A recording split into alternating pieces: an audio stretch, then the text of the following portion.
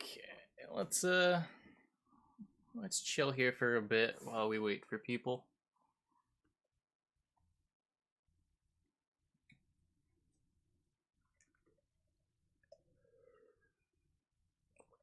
Hey, Monkey Spanner, how you doing?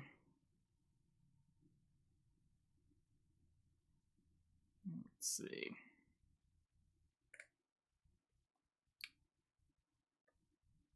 So patch will be in like 4-ish hours. How do I set my stream title? Hey, calf. To reflect this. Patch sometime within the next 5 hours. Perfect. Ooh.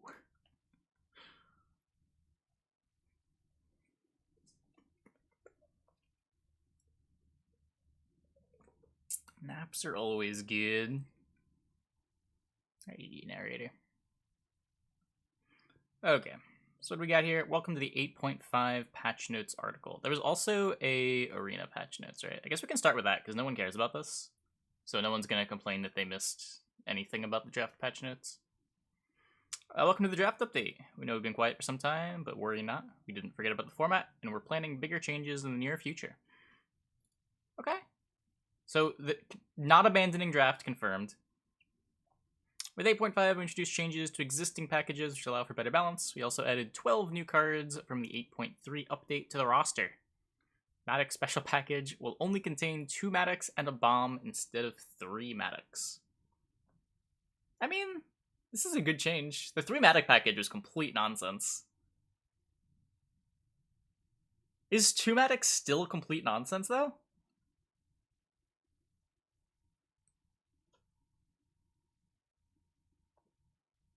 Like, it's kind of hard to answer Maddox in draft mode, right? And can you get, like, 2 of these? Like, if you get 2 of this package, you still just have the nuts. I don't think this was limited to 1. Like, I heard stories about 6 Maddox decks.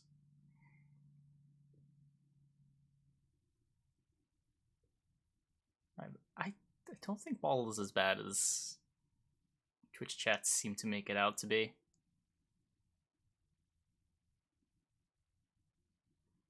You can't get 2 Maddox packages? Okay. So you can only get 1 of them. Yeah, I don't know. It's still really strong, but maybe that's fine. It just turns your bombs into 10s, which is more reasonable than turning your bombs into 13s. It just sort of makes your bronzes into golds. And you can have so many of your cards gold in draft mode. Yeah, this might be fine. Once you get a Maddox package, so let's get a package with 1 bomb here and 2 bombs. Oh, so the package isn't even 3 bombs. Okay. Why is your message getting flagged for moderation settings? That's a good question. I don't know what you're saying. Oh, wait, is patch notes still a banned term? Wait, I'll fix that. How do I fix this?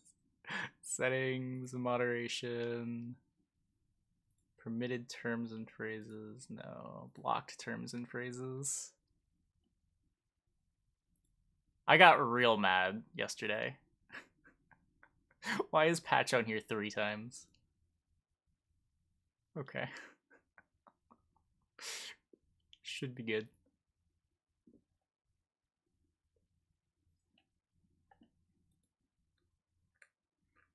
New core card. Croc on Crate. Okay. Following cards are added to the tribal ships and pirates. This wasn't before? Wait, why was this not in the...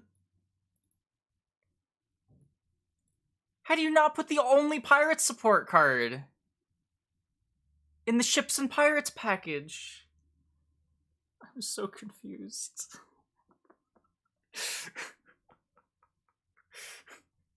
Okay.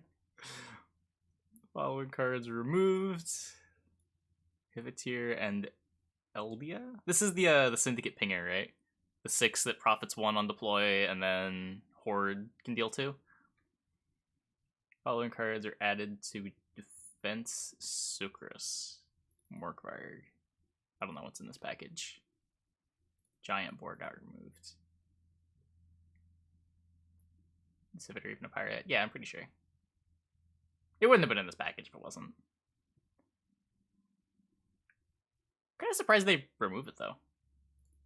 Hold on, let me make sure.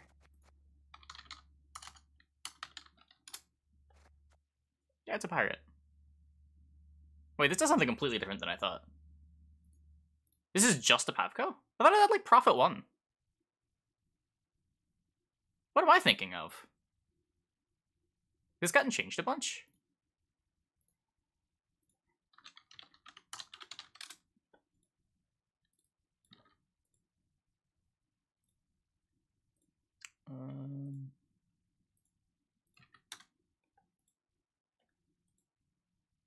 Okay, so when it was introduced, it had Profit 1 as a 5 for 9, Horde 6 damaged by 2, and it had Reach 2. Then it still had Profit 1 as a 5 for 9, still was Horde 6. And then in 5.0, it lost the Profit and gained a Provision. And the Horde went down by 1. This card has gone on quite the journey.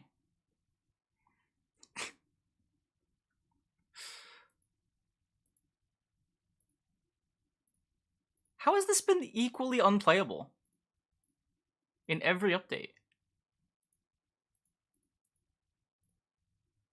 That's crazy.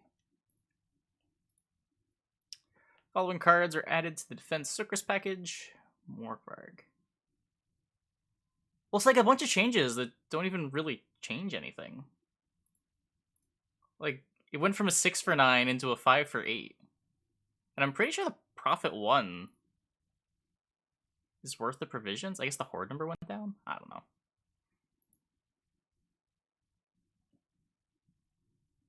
What is this Defense Sucrus package? Why is this a package? And why does it have Morkvarg? And why did it have Giant Boar?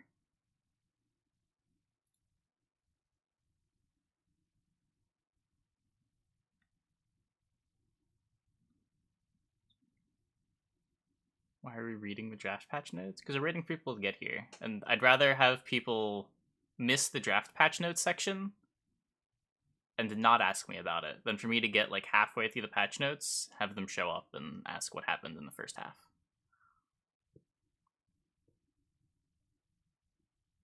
What did Reach do? So if you had Reach 1, you could hit 1 row away from you, and if you had Reach 2, you could hit 2 rows away from you. So if your card was on the melee row with Reach 1, you could hit your opponent's melee row.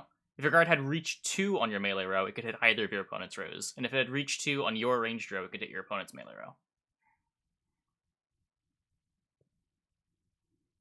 You have so many questions. Okay. You can ask them.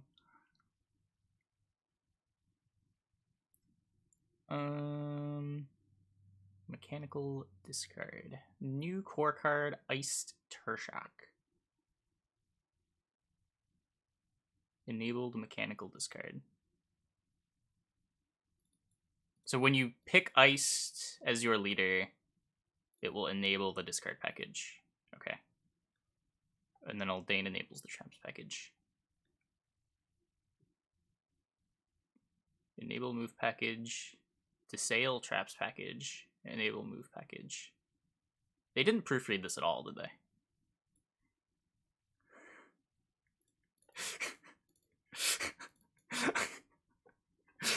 Okay. Okay. Added Malena into mechanical move. Oh, maybe it's 2 different move packages. Maybe one's like mechanical move and the other is tribal move. I don't know. Removed Polly from mechanical move. Wait, why? What is in this package? I'm so confused. New core card, Bruverhoog, removed value prebuff. So I'm guessing this means prebuff is a default package when you pick any ST leader? or just any leader in general. And when you pick Broober, you won't see those. Otherwise, what does it mean to remove from a new core card?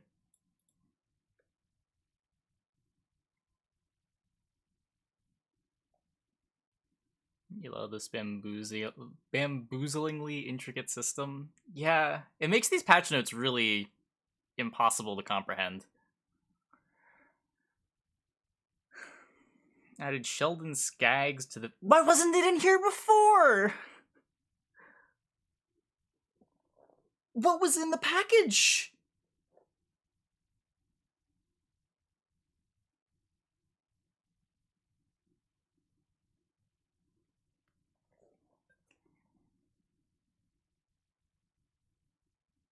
Oglaze? Was it just Oglaze?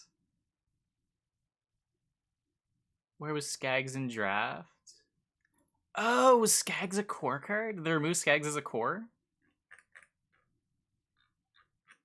They say somewhere... Anywhere? Removed core card, Harold Gord. I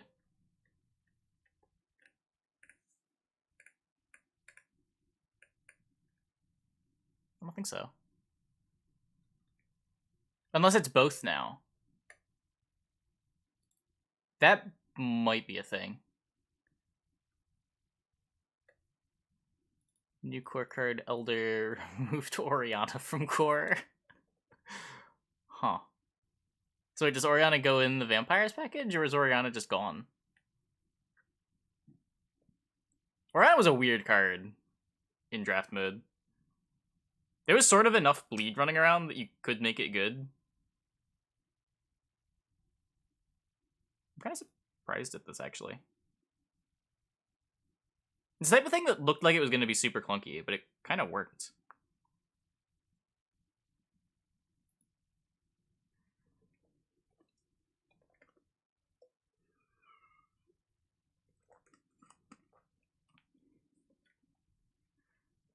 Oriana was a fine card. Yeah, I mean, it was weird as a... It wasn't even that weird as a core. I don't know. I haven't played draft in... God, 5 months, but... Remember the couple of Oriana decks I drafted? Ended up surprisingly alright. It was so easy to draft a ton of bleed, and I just wasn't that much Veil either. It kind of worked out. New core card, Detlaf. Increases the odds of bleeding and weather. Enables offensive bleeding. Okay. So wait. Does Elder not have any odds changes as a core card? Is it the same ones as Oriana? Like, you'd expect... I'm not expecting anything. Rude core card marked. Okay. Fair. Fair. Filler removed. New core card, Anna Henrietta. Offensive poison enabled. Mechanical create. Increased chance for combo packages. Why is this a core card? I guess this? Can you take advantage of most leaders? I guess it is draft, too. You're probably going to be able to yoink some good abilities. Just all combo packages. The draft deck from 8 months ago. I have no idea. Removed core Zarth. That was a core card. New core card Emir. Removed Usurper. Whoa. Wait, so is Usurper the only evolving non-core card? And you can just get it in Mechanical Disloyal? So you can have multiple Usurper officers in a deck? Officers form 1, right? Yeah.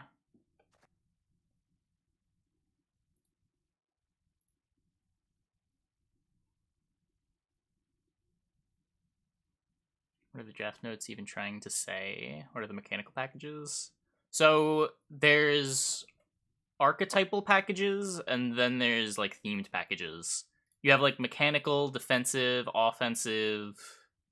There was a write-up of a bunch of these in the initial arena article. And then there's the specific mechanic that the archetypal thing is using. So you have like mechanical create. You have offensive poison for like offensive trying to remove points from the opponent's board. Mechanical being like taking advantage of create. So this would be, I think, stuff like assimilate as well as things that create. Both things create and things that benefit from create. Defensive is stuff like defender, stuff like armor, stuff like Sucrus. I'm not sure how tribal and mechanical differ. I think tribal is Holger's in here. I was gonna say tribal is the archetype with no payoffs, but Holger's in here, so I don't know. It might just not mean that anymore. I don't think you can see this in game. Or can you see this in game, but not this? Hold on, let me just open an arena mode. This will be easier.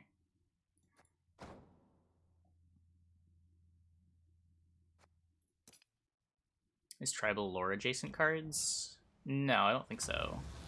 I think they all are like tag based.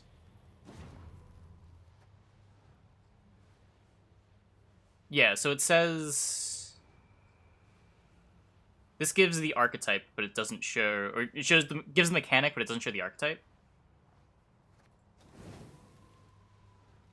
I don't think the archetype is anywhere. So like this would be offensive bleeding. This would be tribal witchers.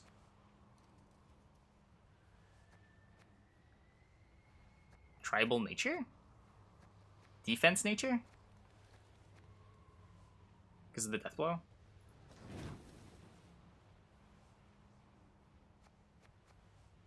Maybe just tribal nature.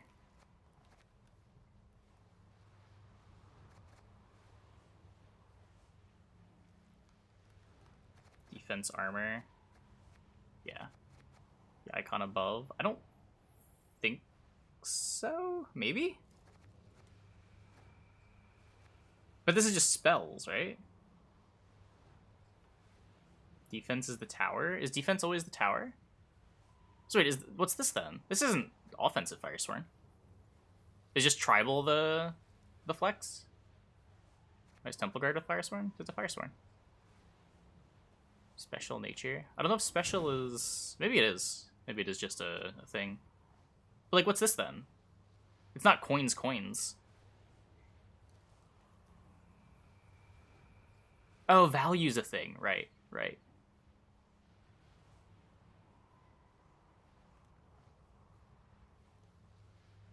Is this the tribal thing? Tribal's the Witcher one.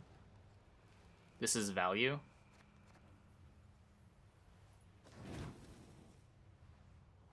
Hey, David. This is the bronze thinning nonsense one. Is it really just coins?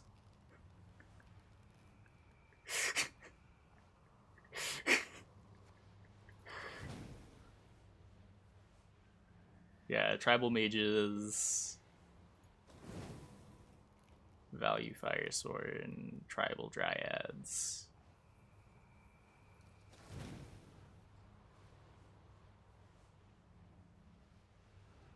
It's all coins. I just didn't think that coins counted as an archetype.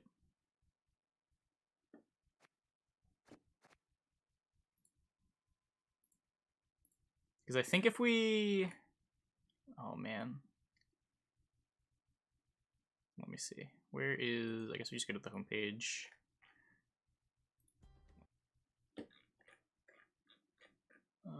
This might take a while. When was the draft announcement? It was in like August, right?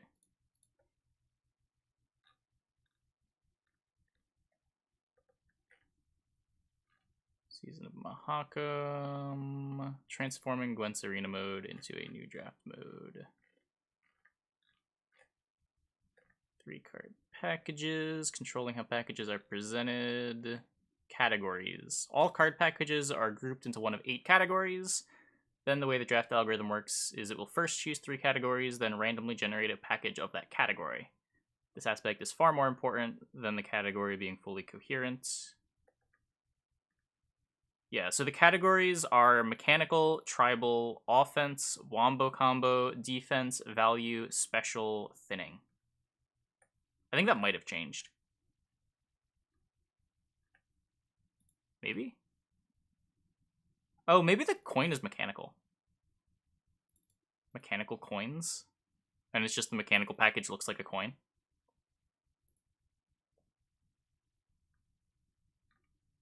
Wombo combo. That ain't Falco.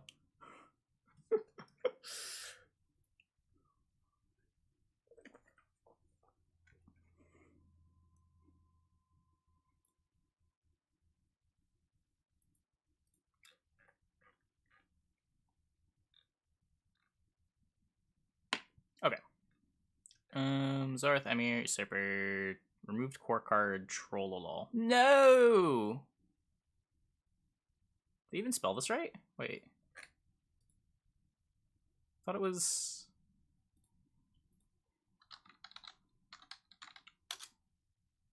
They did my boy super dirty!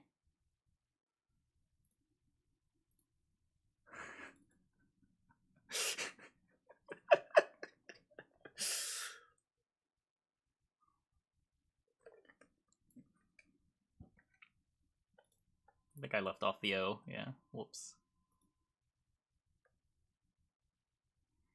Queen Meve, adjusted boost and shield probabilities.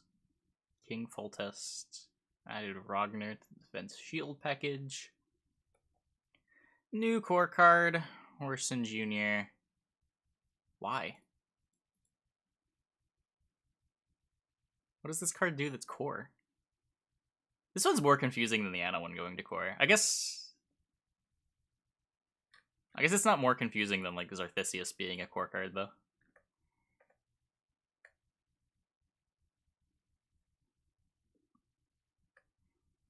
Added Caleb Menga to offensive bounty. Removed Harold Court. Wait, but this is such a core card. Does it just not work in the with the current draft algorithms?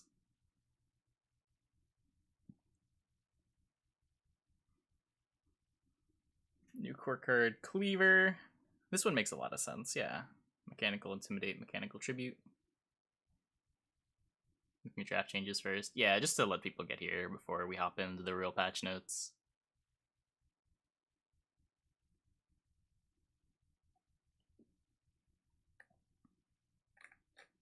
Tortoise Cam?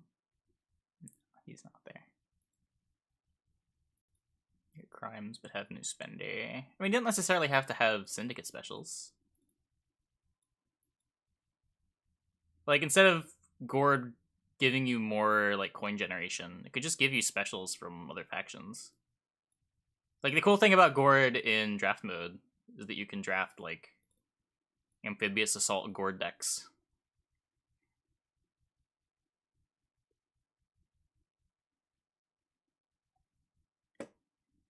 You can do all the stuff the other factions want to do with Gord.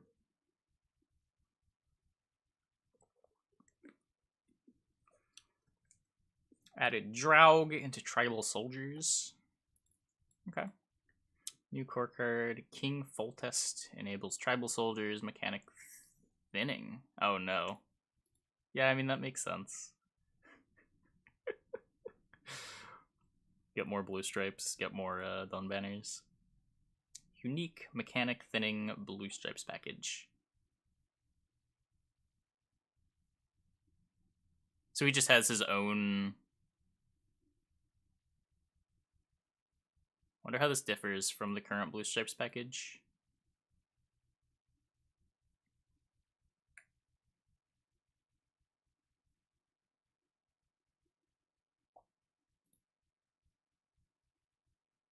No, but that is not in draft. At least it wasn't 6 months ago. Gord generated very unsynergistic special card assortments. So just instead of fixing that, they just made Gord not a core card. Okay.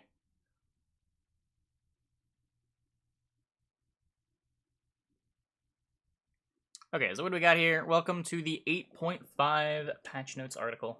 This update, the spotlight is stolen by the new journey featuring Triss Merigold.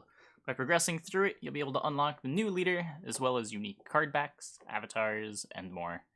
8.5 also brings balance changes that are focused on 3 goals, making the weaker stratagem stronger and more tempting to choose from for your deck, buffing some of the less popular leaders and making them more versatile, and balancing the new cards released in the 8.3 update.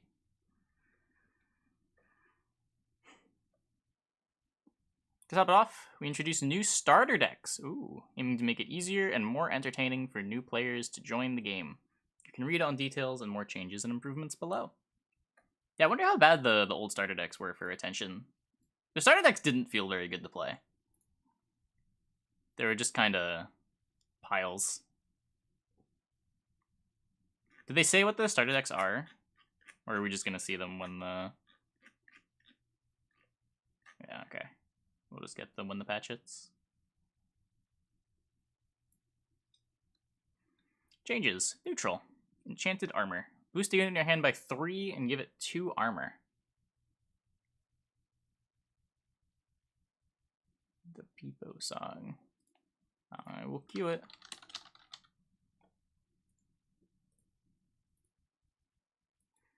Whenever you start a deck, head trio into Thunderbolt. Yeah.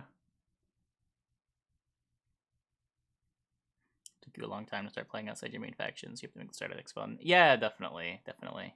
I think this is... Like, Gwent needs to get the starter decks right. I don't think the current ones do a very good job of showing new players what Gwent has to offer. Especially with, like, the bigger card pool now, you're not going to be as worried about giving a new player too much to play around with, because there's still so much that they can unlock. I wonder what this will be.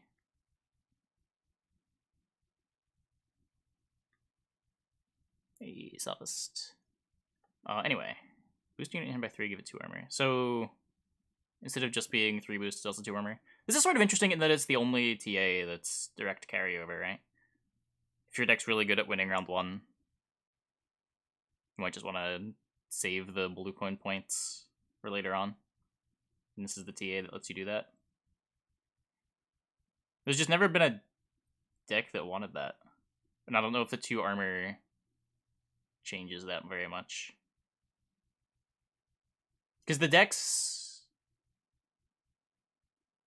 I feel like the decks that would want an effect like this can't extract value out of the 2 armor when they play the card late in round 1. So when it's bad, it's still just a 3-point TA. Because, like, if you're using this TA, you're trying to not commit the card that you're using the enchanted armor in round 1. So you'll play it as late as possible, which means the 2 armor is less likely to matter. This is a weird change. I don't know what this is supposed to do.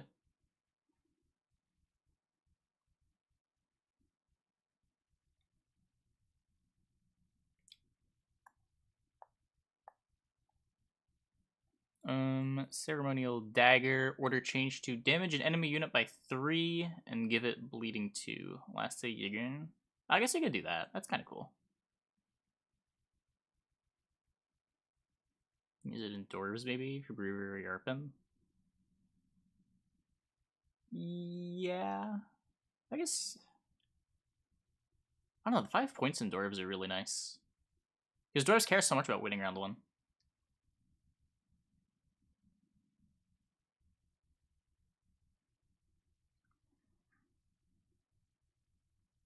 Damage a unit by 3, give it bleeding 2. This one, though... This one seems like a bigger deal. So not only is it 5 points like every other TA, like how often is your bleeding 2 gonna get relevantly answered, right? Against like consume decks, I guess they might be able to consume the bleed for free. But usually their Purify is better used on something else than just 2 points. So it's a 5-point TA that doesn't put points on your board. Doesn't go tall or put points on your board, which is completely unique. Right now you can either play Lamp or TA if you want a 5-point TA, and both of them put points on your board in different ways. one of them gives you a unit, one of them makes you go tall, protects an engine. And the removal value on this isn't irrelevant, right? Like if your opponent guns an on-crate longship, you can ceremonial dagger it, and it'll die in a couple turns. If they play a Rockvar Hunter, you can throw your ceremonial dagger at it, and it'll die before it gets to use its ability again.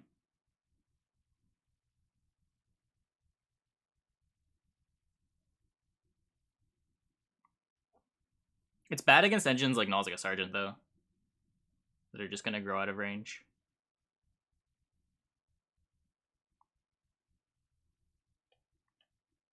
Okay, dude, chill out.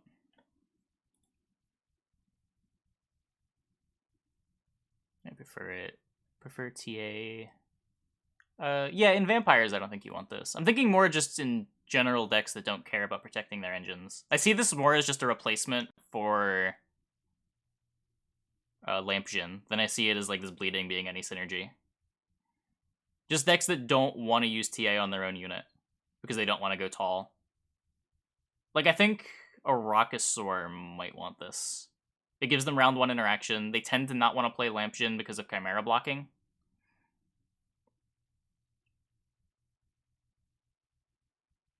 Revenants might use Ceremonial Dagger. I think Revenants want the TA. They want to protect their engine.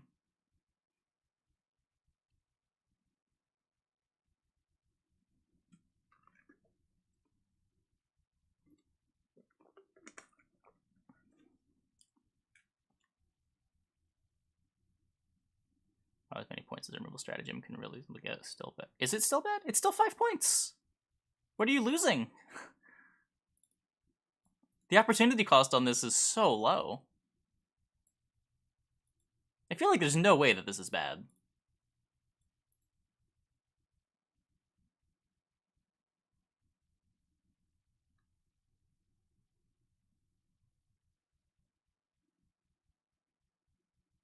Is it better than Collar?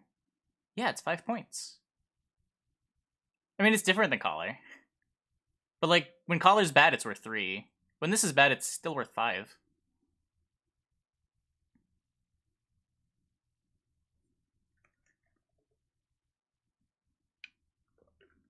Unless, like, you're worried about losing your bleed value. But I just don't think it's that big of a deal. Like, are they really going to purify 2 bleed? And are you that sad if they purify 2 bleed? Voltus dies the dagger plus removal. Yeah.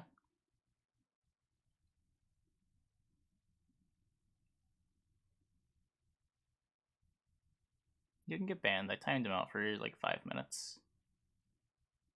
I just don't want to deal with it spam in my chat. If he does it again, then I'll ban him.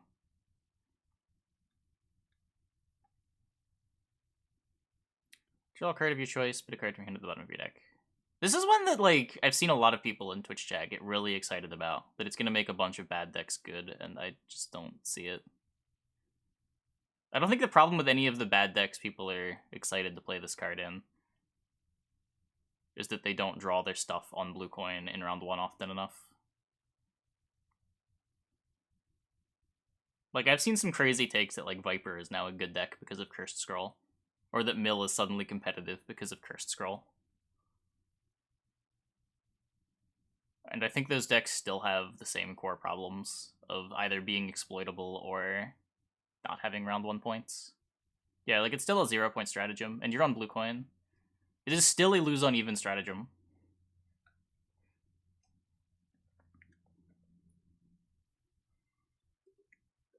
Viper not good, Viper not dead in the water on blue coin as often. Don't you still lose the game to a single heat wave? Like, actually lose the game? Not even, like, Archgriffin loses the game to a single heat wave. But, like, actually cannot win. Mill needs Stregobor. I was playing Stregoborless Mill a couple days ago. It was alright. The thing with Stregobor is just never lives anyway, so you might as well just cut the combo. As cool as it is when it works, it never works. I think the bigger thing is Mill missing out on the 5 points.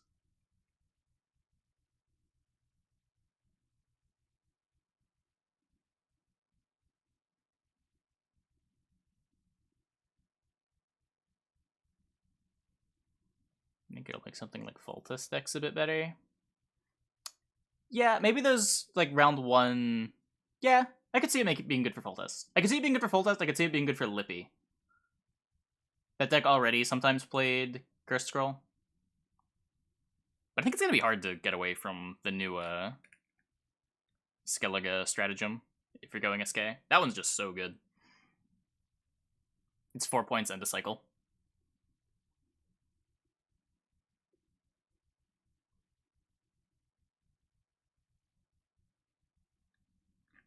Like, are you really playing that over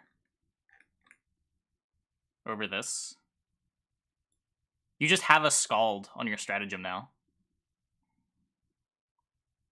What about Vi? I think Vi really values being able to Crystal Skull their Slizzard in round 1. Isn't that big in, like, half your matchups? Just having that reliable consume that you don't need to waste leader charges or your Haunt in round 1.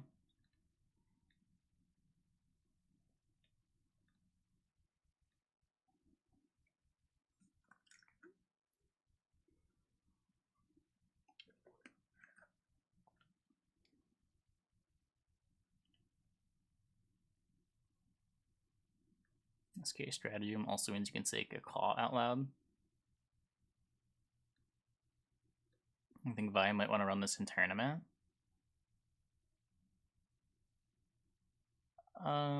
Depending on what you're trying to beat, maybe.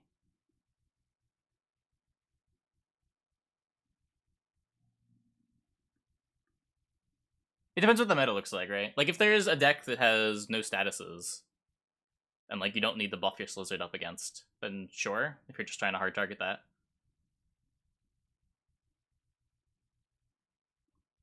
I don't know.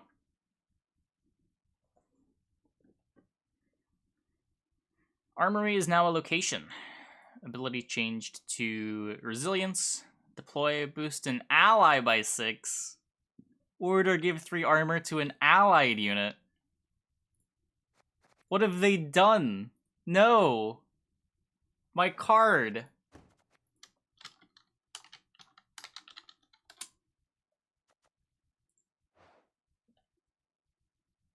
No!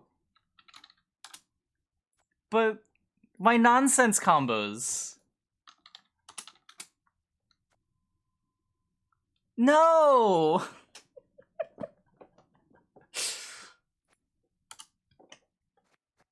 This was like the only good use for Iris Vladimir.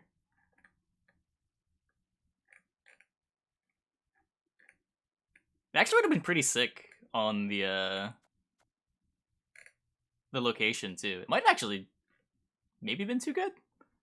That might have been an intentional change. If you're able to, like, put the 6 boost on your own unit, and then later on in the game, throw 3 armor on the opponent's unit to enable Vladimir.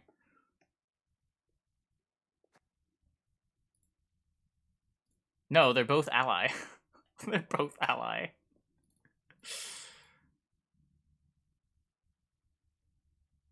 And, like, you wouldn't even need the Iris to make the Vlad good.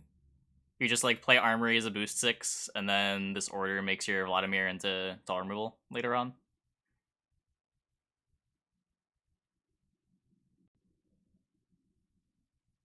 Armory is now good for Arnagad? Is it? I don't think so.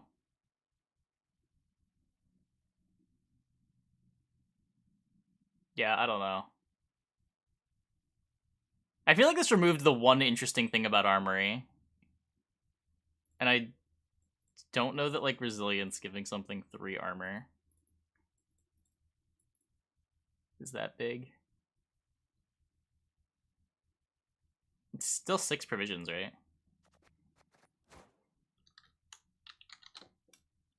Yeah.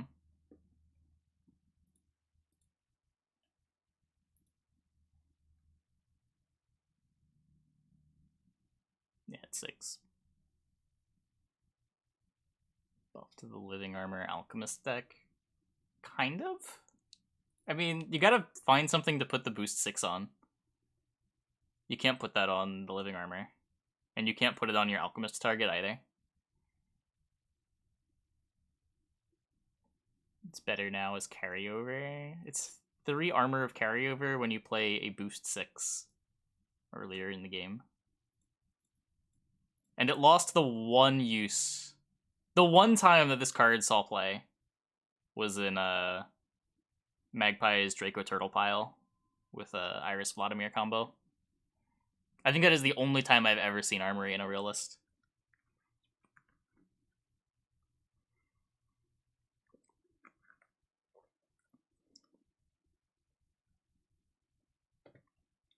It'd be good with Dwarf. Dwarf doesn't want a card like this. Dwarf would rather just play another Dwarf.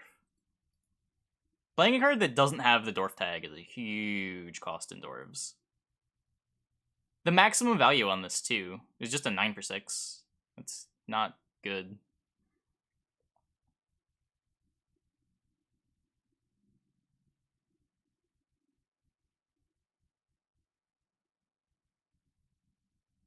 Same thing as NR location. Yeah, except NR location, you don't play NR location because of the 3 deck boost. You play the NR location for the utility of picking which bronze you want. You can play NR location on Blue Coin to have access to your Griffin Witcher to TA. You can play it to get your adept if you have things you need to transform, and you can get it for the ranger if your opponent's going wide. Like, it has 3 very relevant modes that can get you a bunch of points. This is just a boost 6.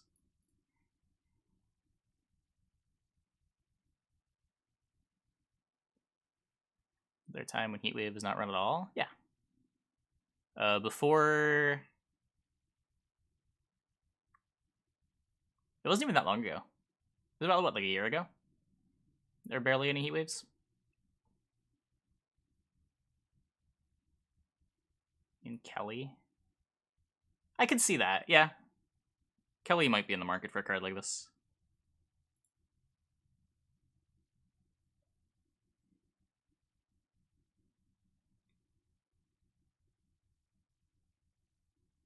I don't think the Alchemist deck can really take advantage of this all that well. The boost is really awkward in that deck.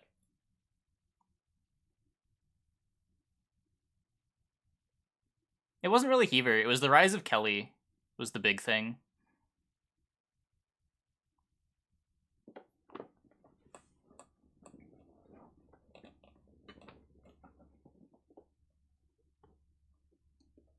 It just gave you a catch-all answer that answered more of the important things. Because not only did you have to answer scenarios, you had to answer, like, Defender, Siri Dash, Galtullus.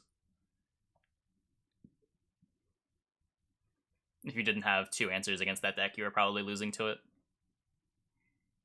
Heatwave gave you a way to have 2 answers against that deck. I think right now, generally, Heatwave is a bit overplayed.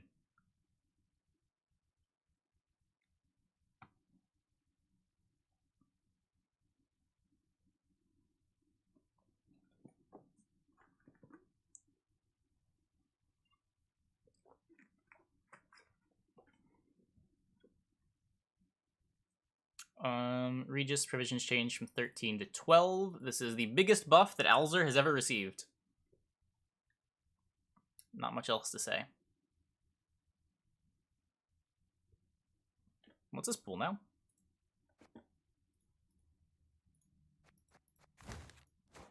So 13 is Kelly, Draug, or Great Oak.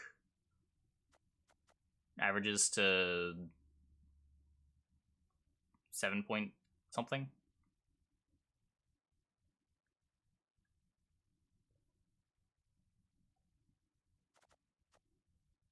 Eight power Oak. Oak is 8 now. Oh, it just averages to 8. That's much cleaner.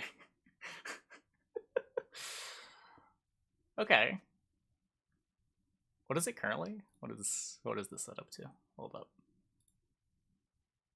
3 plus 7 plus 7 plus 9 divided by 4. So right now it's 6.5. So Alzur and Neuromancy gets a 1.5 better. Also, the odds of getting the Kelly go up if you end up wanting the Kelly. And there are matchups where hitting the Kelly is game over.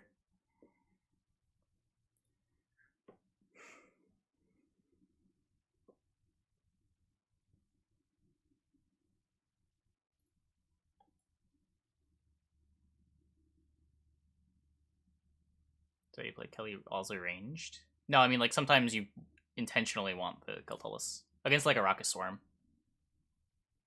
Getting the Keltullus is huge game. So you put your Elzer melee.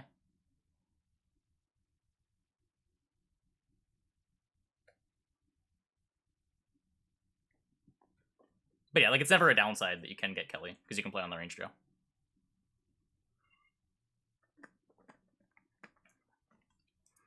Land of 1,000 Fables is now a location. This one's funny. Order, transform a special card in your hand into a random unit at the same provision cost from the same faction.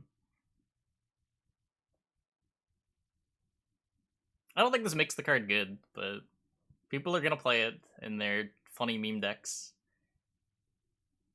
Instead of playing an Uma's Curse in your hand, you can transform your Uma's Curse into... What does Uma's Curse cost? 11. Oh, you can transform your Uma's Curse into Regis. Wait, not Regis.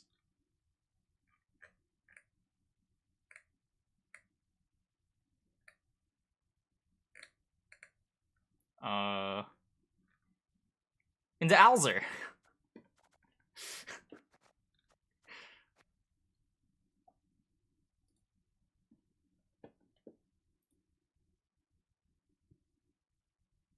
Operator provision change from 8 to 7. I like to see this. I like to see Operator pushed. This card's really cool. I like playing with it. A lot of stuff you can do with it. Like, monster... Every faction has... I've seen this card played in every faction at some point. I've seen it with Movement ST to make Dolbothana's the Sentinel thing. It's not particularly good, but I've seen it. Nilfgaard has, like, Spies. Nilfgaard has Mill. NR has Royal Guards. Monsters has Rat Swarm. Syndicate, I've seen it with Tax Collector. What faction am I forgetting? I'm forgetting an entire faction. Skellige. Okay, I've maybe never seen it with Skellige. Crows! Nope. Yep, Crows. How could I forget? Yeah, there's so many different things you can do. This is one of my favorite designs in the game. It's like a perfect neutral card. Every faction has some kind of use for it, and every faction's use for it does something completely different.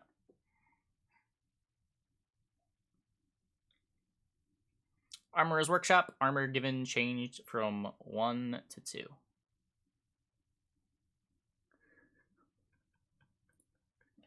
Okay, quick refresher.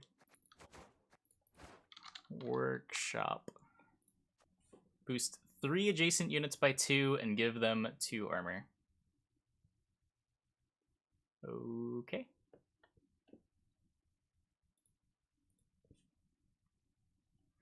I'll include a workshop in your dwarves. I mean, maybe if you're playing Berserkers.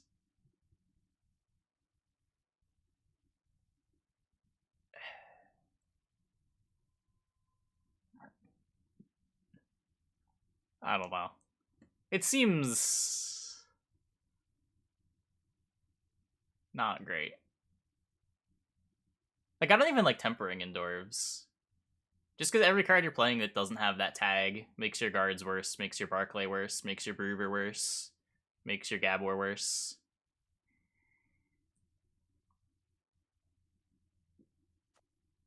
If there was an armor deck that wasn't so hungry for tags, I could maybe see it. If this was just like a 12 when you had the setup. But I don't think there's a deck like that other than dwarves. And dwarves are so tag hungry.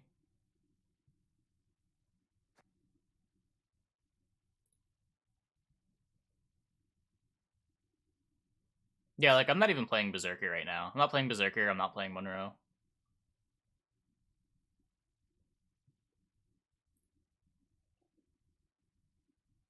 SK ships can use the armor. Kind of. The longships can, I guess. But, like, you can't get 3 late longships next to each other. I think you would want more... You would want, like, half your deck to be able to use the armor.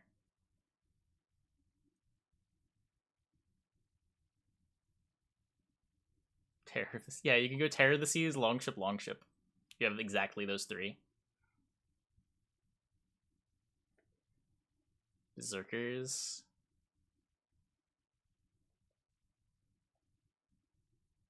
So you curve Longship, Longship, Berserker. Your Berserker's at 4, you can play Armorer's Workshop on everything. It is a lot of value. Like, you are playing a 12. But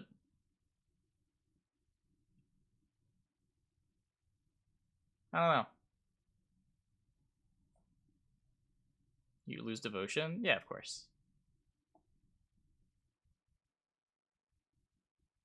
Brita gives no one more provision to play with, indeed.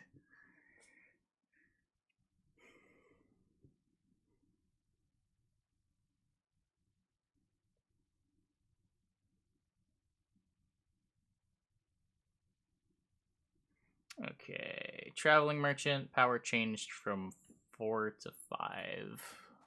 This is just like Vikavara Novice, right? I don't know how to spell traveling, apparently. Oh, there's only one L. Shuffle a card from your hand into your deck, then draw a card.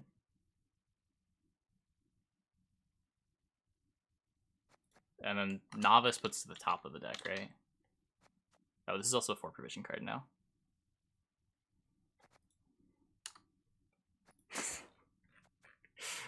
Nothing wants this, right?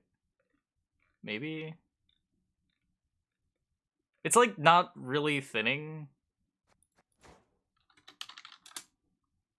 This would take like the Maxi slot. I can't see this being better than Maxi.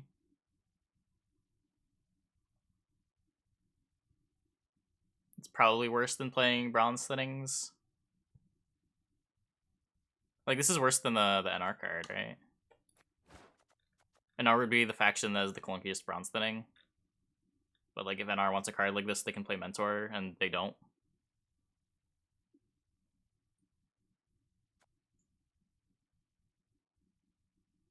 I said it's not Maxi. I said you would never play it over Maxi.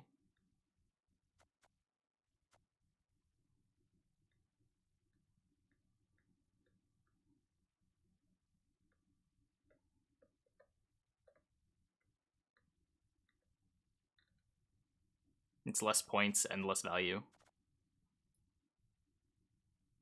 Maxi actually bottoms a card.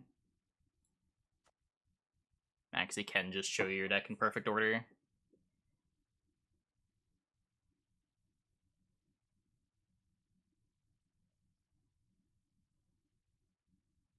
Maybe in Snowdrop Nilfgaard.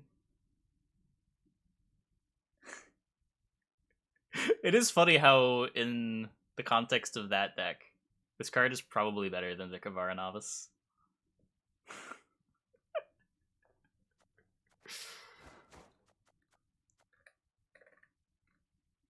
Not by a lot. But shuffling it in is probably better than putting it to the top. And being a 5 for 5 in the round you're trying to gold combos, probably better than being a 4 for 4.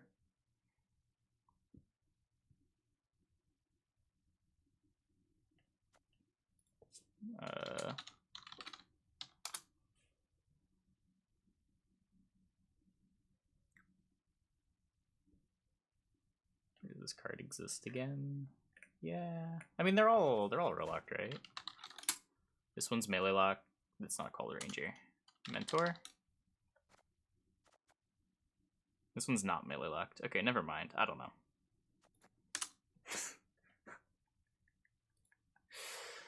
Whatever.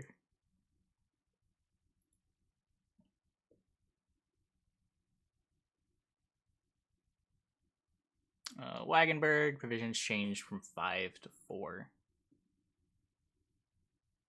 That's a cool change.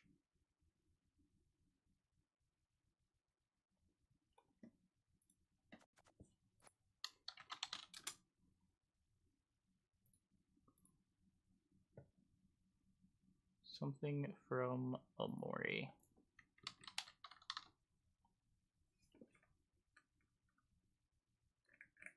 But no spoilers. Okay, this one then. So it's a 3 with 3 armor. If it's getting answered, It's playing is at least a 6. It gets value on deploy. So if you're a deck that's able to take advantage of the armor, this sort of deploys as an 8.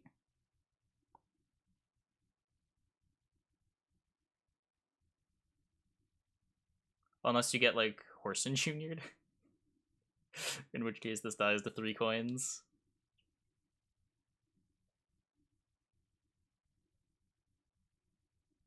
This is 4 is definitely interesting, though. This card's, like, vaguely playable at 5. And it doesn't really have a home, either. At 4 provisions, this throws a lot of armor around. Huh.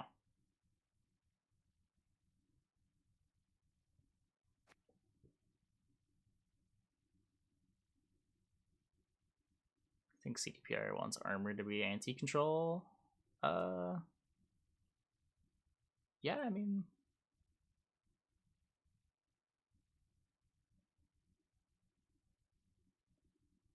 It's sort of weird, because if you want this to get value on deploy, you do have to play it before you play your engines.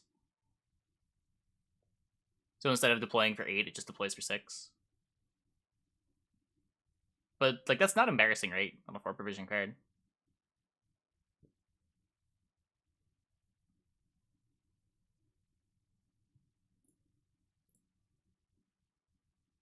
Basically buffed half the Iron Judgment set. Irish Shade provisions changed from 10 to 9. But I can't armory with her anymore. You can do Irish Shade Siri Nova now. But I can't play the armory combo in that deck. Man. All I ever want to do with this card is combo armory.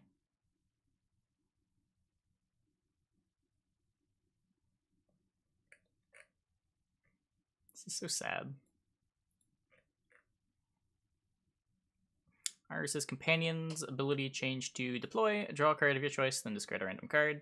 If you have Iris in your hand, choose which card to discard. She's still worse than her reveal? What was she revealed as? I didn't remember.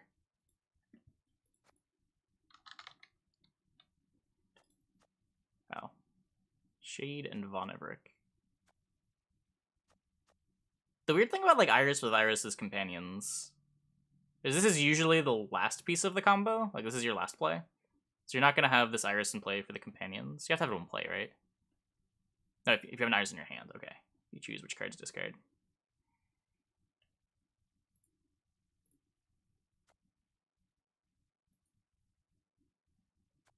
Maybe combo Iris decks want this?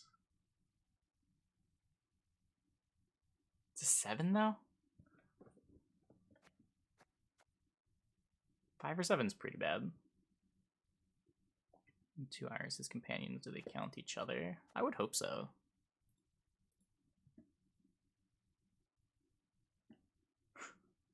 They probably don't. It depends if they just check the card name or if there's some hidden attribute that makes them an Iris.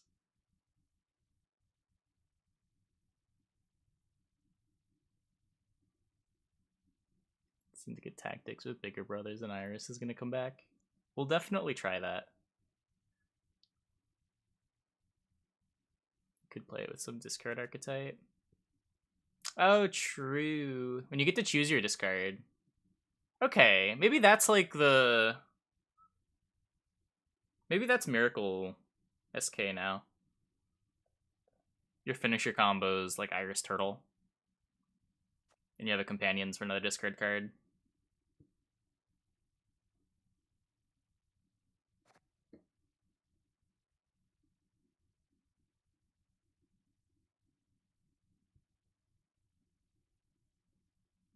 Does it work if the card drawn is Iris? I have no idea. Probably not.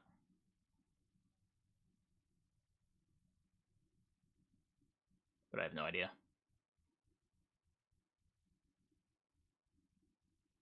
Discard SK, use Devotion. I don't think so. You're not really going full on for Warriors.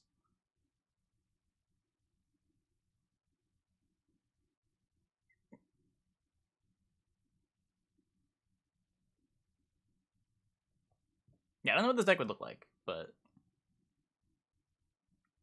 And 5 for 7's sort of embarrassing, right? But maybe if you're doing coral stuff. Because there's not that many things that discard. Like, its competition is literally Camby. You have Burna, Scald, Coral. And then you're out of luck.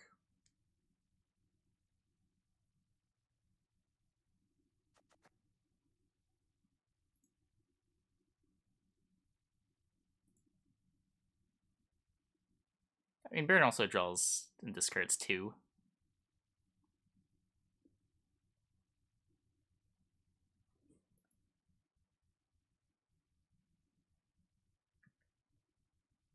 Doesn't force you to put an Iris in your deck. Yeah, I don't know. If you're playing Iris anyway, this is at least a consideration. I don't really want to go further than that, but it's at least a consideration. You need a tutor and discard. No, if you're drawing and discard, I mean, maybe being able to tutor your Burna is actually a big deal. If you're using it round 1, just to make sure you do your whole discard package on time. Because, like, I've wanted to play Royal Decree and discard before. Not because I need it later on, but because it's so important to have those discard cards to get you off the ground. When you have those hands with, like, 2 Skirmishers and Morkvarg and none of your discard package, you kind of just lose the game. That said, this is a consistency card that makes you find your other golds. Like, it's not a guaranteed consistency card, just kind of janky, but... Like, would it have been that crazy for this to just be if you have Iris in your deck? That'd have been too much.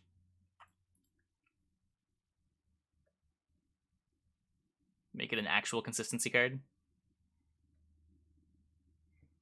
Merrick DeBrock, power changed from 4 to 5.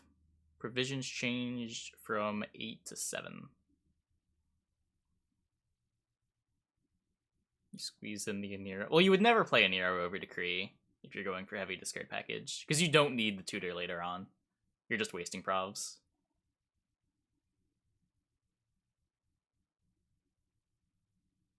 Yeah, dragons get better. Wait, is this just a 9 for 7? What is this good against? This kills scarabs, right? Yeah. Pretty sure drawing Iris would work. It just depends whether this all resolves as one ability, or if this is checked in between these two things resolving. I can't tell from the wording. Gwent wording's not consistent enough.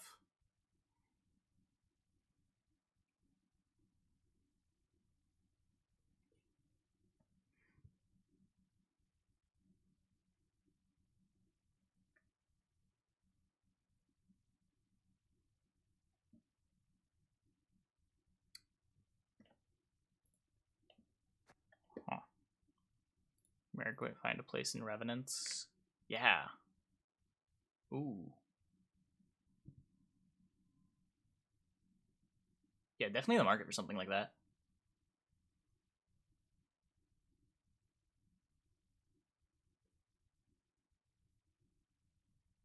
In Draug, line up Revs. You can play it in Commandos, line up your full test. I don't know if it's you have the space for it, but it's a 9 for 7. Like the rate. Can you just play this in Gurney? Wait, can I just play this in Gurney?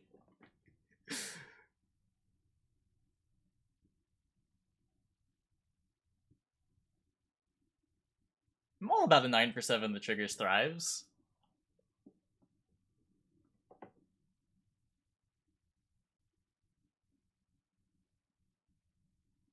It doesn't even have to be all that techy. This is pushed. It's a weird card to push, too. It's just value.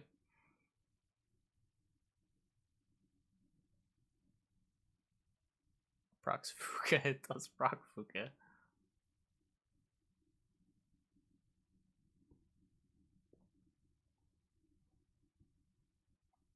Like, it's not an answer for anything, right? Like, it's just... Except Azar. Could kill 2 Arrakis drones. More low-tier golds than a Gurney deck. Oh, yeah. Slight upgrades. Just what we like to see. Aithne? Yeah, maybe. Complete your removal that way.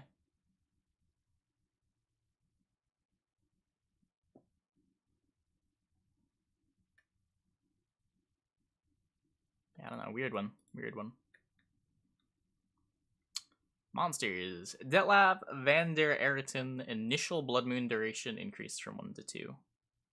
So now he deploys as a 10 by default. Sort of. If you assume the Blood Moon gets full value. Which is sort of nice, because engine ability is oftentimes completely worthless.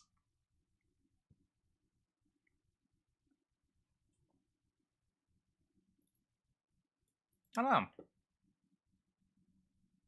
The initial Blood Moon duration also makes it easier to get value out of his engine ability, too. Yeah, you can Blood Moon for max 4. You put him between 2 vampires.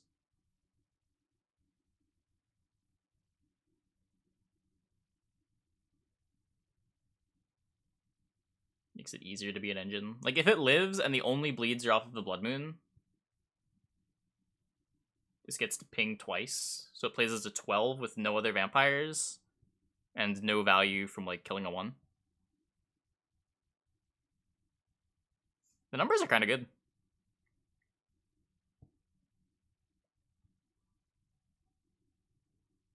Put it next to 1 vampire, still only be dealing 1, and it plays 12, 13, 14, 15.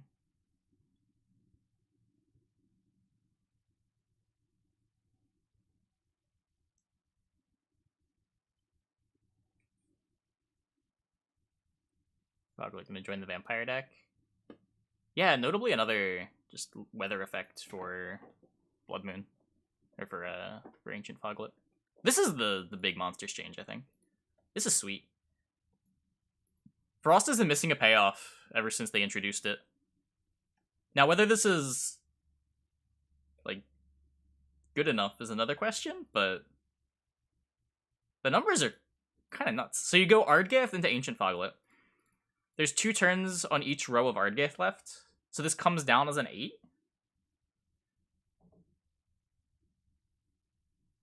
And then, like, you play a Crimson Curse later on. Goes to 13. You can do it the other way around, too. Whether it gets more awkward the more you have. Yeah, I'm just saying it doesn't take much for this to be good.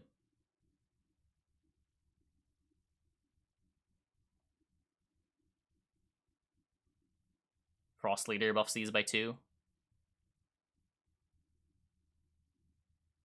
And to deploy, so you don't really want to current their them.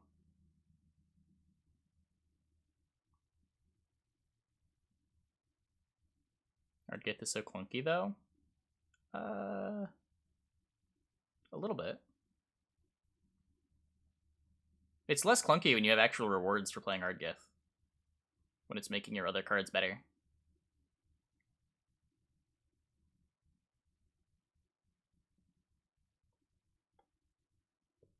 But yeah, you definitely be careful to not build a deck with too much weather.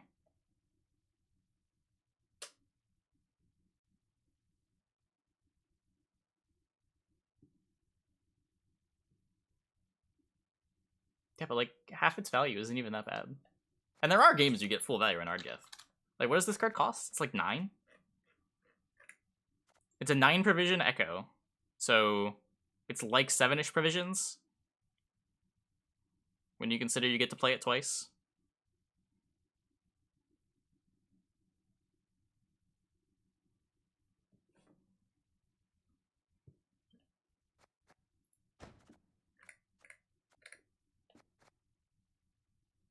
Especially in round 1. It's not that hard to get full value out of it. And it enables this.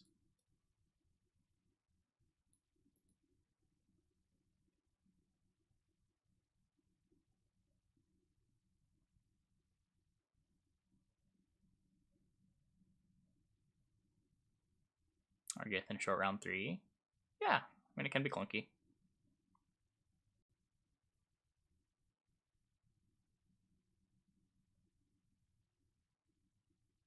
But, like, also works with Dettlaff, also works with Crimson Curse. Even if you're not necessarily using Art, I feel like you'd use Argith with this, just because it makes it live in multiple rounds. Just makes it easier to turn on the Ancient Foglets.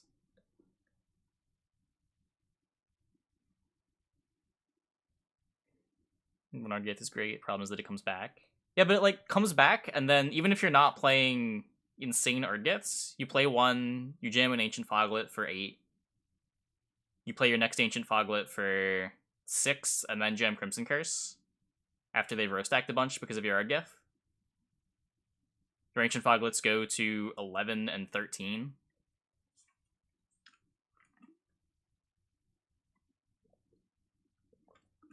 Or the other way around, where you like jam your Crimson Curse early. Your opponent plays in the other row because you just played a Crimson Curse. Then Crimson Curse runs out, you jam Argith.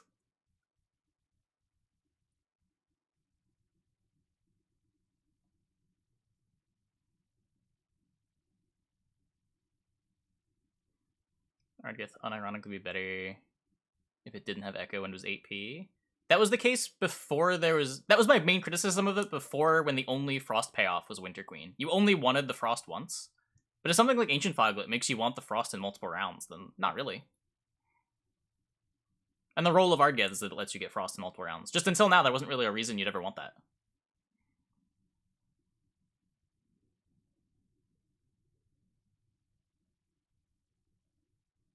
Maddox cool synergy. Oh yeah, you get a Cataclysm every time you click Madoc. +1 to Ancient Foglet.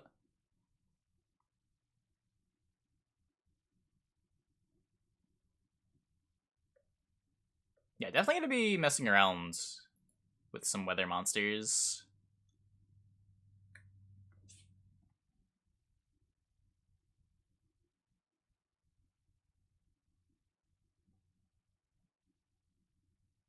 I just feel like you want more turns. Sometimes the opponent doesn't give you good targets. Yeah, I mean, it can happen.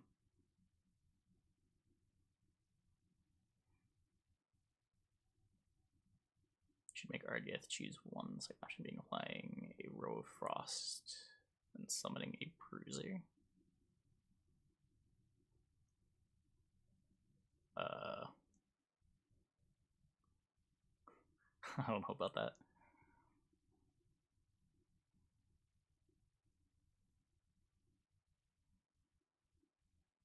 Cyclops not restricted to the melee row anymore.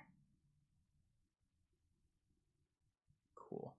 Maruna power changed from 4 to 5. Okay. Succubus category changed to Relict. Okay, cool. Urn of Shadows ability changed to Order, trigger ally death unit's death wish ability. We talked about this a little bit back with the dev stream. I don't know. It's really good with the main thing that this that benefits from this. So let's just search Death Wish. You get to use it with Succubus or Maruna, but then you're playing Maruna in the round 1. You get to use it with Manticore.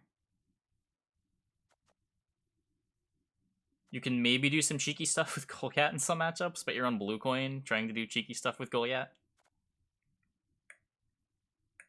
So you're probably just losing uneven.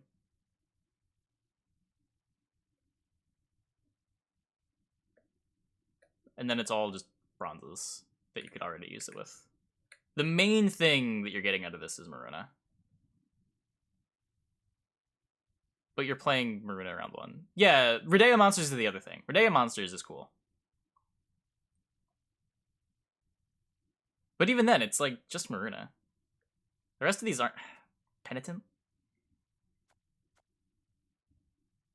The problem with the round 1 Penitent is round 1 Penitent's also really expensive. You're playing your Penitent, you're pulling a 7 from your deck, and then you're probably consuming Penitent and pulling another 7 from your deck.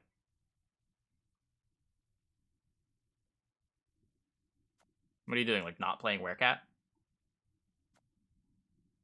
You don't get to play Werecat, you don't get to play Striga.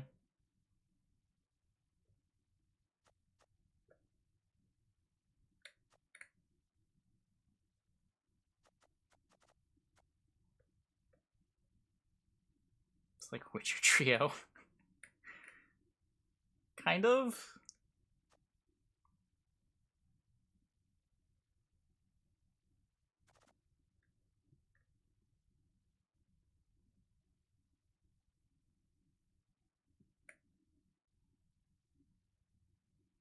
I don't know, maybe.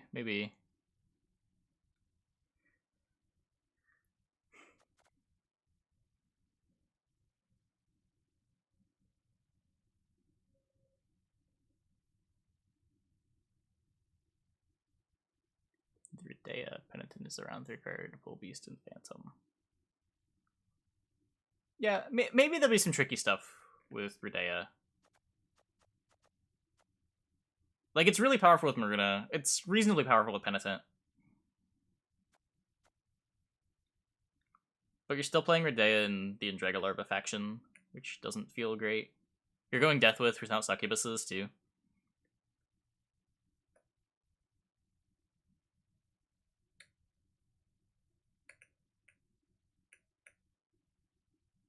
Yeah, I don't know. I feel like Monsters especially loses a lot going Rudea.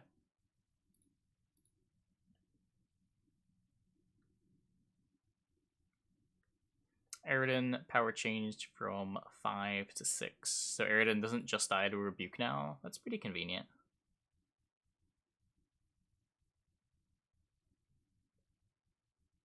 Makes it another sort of reasonable Frost payoff, too.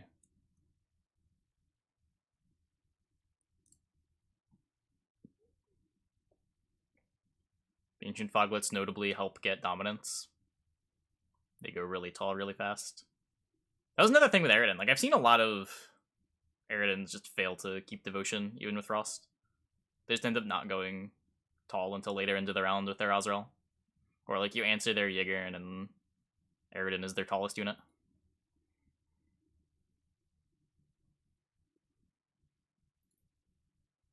Definitely helps bypass that issue.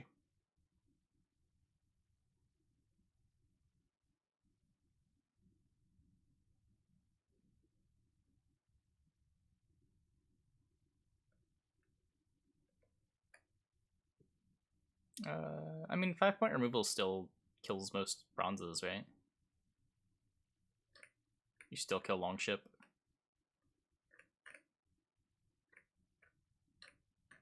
Maybe there's more buffs later on.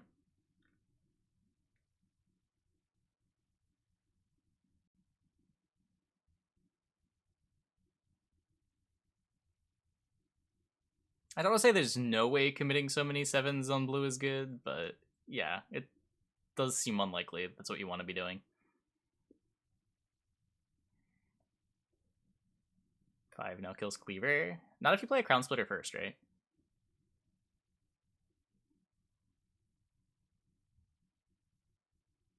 Or is that not true? Wait. Yeah, 1 plus 4. 1 plus 5 goes to 6. You just have to play it differently if you want to play around 5 damage.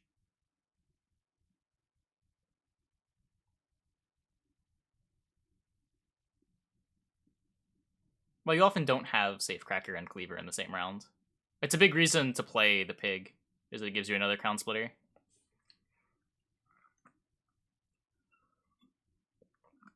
It's like a pretty big argument now against the Sol version. Because the Crown Splitter matters more, being able to get that extra point of power on the Cleaver. Gets it out of a lot of range stuff.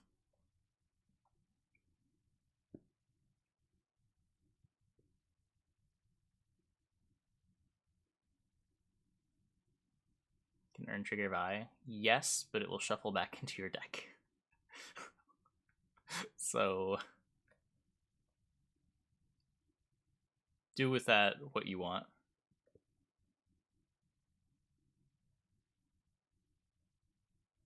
I don't think so. I don't think these stratagem buffs are that significant. The biggest ones seem like the Skellige one and the dagger. Cursed Scroll's like kind of cute, but I don't know how much it matters. And like dagger is not even necessarily that much better. It's just on par. with some of the other ones. It's like on par with Lamp, on par with TA.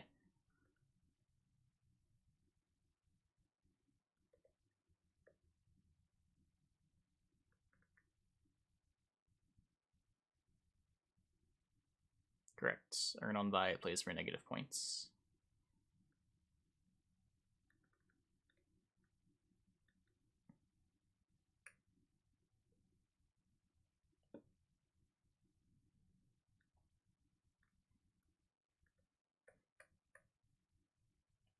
Okay, Reckless Flurry ability changed to order, kill your opponents in Dragolarva, make them regret all their life decisions that led to them playing a deck within Dragolarva in them.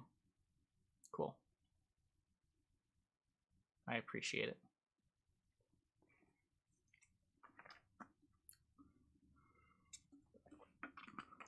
It is a sad day for Dragolarva. If this is the SK leader that catches on, and I wouldn't be surprised if it is.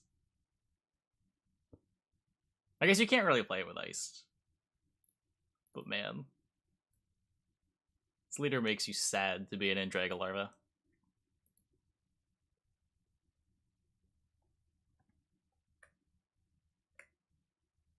Your defense SK needed buffs. I mean, they kind of did.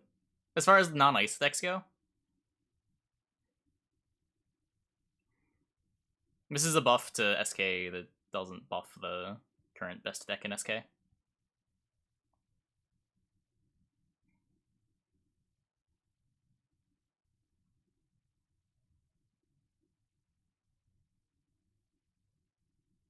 Matic Flurry. Yeah, this is almost certainly the leader for Matic. Hey, right side. People play the bad Reckless Flurry with the Matic deck. Unless you want to be cheeky and like play Matic Trance. I could sort of see that being a thing, but like this new Reckless Flurry is nuts. It's so granular. Reminds me a lot of the Rage of the Sea. Granted, not as many points as the Rage of the Sea, but 3 damage that goes through armor 3 times. Still a 9-point leader. Can definitely kill things. Can Reckless Flurry plus Dagger be added to the Sucrus list for a 4th must answer card? I don't know what the Sucrus list is.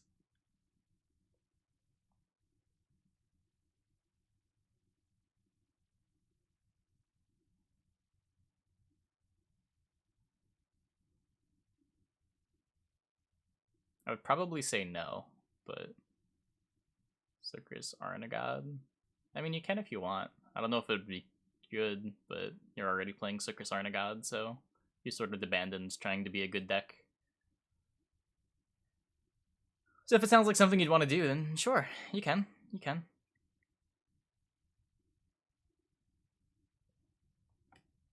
Rage of the Sea with Ancient Apocalypse. Mask of Ouroboros. This one's big. It's literally just Heymaze Scald in a stratagem.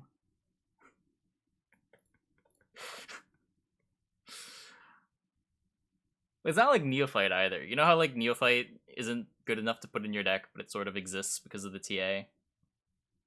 Scald is a perfectly playable card.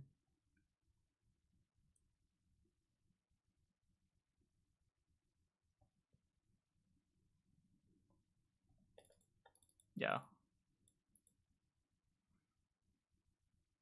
Like, this is probably worth playing even if you're not doing discard package stuff. 4 points and a thinning on your TA. It's not just good. You can make your War of the Clans live round 1.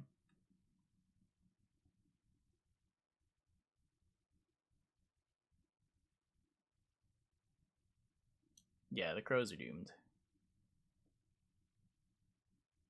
CDPR said they didn't want this card to be an archetype. Yeah, I'm getting serious mixed signals from this Coral. I don't know. This is an archetype card. This deck wants... This is discard matters. This is definitely discard matters. You can say what you want about, like, Scald and Skirmisher being a package instead of an archetype. This is an archetype card. This is, we want you to play a deck with all of the cards that say discard a card in them. They might have just changed their minds. I don't know. I was very surprised to see this. Not complaining, but I'm very surprised to see this.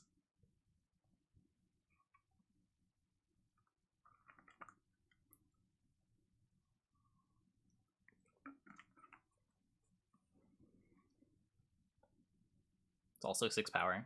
I didn't even realize that the first time. It also lives. Wasn't that the ability before? Yeah, I think it drew 2 and discarded the card, though. It had 2 charges back when Coral Brand was the best deck. There's also a leader that let you discard a card.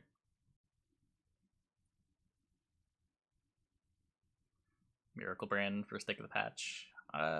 Probably. Either Miracle Brand or Ancient Foglet. Unless there's something else in these patch notes that reads particularly interesting. Do 2 cards? No, it had 2 charges to draw a card and discard a card. Yeah, the brand leader ability refreshed every round. Every round you get to discard a card and draw a card.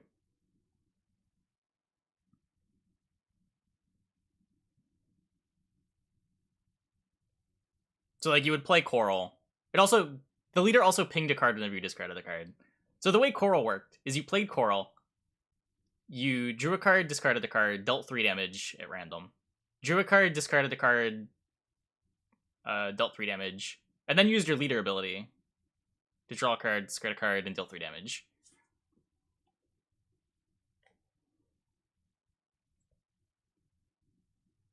Yeah, it also only worked with specials before. You could miss having your 4P specials on hand. It wasn't quite as free. Let me make sure I'm right. I'm pretty sure it had 2 charges when it was good. It was introduced... It didn't have Zeal, but it had 3 charges. And then, I think this was the broken buff, right? Yeah, Zeal 2 charges whenever you discard a special card, damage generated by 2. And then, a couple months later, it lost a charge. And then it gained a point of power.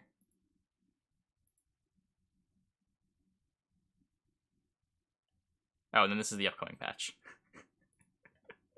They have it already.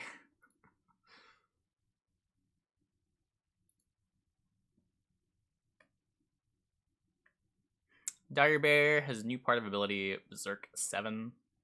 Only affects the opposite row. Okay. Ice Tershak, Bloodthirst changed from 2 to 3.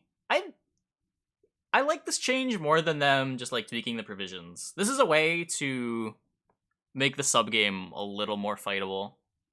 Of trying to deny Bloodthirst to not let Iced play for an actual 1,000,000 points and only like a 500,000 points. And that can definitely be the difference.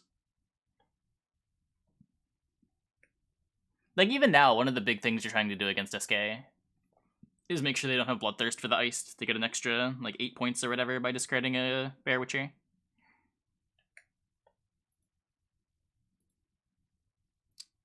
No Tortoise. Be 12p on top of this. I don't know. If I could only pick one, I'd much prefer to see the Bloodthirst change than the provision change. Let me put it that way. They could maybe do both if they wanted to be a little like extra on the safe side. Like the provision change just seems irrelevant. Like it doesn't change the play patterns around the card at all. If you change the provisions, you're just changing the power level of the deck slightly. You don't get to play quite as many 5 provision bronzes. Maybe you're cutting like one of your 6 provision bronzes for another 5, something like that. It's really minor. Where this actually changes the patterns around the card more meaningfully. Hey, Arkamia, thanks for the Prime. Thanks for the 5 months. Welcome back. It's worth it on Patricidal instead of Blaze. If you're not playing Ice, sure. I think the alternate SK leader is going to be Flurry. I don't think you want to play Ice without Blaze of Glory to set it up. Because getting Bloodthirst isn't the important part.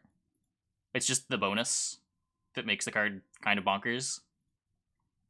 When Iced is just playing for 17 in combo with your leader, it's way more manageable.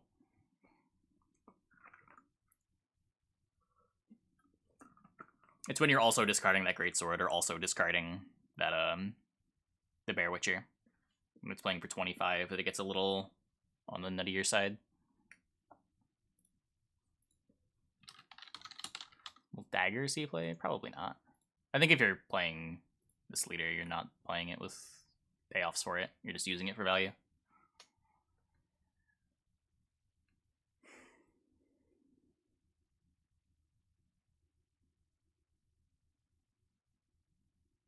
Switching Devo and Bloodthirst effect. That's a more significant change. I don't know. It would do something. I don't know if you want to gate the majority of its value behind the Bloodthirst. Maybe you do.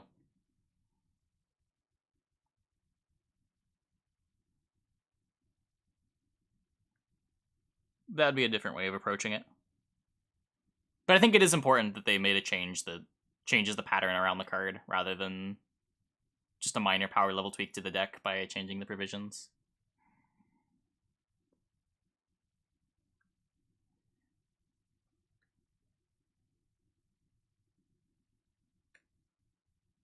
What about buffing Iced, making it not work and not make it work with Bog? Yeah, I mean, personally, if I was in charge and I had my wish, I probably would have gone for a heavier rework.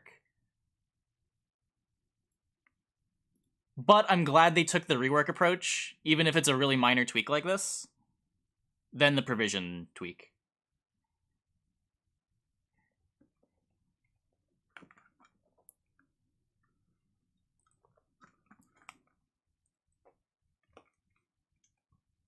I have nothing against strong cards, but Ice's just a little too swingy.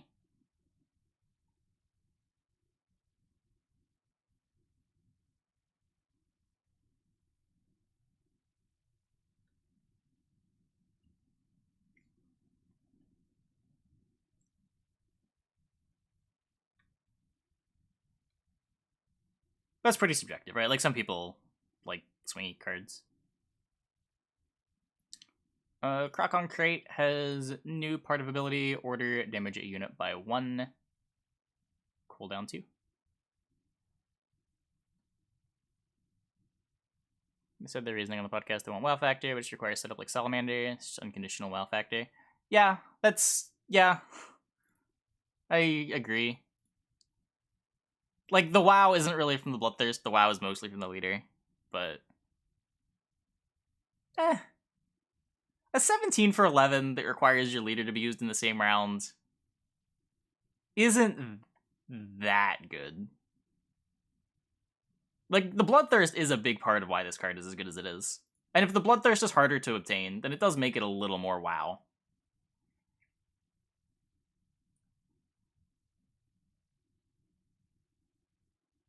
Makes it a little more aspirational than just, I'm always going to be able to get this Bloodthirst, unless my opponent is doing something weird.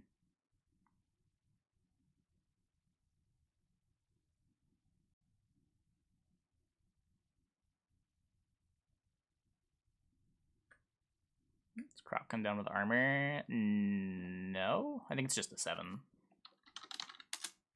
Yeah, it's just a 7. It doesn't need armor. It's a 7. It's not gonna die. Unless they heatwave it. I've had a lot of Crocs eat heatwaves, though.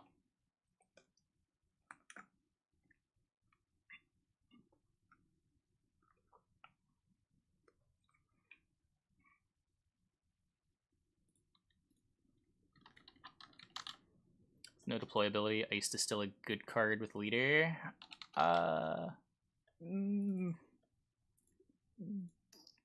Maybe. Probably. Maybe.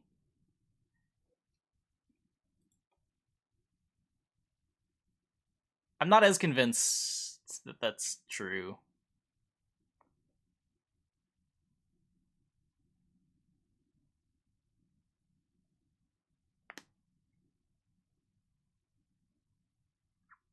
It's certainly not, like, saving the faction good like it currently is, but that's not ideal, right?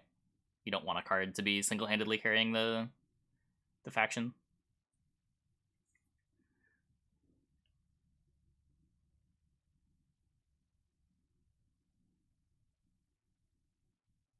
Salamander comparison isn't wholly valid. Salamander board wipes, ice a shitload of points. Not quite the same. Not entirely the same, except in, like, they're a big swing play. That would be the point of comparison, right?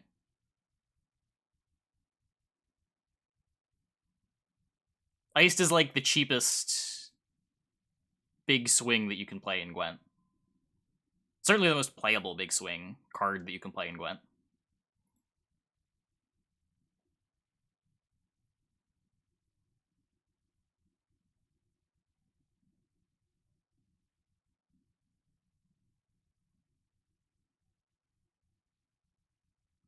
Plays for nearly as much as a Lipid Sarah. I mean, it's doing that with your leader.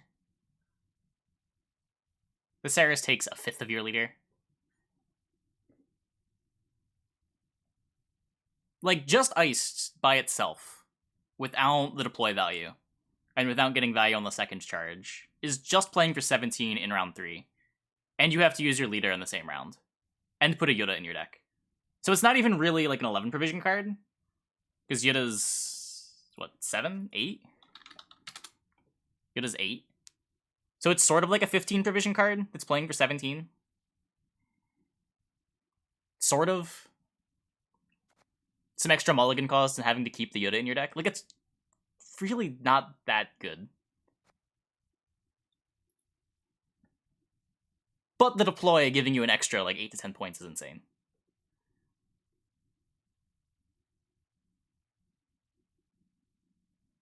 There's a big difference between a 17 and a 25.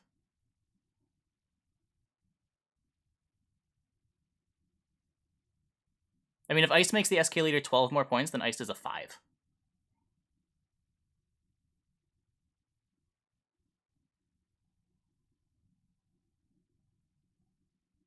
Like, you can't double count those points. Those points either belong to the leader or they belong to Iced. If we're saying they completely belong to Iced, then Ice is a 17. Hey, Yuri.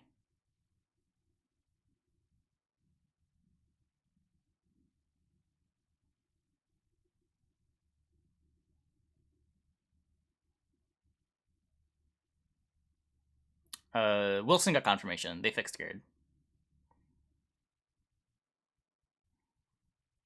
Ice is basically a Dandelion Poet with guaranteed Yoda pool.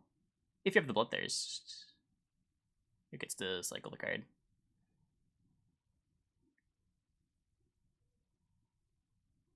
Was the Blaze can get used in the opponent? That's the unfair part. That's the unfair part. Stop. Stop.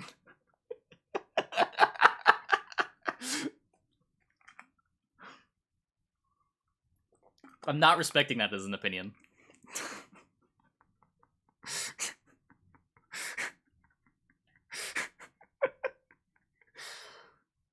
What did Ice do to chat? I honestly don't know. Chat has a very unreasonable hatred for this card. It's overtuned for sure. But I don't think it is as offensive as chat makes it out to be.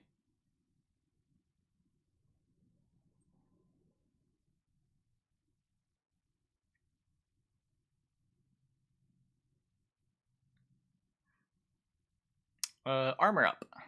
Oh, this is the other really sick change in SK. Everyone hates Ice. It's not just this chat. I mean, I don't hate Ice. I'm not saying it's just this chat, but like Twitch chats especially. From the little that I looked at the Twitch chat in the CDPR stream for the Open, they hated Iced.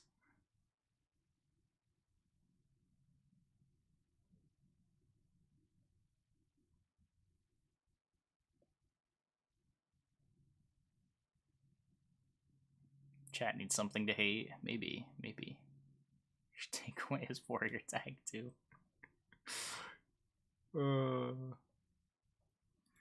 Risen shit. This is, yeah, I don't know. I liked Armor Up when it was spoiled as the Bear Witcher Mentor deck. We're definitely gonna try a Bear Witcher Mentor deck. Excuse me, again.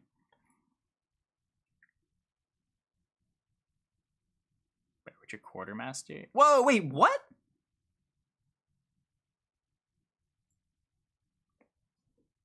Wait, this is insane. That's a buff to Hernkaduk.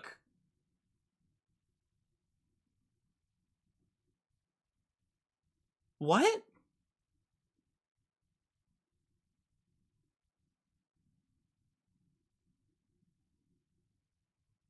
Yeah, this one wasn't in the dev video. This one's big, too. This is just a playable card, too. Just throw this in Dex when it is Zeal. It's real easy to make this an 8. There's so much armor and stuff that benefits from being damaged in Skellige. Oh my.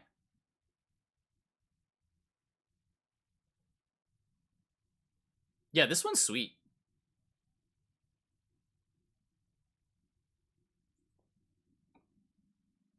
Another way to get damaged units in my sick armor up deck. Kill Demon Warship and Shippy. True. Yeah, just good targeted self-wound with Zeal. I don't know, I like to see it. It is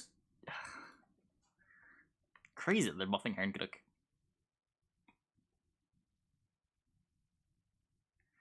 Terror Crew Plunderer, power changed from 2 to 3. Terror Crew Axe Wielder, power changed from 2 to 3. Hey, Jizzle Drizzle, thanks for the tier 1. Thanks for the 1 year. Welcome back.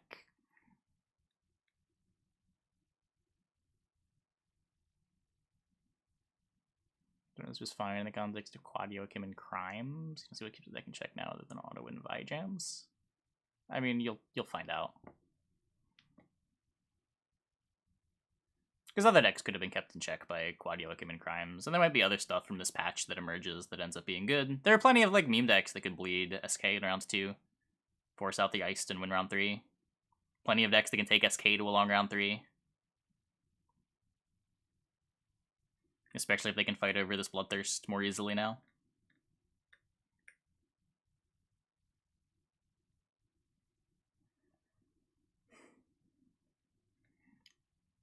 Does this matter at all? No, right?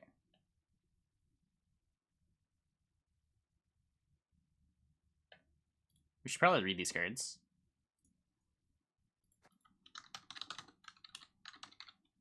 It's not hyphenated. Damage a unit by 2. If it's an ally, boost self by 4. So if this damage is irrelevant, this plays as a 7 for 4. Instead of a 6 for 4. And then this deploys as a 5, and when the armor is removed, it does 2 random damage. So it also becomes a 7. I guess that's not irrelevant. Yeah, you can like re-armor it too.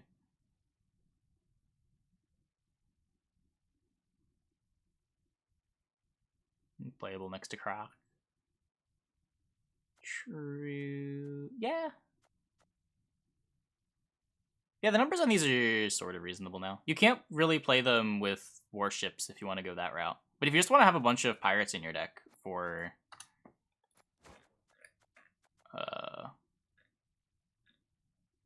Tidecloak Hideaway, I'm not going to search for it. That would be pretty reasonable. Don't want them in the... Just don't play Warship. It's fine. Warship I already kind of think is a trap, because it blocks your raiding fleet from your good ship.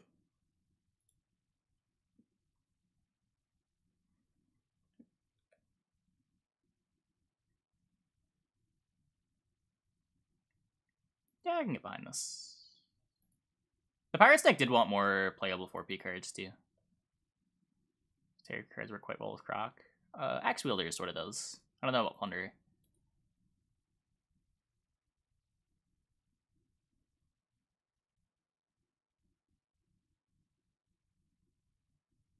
Totem destroys warships to res pirates on carryover. Yeah, I mean, I guess between Quartermaster and the Totem Resilience, maybe the cost to play these got higher. It's hard to say. Right now, I feel like Demon Worship is a trap, but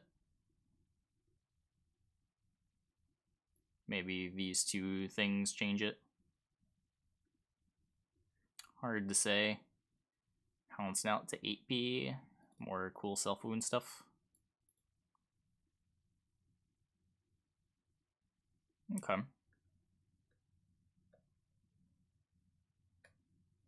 Pincer Maneuver. Ability changed to order, draw a Northern Realms card of your choice, then shuffle the card from your hand to back into the deck, spawn a volunteer in your melee row. So rather than buffing your Archgriffin up really big, you get to search for your Archgriffin twice.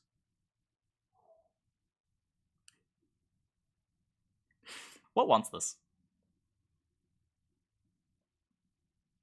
The things that come to mind are like Archgriffin and Royal Guards, neither of which are particularly good, and I think this is a nerf in the context of both of those decks. Siege. Yeah, Siege doesn't currently have a leader. I've played some unironic Royal Inspirations with Siege in the last couple of months.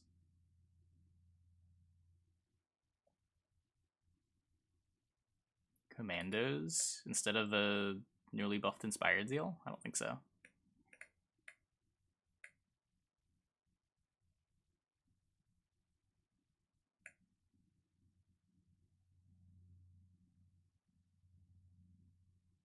Freed up some probs in Archgriffin with extra consistency.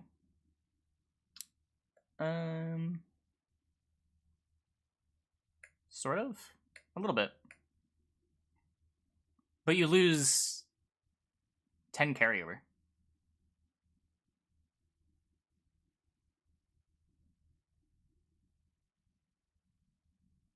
I guess you don't always end up leadering for Archgriffin.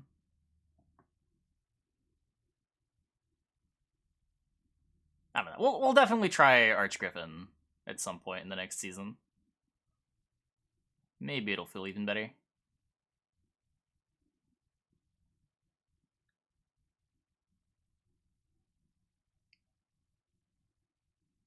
It still doesn't let you go Devotion, right? There's too many neutrals the deck wants. Like, kind of need Renew for Defender.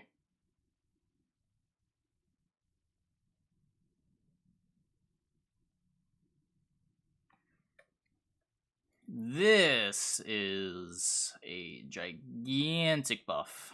Holy cow. King Foltest is now a soldier. Take that, chat. I remember when I complained that he wasn't a soldier, and you were all like, of course he's not a soldier, he's the king! That went way higher than I meant to.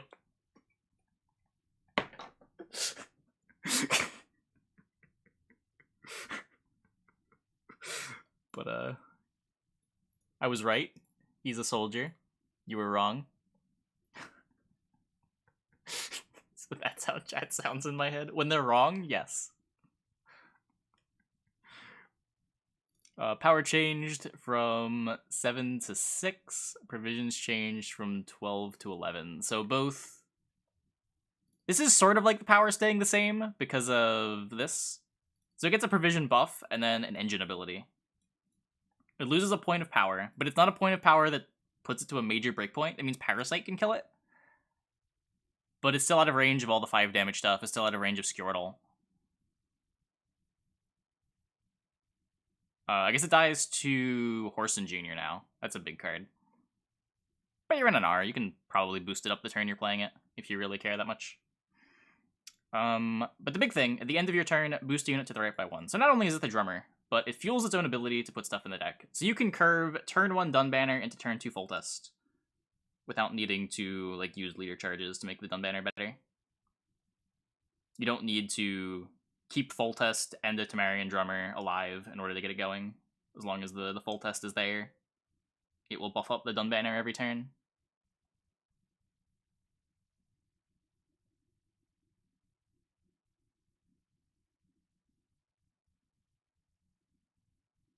Gigascorp, not a card. Not a super popular card. But again, it's an R. If you want to get this to 7, you still can. The major breakpoint is at 5. Was the point.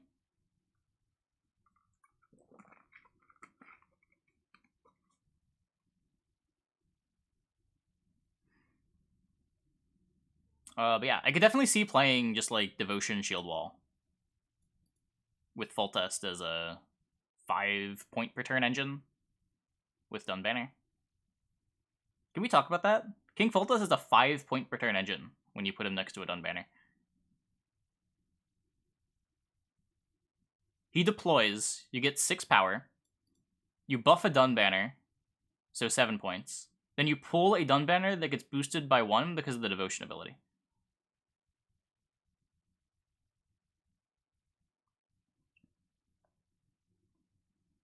And then it still gets more value every turn.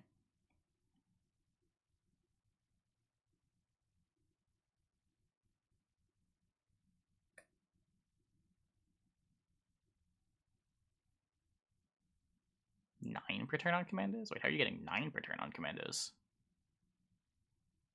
Just because you're kind of carryover if you play round 1? I'm like not even going that far. I'm not even saying you play this in a commandos deck. That's a whole nother can of worms that you could try. I'm saying just baseline this in a normal deck that plays Dunbanners. Just play like the normal Veraxis, Selkirk, Onsace nonsense.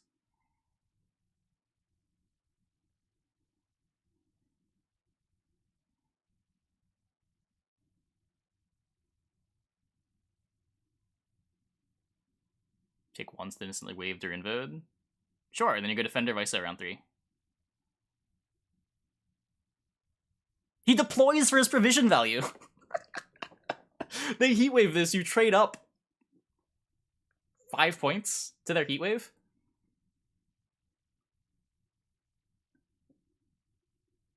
That's assuming you don't stick it behind a defender, which you totally can do.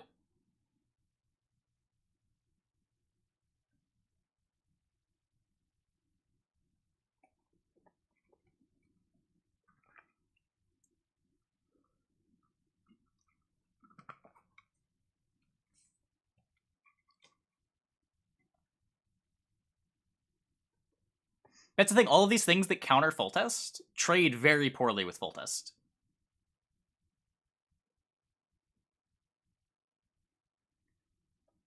He distributes his points better, because the point of power was shifted from him onto the thing that he boosts. He's cheaper, so the provision trades aren't as bad. Like, what are you gonna do? So if you play an Alba lock in order to lock the Foltest, you're trading down 6 points on deploy to their Foltest. If you're playing Heatwave, you're trading down 5 points on deploy.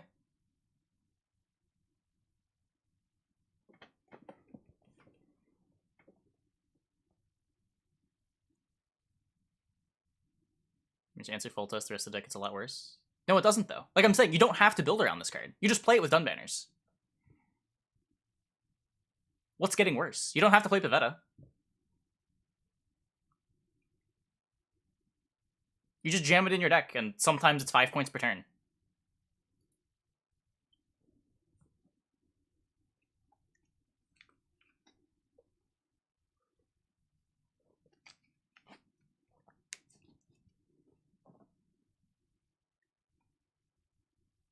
Devotion makes you lose consistency? Sure. I mean, you still get to tutor AA. That's the card that really matters. You don't need to have this in round 1, because you're not trying to do Pavetta stuff. Devotion on R has been a good deck in the past. Now, this does depend on, like, Devotion being worth playing. Like, whether you're getting on-safe targets and enough matchups.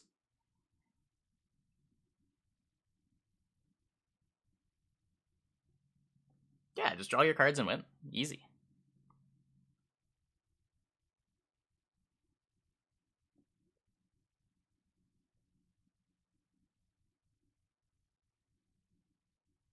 It's a Witcher 2 dialogue with Foltest, saying his hands aren't the one of some aristocrats, but his hands of a soldier. See? I told you. I was right all along.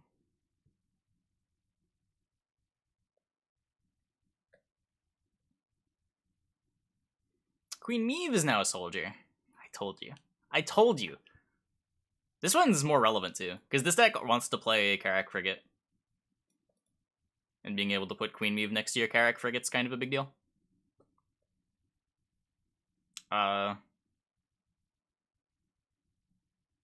I don't know. That said, it's still... This one getting Heatwave is a lot worse. Like, this one just trades even on board with Heatwave. Unlike Foltest, which leaves 5 points behind. This one leaves nothing behind.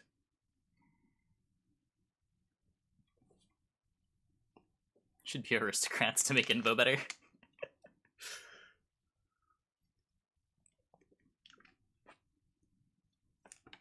So on Visagota, Irish Shade, Meve combo. I think that's funny. I don't know if that's better than just buffing a Tridem Infantry. Seems like a lot of steps.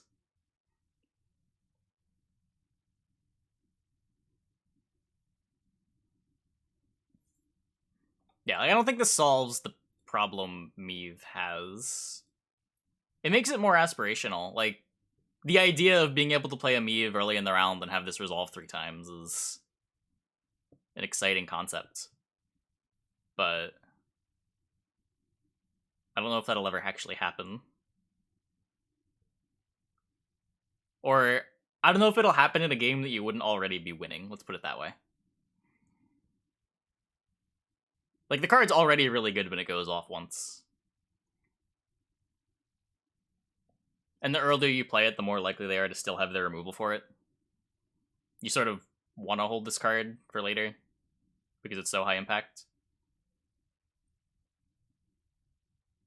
Well, I wouldn't say that it's a win more. It resolving twice is kind of win more.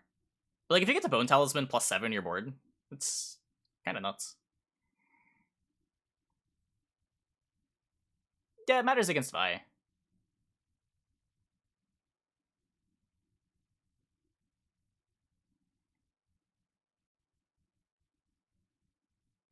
Counter will be 2. I would be shocked if they made the counter 2.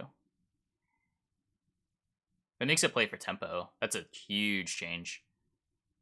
It would just take every pass.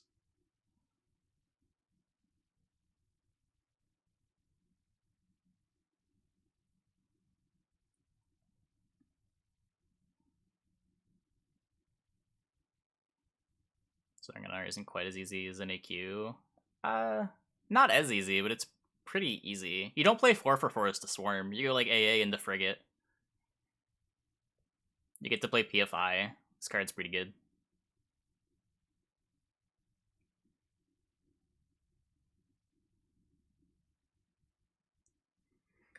Speaking of PFI, power change from 1 to 3, ability change to deploy, spawn left flanking infantry and right flanking infantry. I'm guessing those are just 1 power tokens, right?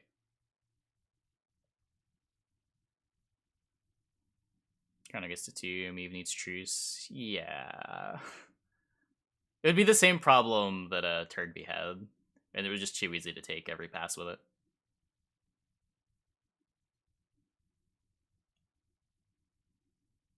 What did PFI used to do? It was basically this. It was a 6 power bronze and beta that put 2 2s in play. It didn't have the bonded. This is new.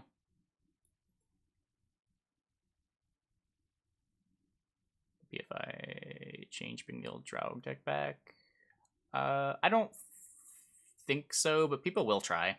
These being 1s is cool, assuming they're 1s. They gotta be 1s, right? They wouldn't make these 2s. But being 1 power humans that give you Revenant targets on your side of the board, you get to upgrade them. The bonded makes it pretty efficient to swarm with. You swarmed up with Adalia.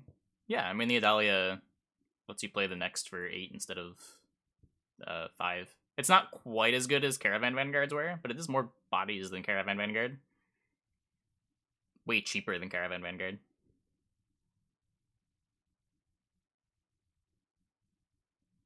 Yeah, I'm pretty sure they're 1s. I would be very surprised if they weren't. Because if they were 2s, this plays as a 7. That there's no way.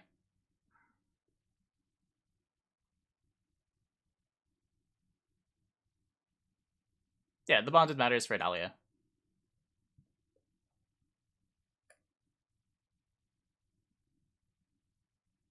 They're 1s eligible. Okay, cool. Lyrian Arbalest, power changed from 3 to 4. This was spoiled, right? Is this still just like worse than Archer, right? Even in the deck that's all orders, you don't play that many orders. They're not coming down faster than Archer. It doesn't have Zeal. It doesn't have Zeal, right? Hold up. Arbalest.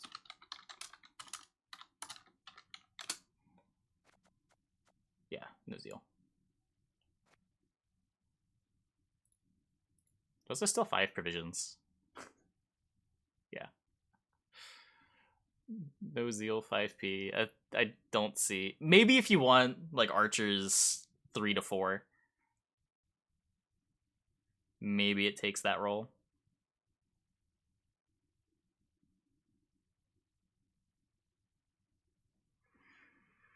Siege Tower, Vitality, and Boost changed from 3 to 4. Sweet.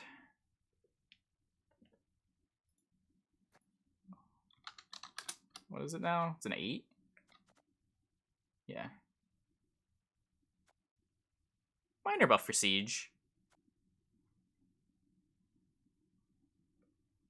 Siege engines that don't damage the opponent's board are sort of at a premium too, if you want to go big on bombardments. It is a real problem for the deck to have too much removal sometimes. When you have like the Trebuchet off the Siege, you have the reinforced ballistas. You got the battering ram off of their Siege. And you just want to try to maximize the number of Siege engines you have in play for all the bombardments. The deck does run into the issue of not having last play, and then just not having enough points in play to win the game. Siege Tower being better alleviates that a little bit. Probably not a huge change, but nice one. A nice one. Inspired Zeal. Boost changed from 1 to 2.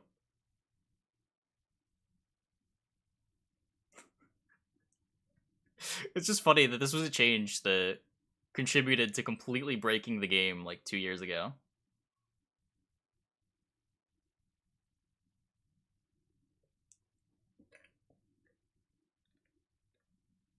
And now I'm like questioning whether it even matters.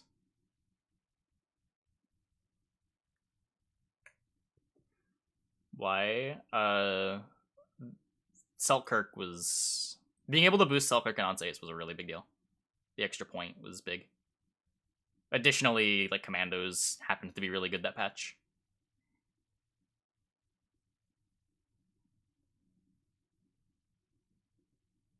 The game was weaker in general. I don't know, I could see it mattering, maybe. Before bronzes are buffed? Yeah. Bronzes are a lot worse in general.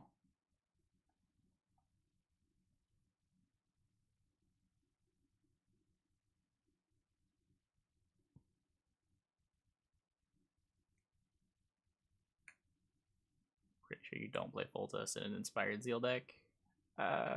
You might now. This change is big for that, right? Like, not needing to fuel the Foltest with anything else. You don't need to, like, waste one of your leader charges to get a boost. You don't have to deploy something to boost your commando in order to make the copy. It being more self-contained is a big bonus for Foltest in the Commandos deck.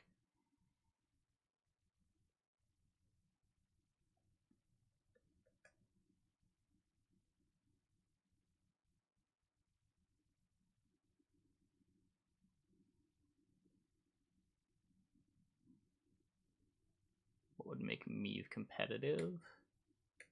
There's a lot of different things you can do. I think like the main problem with Meave is just how poorly it trades with Heatwave. If like it wasn't inspired to... If it didn't need inspired to go off, that would be big. Like not needing to throw more points into your opponent's Heatwave when they Heatwave it.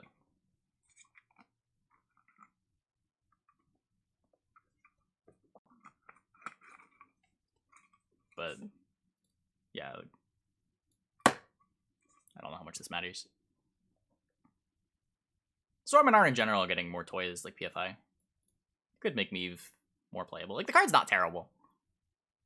It just has some unfortunate trades.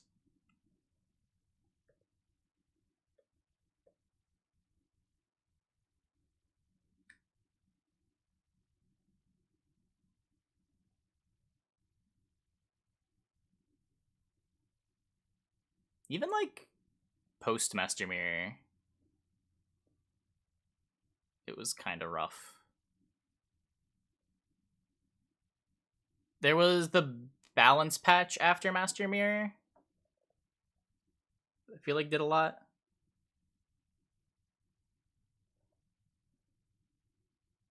But, like, we were nerfing situational 8-for-4s after Master Mirror.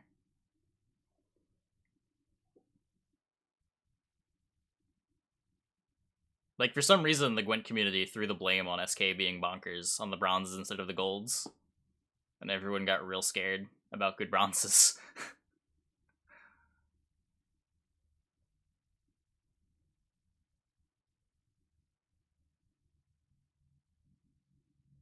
Maybe Meave is best as a win round 1 card to force a pass. Just a little too expensive for that at 10. Good night, Beluga.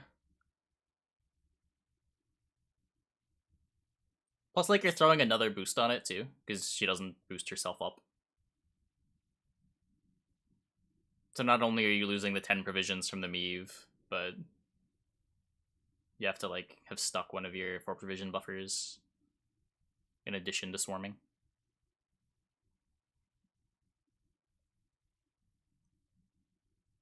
Yeah, I agree. I think good bronzes are important. It was one of the big problems in the first, like, year of Homecoming, especially, where bronzes just felt like filler.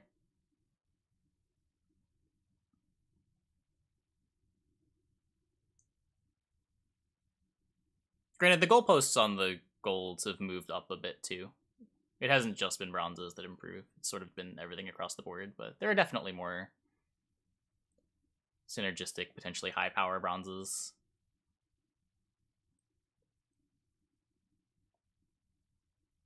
Like, I really liked Lyrian Scytheman being like this build around bronze that had potential to be worth a ton of points. It wasn't free to get a ton of value out of it, but when you built your deck in a certain way, it was basically just another finisher card. Balance the bronze around being situational while still allowing it to be powerful, where golds are just, like, reliably good. Bronzes, you work hard to make good. Feels like the right design for bronzes and Gwent, if you don't want them to feel like filler. And they nerf Bearmat. I'm still bitter about that. To this day.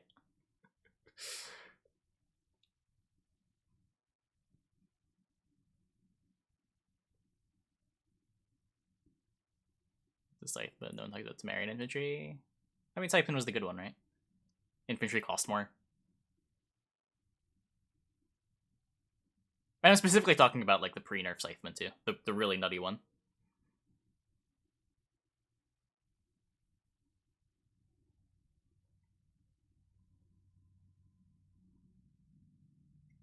We're just Wolfpack and Peasant Militia for sure. Aside from those two.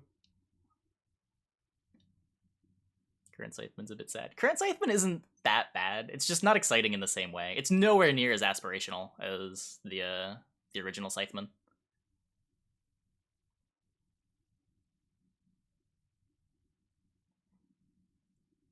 Power level aside, it is hard to get as excited about current Scytheman.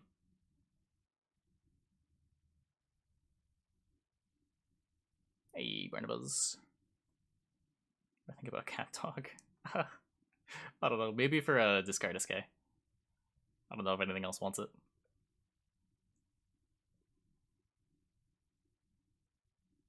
Yeah, it wasn't a strict nerf. It's just less. The ceiling is a lot easier to get to. It's less exciting to put in your deck. It's not. I don't know if this card is gonna play for 12 or 18. It's. I hope that I get to play this for. What is it? 13.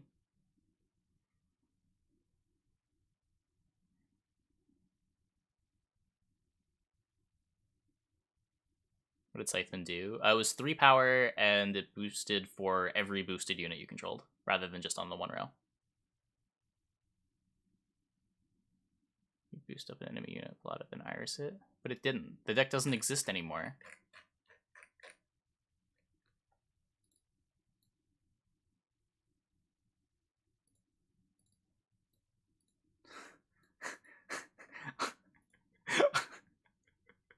I ranted about this for like 10 minutes earlier.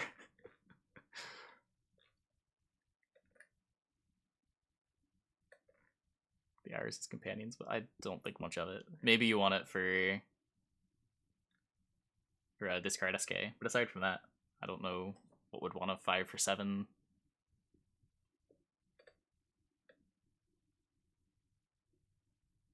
Hard to play Iris in a lot of decks as well.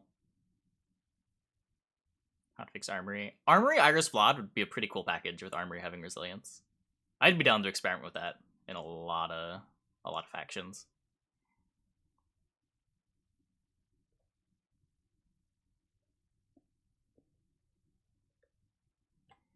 Invigorate. Ability change to order. Boost 5 units in your hand by 1, 2 charges. So this is way, way, way better than the old Invigorate. Not even close. Way less bleedable. You're not pressured to jam your ability in round 1.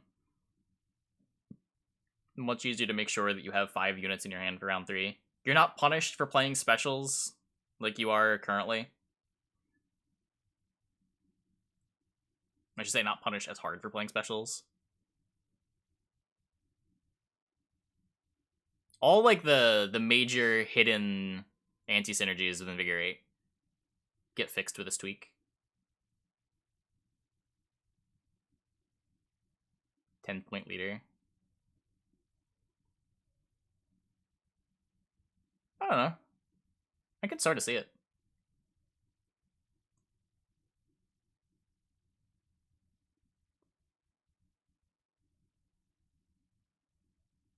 Armory plus battle trance is full value. Sure. Sure. Just play your 6 for 6.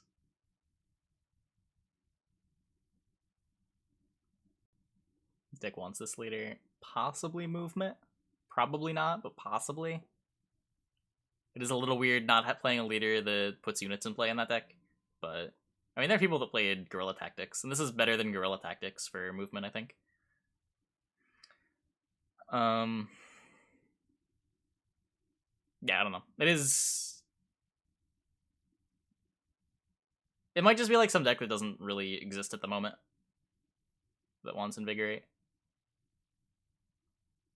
Like some engine-heavy ST deck that isn't necessarily worried about Gezeras getting big.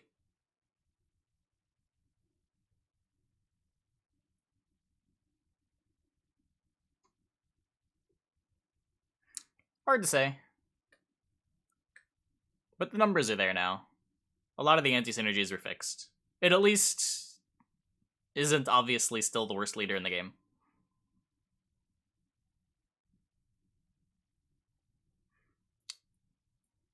The Great Oak. Power change from 7 to 8. Cool. Sure. Squirtle Neophyte has a new part of ability. Order, transform an elf into an elven Deadeye. We talked about this in the dev stream. This is a cool ability. A lot of little tricky things you can try to do. Has some pretty unique gameplay with it too, where like you want your opponent to damage your elves so that you can transform them here. It's not just for like transforming the other copy of itself. Like if you have another 2 or another 1 in play, then you get to use both of your Neophyte's orders, whereas if you're just using one to transform the other, you lose that on this order.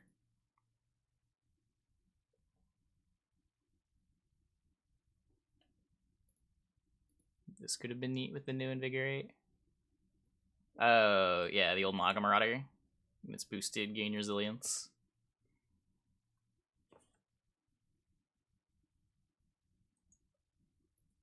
Costs 7 provisions. That is crazy. Homecoming bronzes were whack.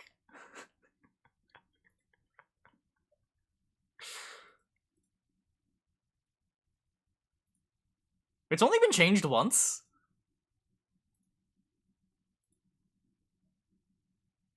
I didn't know that. I thought this had another iteration before this. Slave Infantry was 7. Not only was Slave Infantry 7, Slave Infantry was playable at 7. This was one of the best bronzes in the game. Okay, maybe not at 7, it was. It was playable at 7. I know I played this card in decks while this cost 7.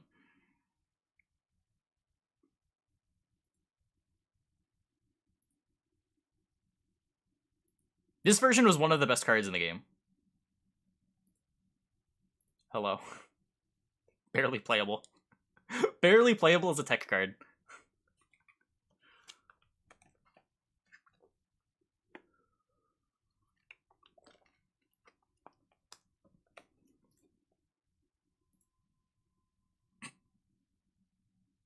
This was a sad version.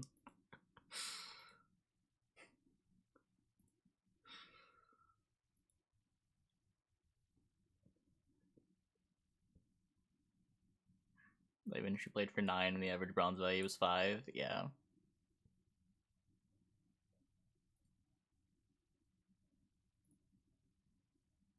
You should just like go through some stuff that got changed.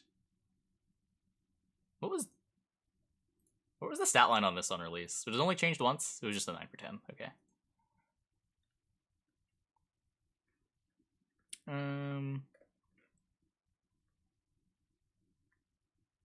It's changed a couple times, right? This release is a 4 for 8, and was good. Then it was a 5 for 8, and wasn't very good. Now it's a 5 for 7, and still not very good. Siege Tower.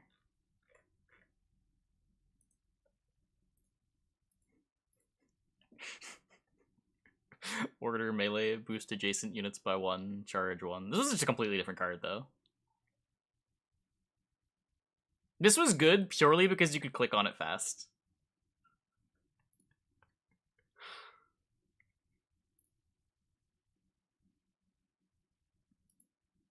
And it's getting buffed again. This has only been changed once. Drummer was something different too, wasn't it? Yeah, order boost an ally by 1, give it Zeal. On a 4 for 6. On a 4 for 6, chat. This ability on a 4 for 6.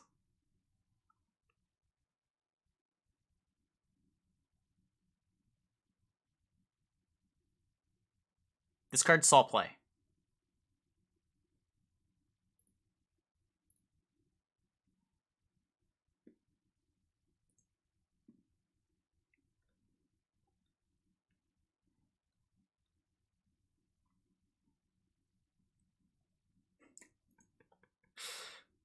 Is this the only one that still might be good by today's standards?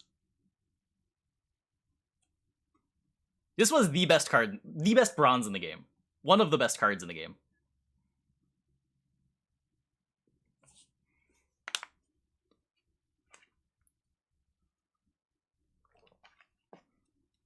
Thrive, deploy, damage a random enemy by 2. Death Wish, damage a random enemy by 2.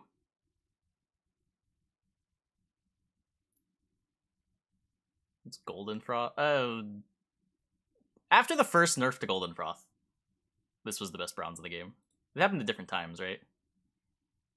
Yeah. Golden Froth was nerfed in November, like immediately. Sad.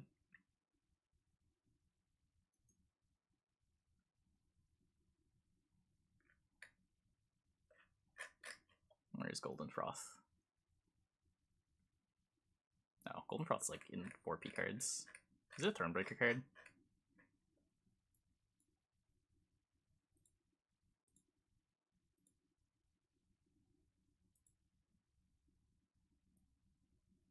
Wait, this is base set. Oh, the other thing was starter set. Hold on, this will be easier. Yeah. So for 2 weeks, this was a 9 provision boost all units on a row by 2. And then 2 weeks later, this became a 13 provision bronze.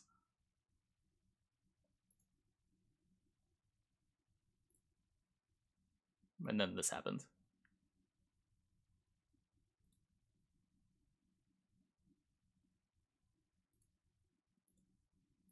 Grimaced.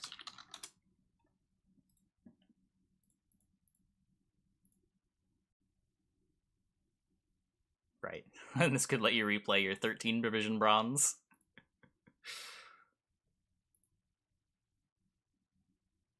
And then it became an order and no one played it. I forgot about this version. Froth got a nerf? Yeah, you could only play the 9 Provision Froth for 2 weeks. Then they nerfed it and it was still good. It was like a build around thing. I don't think Froth is like actually better than Arcaspore, but at 13p. But it was a build around card. It was like a gold you could play 2 copies of. Bannered Tutor. What was the original Bannered Tutor? Oh, yeah. Just this. This never really saw play. There was the swim deck. Are we just gonna like show the swim combo? This deck wasn't good. This deck was pure meme.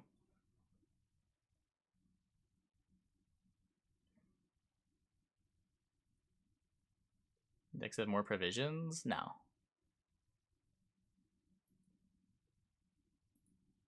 Yeah, you could try to control the opponent's board to keep Golden Froth down. It wasn't that hard. Like, Skellige decks were literally swarming with Herald Houndsnout.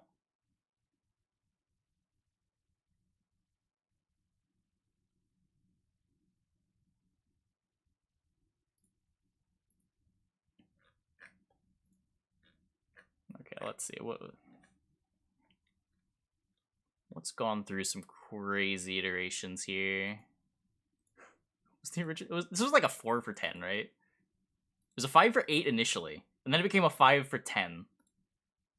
Okay, and then it became a 5 for 8 again. Huh. I really this card went full circle.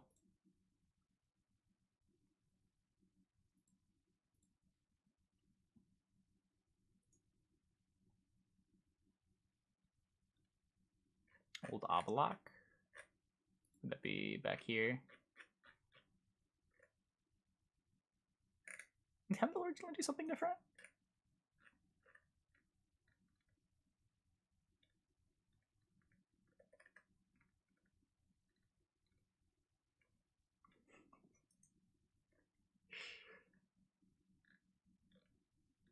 Immune Slizzard. Oh, we can look at that leader ability, yeah.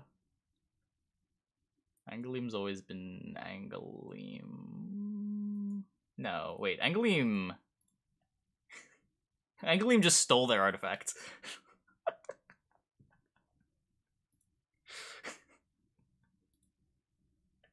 It was like that for months too.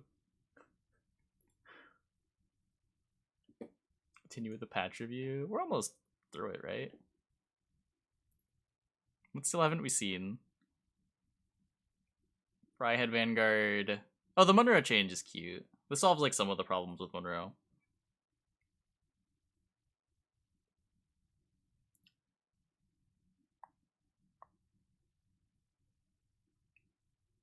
For 6 could be a new standard. This makes like chariots and things that only put one Dwarven Berserker in play more reasonable in combination with Monroe. Where right now, if you want to play Monroe, you kind of have to play cards that put multiple Berserkers. But now you can just go like Chariot into Monroe into Chariot, and then transform both of them, and it's harder for your opponent to interact. They have to kill the Rowdies as you play them in order to deny your Monroe, rather than being able to wait until you have to. Chariot's good, you swear? I like Chariot if you're playing Monroe Berserkers. I don't like Chariot if you're not.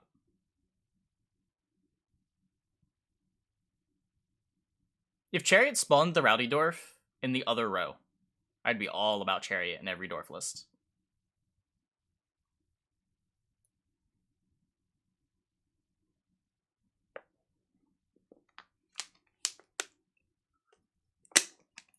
But it blocking your guards and Barclay is so janky.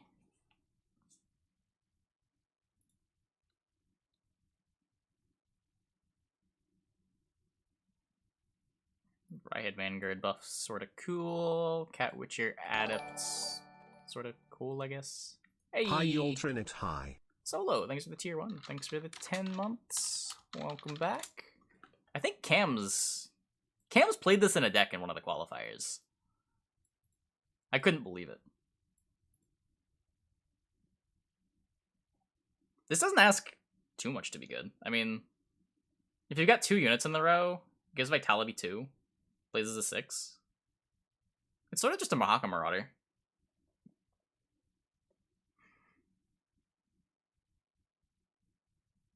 It's a playable 4 provision Witcher. Maybe Harmony wants something like this. Witcher tag's already kind of overloaded with Cat Witcher, though.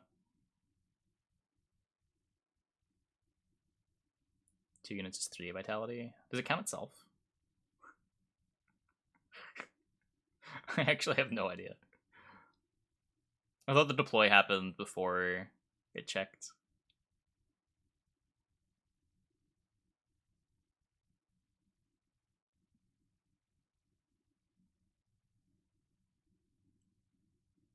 It happened before it entered play.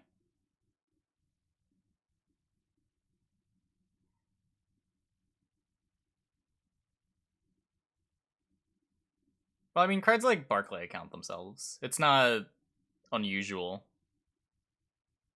for a card to count itself. I just don't know what I've never played with the card. I think I've played it off of... I may have never played this card off of Sega Castle.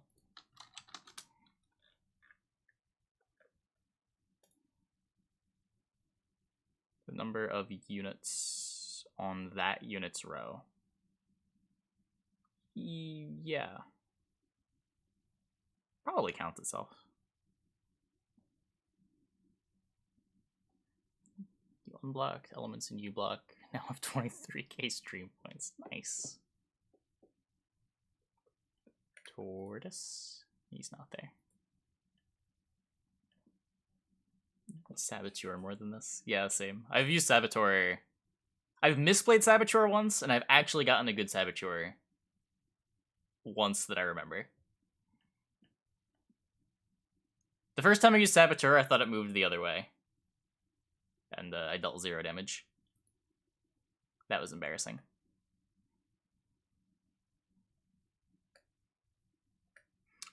Morvran gets better. Cool. This... I don't know, it's an extra point on a leader. It can't be irrelevant. Morvran feels pretty far from being good, though. This feels a lot like the Dana change with Call of Harmony. It just wasn't close enough to being good to where the power change matters. But it's at least closer to being good, and that's nice. This is completely irrelevant. Imperial Formation has new part of ability. Whenever you play a soldier, give it 1 armor for each adjacent soldier. I like the idea behind this a lot. I really like passives on leaders. There are some soldier engines worth protecting. Maybe in the future they give soldiers like an Armor Matters sub-theme past crossbowmen.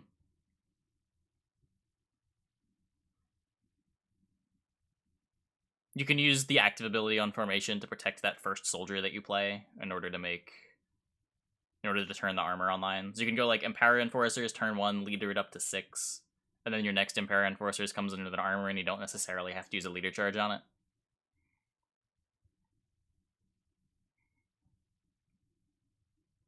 Morvran has been power crept by the NR tutor. That's not how that works. Nothing. You cannot power creep a card with a card in another faction. That's literally not how power creep works.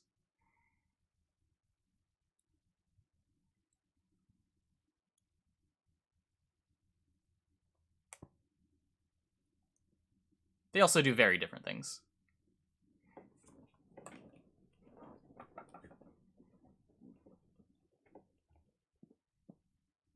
Soldier armor is good, just for Sergeant. Hunter, 2 for engine protection. Yeah. Our creeps. God damn it. Damien, power changed from 5 to 6. Cool.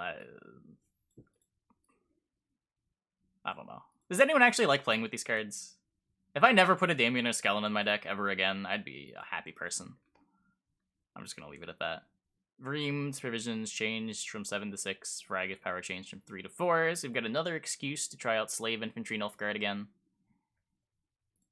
Vivien power changed from 3 to 4. Wasn't this a provision tweak in the dev stream?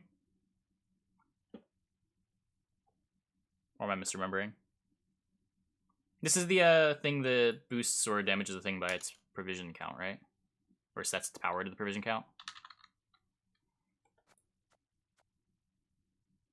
Wait, no.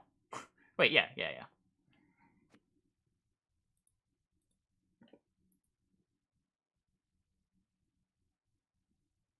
Damien is now an Elder Bear once again.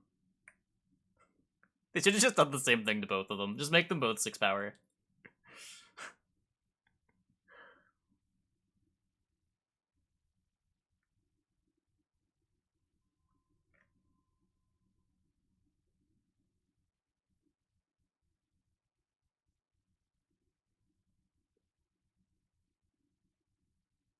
Vivien was competitive when Nilfgaard didn't have any points at all. Yeah, we're living in a very different world than the one where Vivien was playable. Vivien was playable in a world of, like, Patricidal Furies and Savolas Frighteners, too.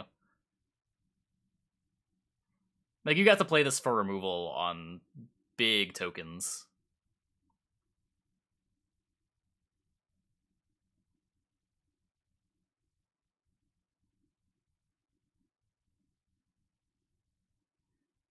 Stefan's a bit more interesting because you can do more stuff in a Nova deck. Maybe? I think the big thing for Skellen, it's just, like, easier to justify including it in Assimilate. Like, when this card resolves in Assimilate, it's pretty nutty. It's like another Tristike. You just, like, play 2 Experimental Remedies. Triggered about 100 Assimilates.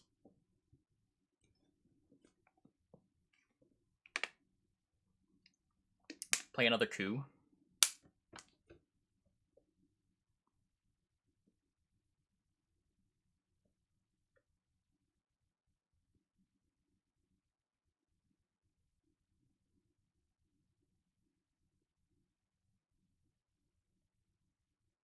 Roach was also 10p back then, yeah.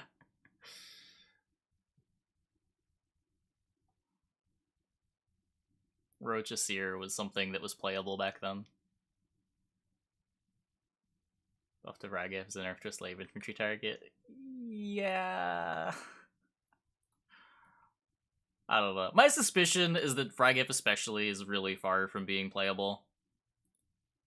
Vreemd is cute, but there's just not a home for it. The numbers on Vreemd are pretty sick. It does get pretty big.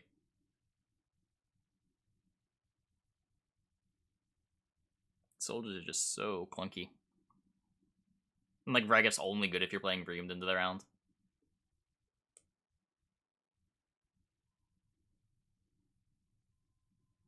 Vreemd's good, the cards enable them are trash. Yeah.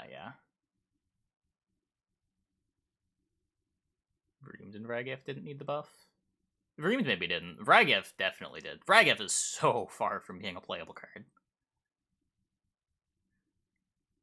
Vragith could honestly be like a 6 provision bronze as long as you, like, word it so that it doesn't work on itself.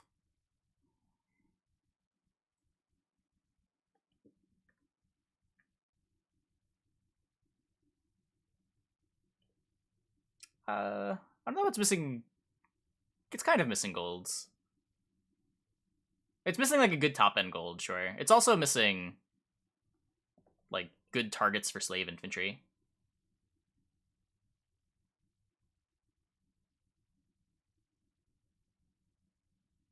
Yeah, it's missing, like, half the tech. It has some somewhat playable bronzes and Vreemd.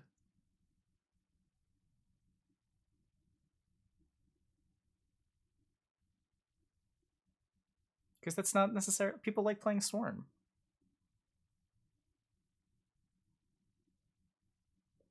It's not a deck that you don't enjoy. It doesn't mean that it's not a deck that nobody enjoys. That's why I ask. Like, to me, it's a no-brainer that everyone should hate playing these cards in their deck because they're miserable. But some people said yes. They're excited to play with Damien again. And that's totally okay. I am glad for them.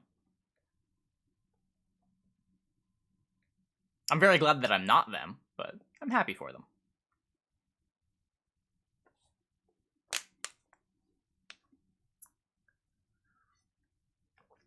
Play Slave Infantry with the neutral cow guy. Yep. You definitely can. You definitely can. That's kind of what you have to do. Emir also is a thing that you can get ones from. You play like emissaries and informants, yoink those back, and then using them, you can transform them with your slave infantries.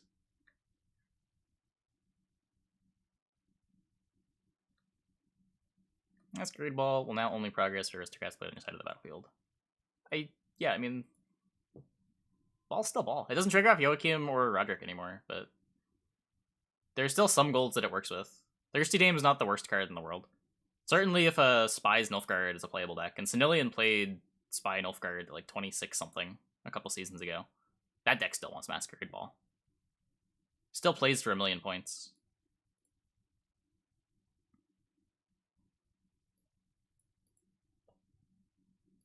I think the overreaction of Ball is dead is going a little far. You still one turn cycle full Ball. Is there anything tricky you could do? Not easily, at least.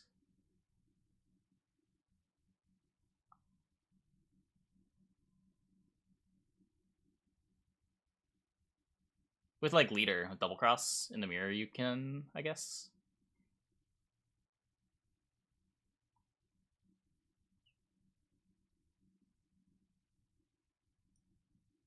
You could like Anna into your opponent's double cross and play the aristocrat.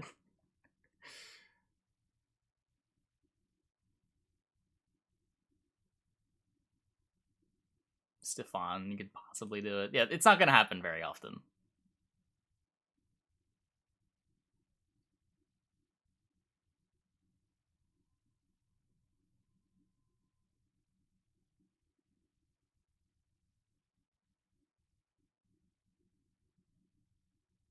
But yeah, I like this change. I don't think it makes Ball unplayable. It probably makes it so that you don't just start every single Nilfgaard deck you build with Masquerade Ball in it. That was pretty frustrating. It made brewing for Nilfgaard pretty sad when you realize every deck was better if you threw Masquerade Ball in. Now there's some reasons to not go that direction, because it doesn't just trigger off of the best cards in the faction.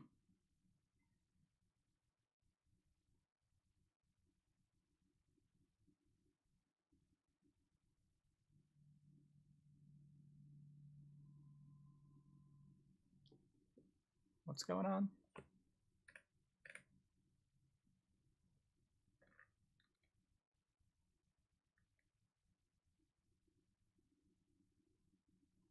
Nilfgaard is bad no matter what. I don't think it's that big of a deal.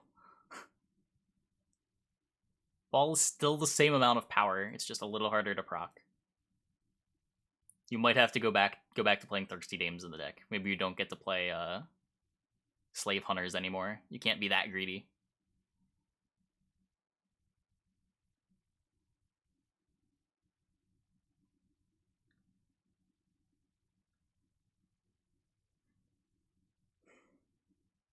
Emir ability changed to Zeal, deploy, draw a card, move a card from your hand to the bottom of your deck. Whenever your opponent plays a unit, give it Spying. Order sees a 1-power enemy with Spying. Devotion to get in return, refresh this card's order.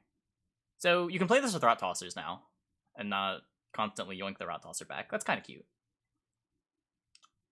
You get to pick what you seize, which isn't irrelevant in your deck with Impair Enforcers. If you're like giving your opponent's unit Spying, you're not going to randomly steal your emissary instead of the opponent's engine that you damaged to 1. But it is less tempo, as Senilian pointed out when we watched the dev video. Instead of when you play this and then pass, getting to yoink twice, you're only yoinking once. Because you still have to play the turn if you want this to yoink.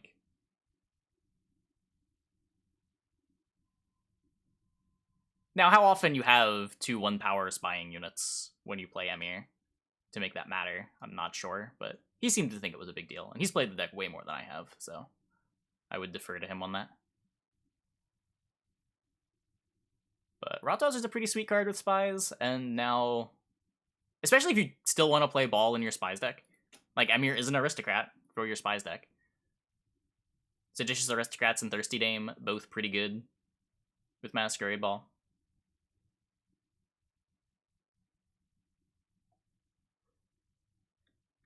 Now you can play Emir into the same round as Rot Tossers and not get punished. Rot Tosser's still really good with Thirsty Dame. Combat Engineer is now a soldier. Power changed from 3 to 4. What does this do? Like, boost itself by 3?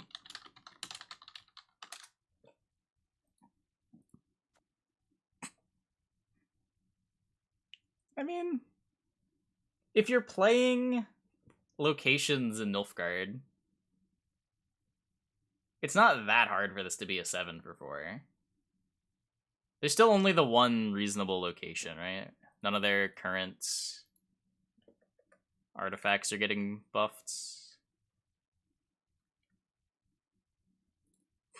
Works with ball. If they end up... It might not matter now, but if in the future they keep making like neutral scenarios, if this is an evergreen mechanic that they want to keep revisiting with stuff like Armory and Land of a Thousand Fables, I could see this mattering in the future. A vanilla 7 for 4 is fine as a filler card. Don't encourage Combat Engineer. Okay, if this card didn't have the text, if you control an artifact, this card would be good, right? Can we all agree? If this was just a 7 for 4, this would be a totally playable card. So I'm saying in a world where there are more locations that make it so that this condition isn't much of a condition, if you want to be playing cards like that in Nilfgaard, then this card would see play.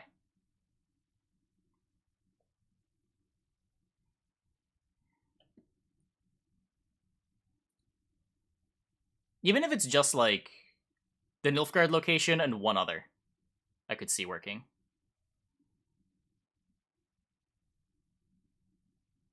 If we didn't have text, wouldn't be the current PFI? What? Current PFI is a 5. This is a 7. You can't really play with Portal. Like, the reason the card is a consideration is because of the numbers, right? Like, it's not an exciting card, but it plays for points.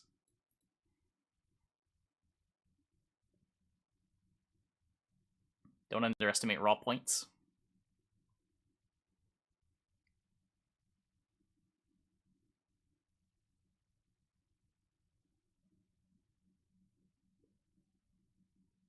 My thoughts on Mirkabrak? I mean, it seems pushed. I don't know. Certainly, if there's reasons to want to deal 2 damage, it'll see play. If, like, Azar is making a comeback for whatever reason, it's an easy tech answer to Azar. Being a 9 for 7 is pretty solid rate just on its own.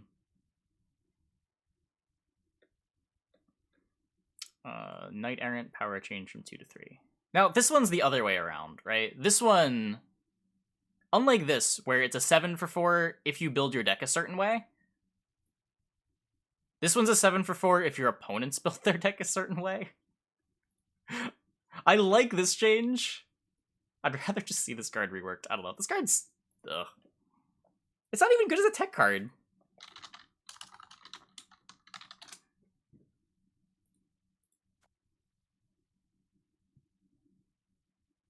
It's not a soldier either. It's a human knight. A certain way, you just need a 6. Sure. The point is the condition on it is techie. It's not something that you have control over.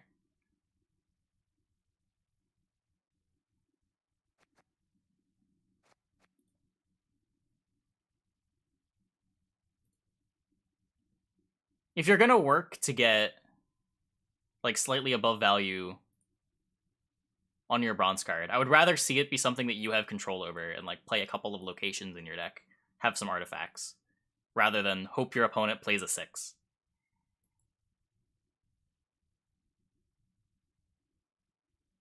Can't you play? Technically, sure. Sure. And maybe if that gets pushed in the future, my opinion might change.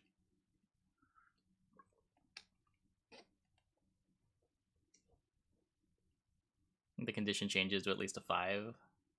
I don't think my opinion really changes. Like, it's still just kind of boring, right? Like, either it's a tech card that plays for good rate, and it doesn't really matter what you're doing in your deck,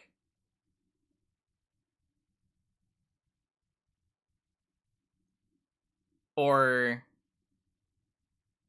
I mean, that's just what it is, right? Like, it's just always a tech card, and the rate's just not good enough for it to be a tech card. They made it worse with slave infantry too. Sad. I can't even ream to this because it's not a soldier. Why'd they give this one soldier, but not this one? Like, maybe if it was a soldier, you could, like, have some aspirations about, like, some backup reamed targets. Maybe you're slave infantrying it in your, like, soldiery deck. You play it in order to have a soldier so that your Imperial formation starts giving armor to things. It's like, god damn it. I could see a world where there's a reason for this card to exist as a knight. Like, you could do something to make it better in the deck builder, rather than just relying on your opponent. You can have some dreams about it. Because he's in... How many knight soldiers are there? Let's go down this rabbit hole. We got Damien. We got Ramen. We got Donimir. We got Odo. We have Kahir, which just has every tag. Vizigurd. Sweers.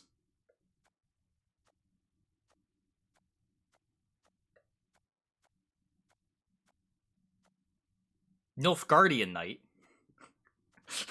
Stop. You cannot tell me that this can be a knight. This can be a soldier, but this cannot. Get out of here. Get out. Kedweni Knight.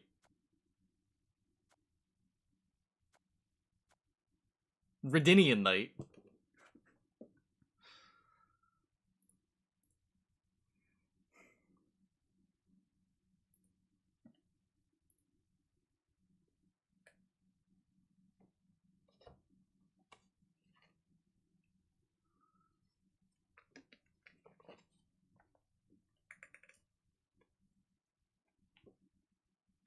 Can't have Vragith activate a 6 damage deploy.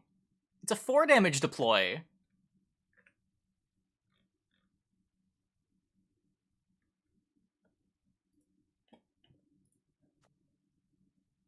It just needs 6 power. This isn't even a better Vragith target than... This can never kill anything. Or it can kill a 2.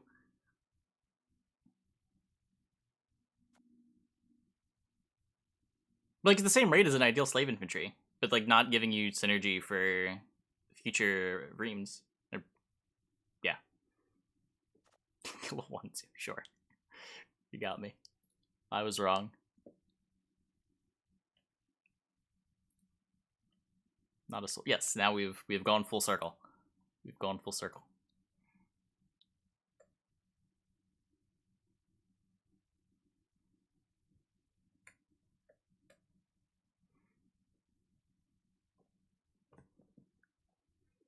Rico will now also change his power when he is in the deck. I legitimately did not know that he didn't. I thought he just, like, copied when you played Rico.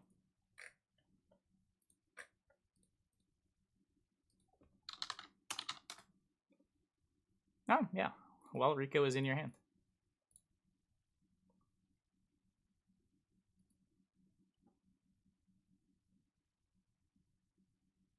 play Outer Wilds today? No.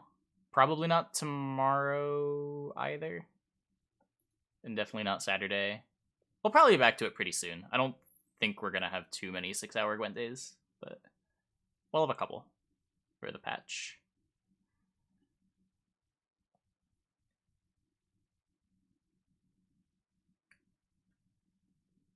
Okay. Back Alley Chemist, ability change to Zeal Order, give an allied unit poison and gain 2 coins. Rico's still bad. Yeah, probably. Chemist is a buff to Salamander. You don't need your location. That's true. Okay. No, we've not finished Outer Wilds yet.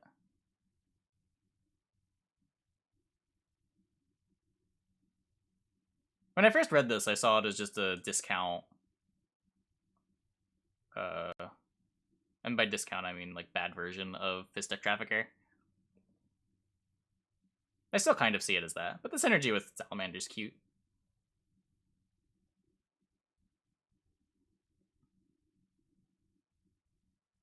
Yeah, it's certainly a buff to Failed Experiment. But then you're putting Failed Experiment in your deck. And that's really scary. Is there a scarier card to put in your deck than Failed Experiment?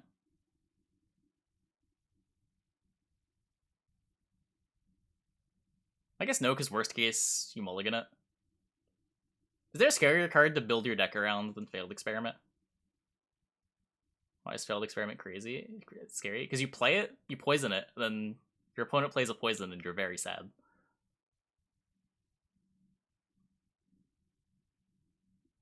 Caldwell. Maybe. What about Operator into Failed Experiment? You could. You could.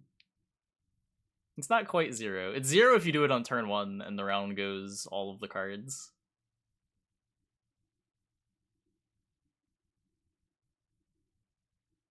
But like the nice thing about Salamander Abomination is if your opponent's playing poisons, you just play it on the Adrenaline, and your opponent never has a window to poison it.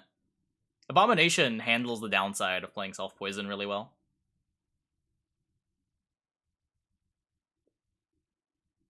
Whereas Failed Experiment doesn't. You're just like playing it late into the round and not able to use it as a self-poison payoff.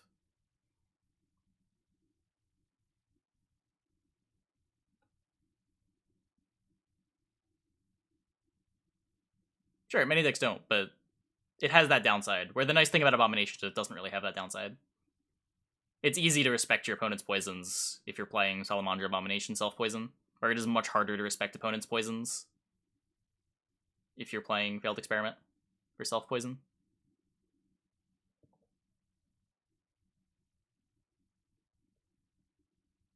Like, Abomination feels like the way you do self-poison if you want it to feel good, and not just feel like you're playing a bunch of rock, paper, scissors matchups.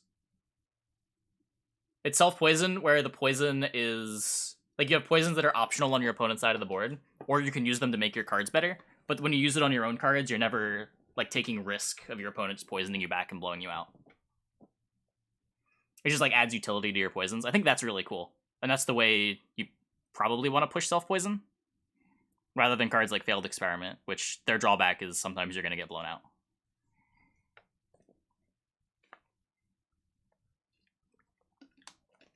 I'm going to play it on last day. I mean, you can. You play a 9 for 5. But then, like, if you built your deck under the expectation that you're going to be using it with self-poison cards to get value out of them, you're not able to.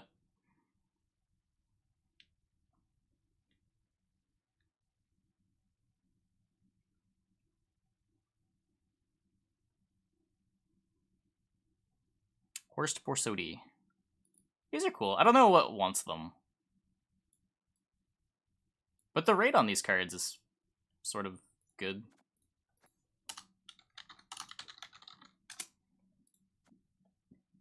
Deploys as a 7 or a 10. Deploys as a 7 or a 9. With the ability to be a spender. It's just the bronze spenders are so good. That unless your card is like Jacques, where you just want like a short round finisher anyway, and it being a spender is just incidentally good, just incidental upside. I don't know if you want to play like a mid-cost spender ever, when you can just play like more jackals or urchins.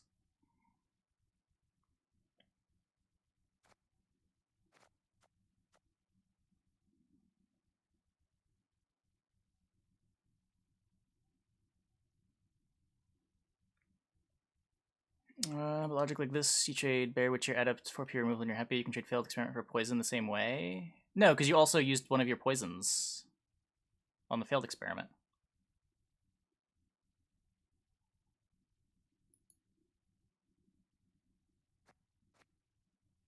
There's a higher build-around cost, like, to setting up the Failed Experiment. Also, poisons are way more efficient. Like, when your opponent uses Attorney Joust on your Bear Witcher Adept, it's fine, right? Like, it trades sort of even. When your opponent uses the Fizztech on your Failed Experiment, they get 4 coins, too. Like, nothing trades with Bear Witcher Adept that extreme. It's cheaper to poison something than to deal 4 damage to something.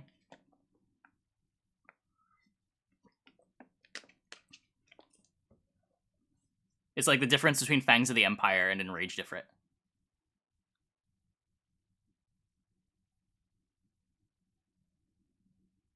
Something like this have a reason to exist. It's just, yeah, I want to try a deck like this at some point.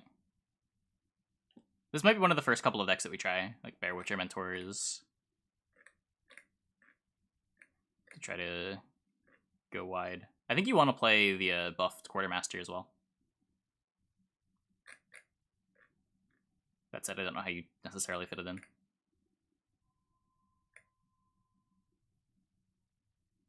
Might not want Knicker's Roach. Might also want to be a Lippy deck instead of Patricidal Fury. Saris puts a lot of units in play.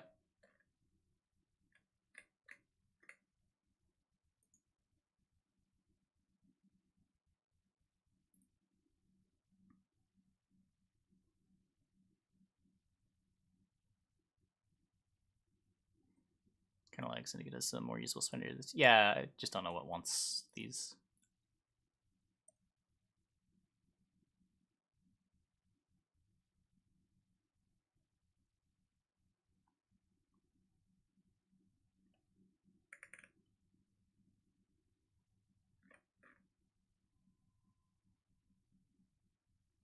Ball's gone. It basically played in most decks. I don't know. I don't think Ball has a huge impact on how much people play Heatwave. But at the same time, I'm not entirely sure why Heatwave is as prevalent as it is. It's felt overplayed to me for the last couple of months. But I don't know. I think it's just like a comfort card people like playing. It makes them feel safe.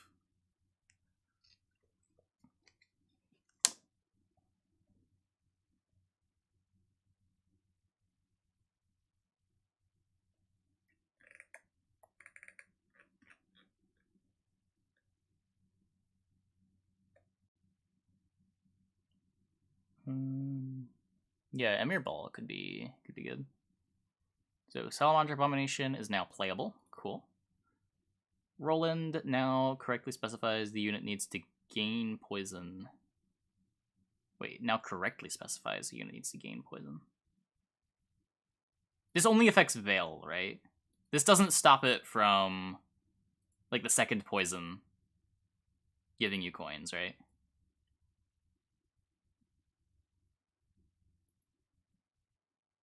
Because you're still gaining the second poison.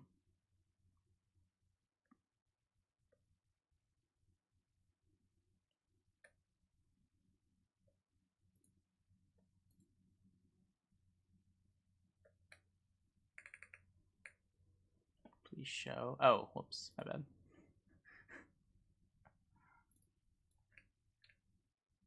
You didn't miss much. Okay, I'm around 1 or 3. I mean, you usually want to play your 11 provision cards in round 3. there might be some games where you jam it in round 1. It really depends on what your goals in a given matchup are. It's nice that it's an aristocrat for ball. That sort of makes you want to play it late. But maybe winning round 1 is really important and you jam it round 1. Maybe you're a deck that just wants to pass on 7, hold off the bleed, in which case you might play it in round 2. Questions like that really depend on the metagame and what decks you're playing against, rather than something you can just answer in a vacuum. Hey, Lord. Cleaver, armor change from 2 to 0. I like this change. You can still have it come down as a 6 if you have a Crown Splitter in play. It's just less free to keep this alive. Needing to Heatwave Cleavers to answer them felt real shitty. The card just floats so much value. It spends at a good rate. It's an engine that you want to answer.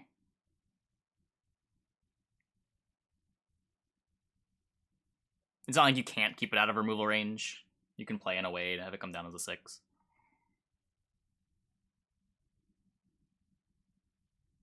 I especially like that they didn't change like one of the glue effects on the card. They just made it easier to answer. Like, it's still your Intimidate spender that makes a crime to trigger all your other Intimidates. Like, it still does everything you want a card to do.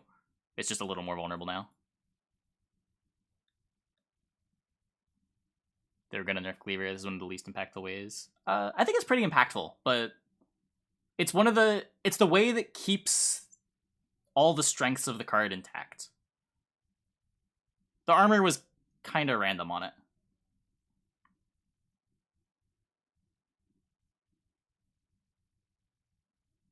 When Cleaver would have armor 1. I think armor 1 has most of the same problems as armor 2.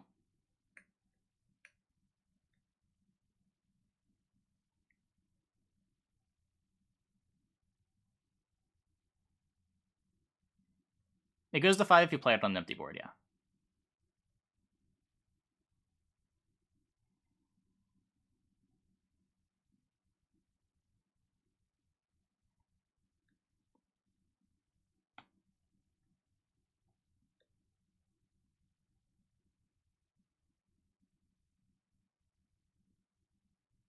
You can die to a boat. Just kill the boat.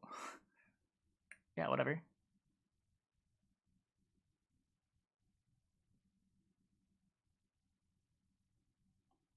You can play around the 5p damage. Just put a Crown Splitter in play. The card floats a bunch of its value. It's like saying the Gezeros dies to Rebuke. Like, it's true, sure, but when you play Cleaver, you're spending some coins at a 4 to 5 rate. You're getting your Crown Splitter pocket in play for Tunnel Drill. You just spend twice and you have your drill pocket. That's probably not going to get answered. You always can throw the shakedown on something else if you expect your opponent to only have a deal 5 and not a way to deal 1. Or 2.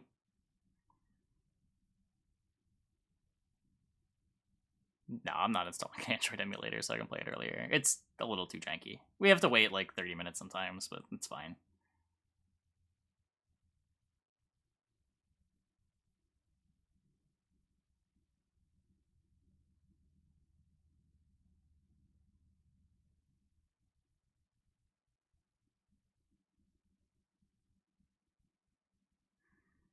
He has a reach of 9 power without coins in the bank? Yes, because of the insanity. Just fill up with the boat. You can fill up with the boat, you can bloody good fun the boat. Yeah, this is an indirect buff to the Crown Splitter Pig as well. Just sort of a questionable card before. Now you can gem it for immune, which not only gives it immune, but makes your Cleaver harder to answer. Yeah, this card's nuts. There's not a whole lot to say. What does he cost? He costs 10? How many is this card? It costs 10. Why does he cost 10? Like, Squirtle's one of the best cards in the game. One of the best, Yeah, I would say Squirtle's one of the best cards in the game. This is like 2 more provisions for a so much better card.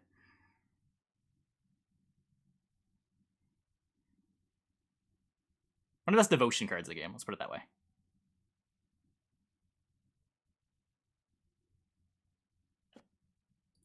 You never waste damage because you get the extra coins. So if you want to kill a 4, you can just kill a 4 and get 2 coins.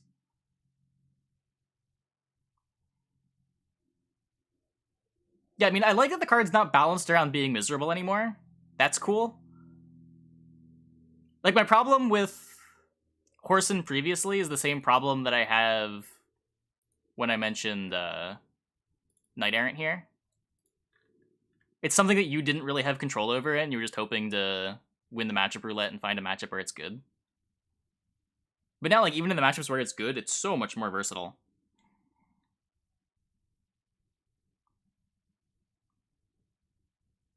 And there's now no matchups where it's bad. Your Devotion will lead one to play Jacques and Firestorm? Maybe.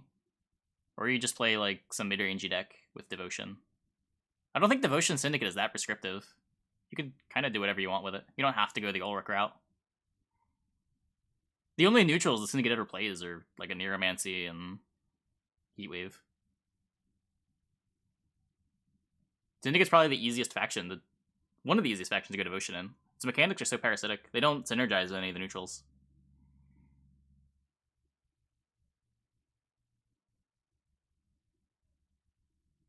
Yeah, the big thing you lose is you have to play Bank if you want a 2D.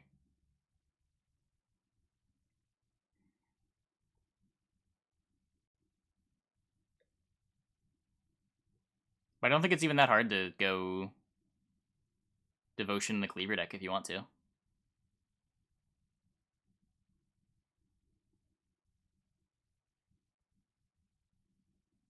Wait till I see Professor. Oh boy. Safecracker, removed Intimidate, power change from 3 to 4. Sure. Yeah. Whatever. I don't like that this, like, made it, like, a copy-paste of the Tactics one. But as far as balance goes, it's whatever. It's a fine change. It's just a little boring. Damnation, divisions changed from 8 to 7. So chat was saying, what does this card do? Like, damages... Okay, I'm gonna guess. It damages 3 adjacent units by 2, and then you make a Firesworn token for each one that died. Perfect. It is a Raucous tech. Not only does it kill 3 drones, but it makes their yen worse. Broken. Is that actually a thing? Wait.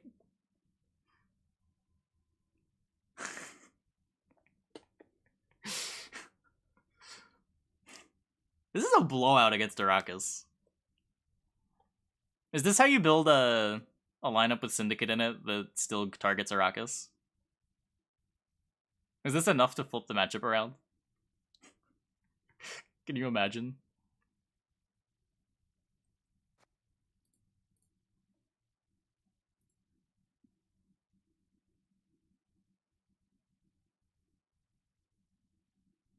Jaden Crimes now. I can see it in Crimes if you want to beat Arrakis. It's still bad against everything else, right? I guess against Skellige, if people are playing the new Quartermaster, it should be pretty easy to get 2 kills there.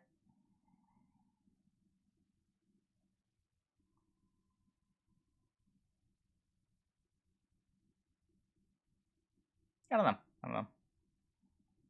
Who's bringing BGF to put bleeding on the drones? A few people were. I think it was popular with the Chinese players. I think, like, Wanged was doing it in some of the qualifiers. I might be completely wrong, though. Greater Brothers. We're definitely going to play a Greater Brothers deck at some point next season. When will patch be live? Sometime in the next 2 hours. Who knows when.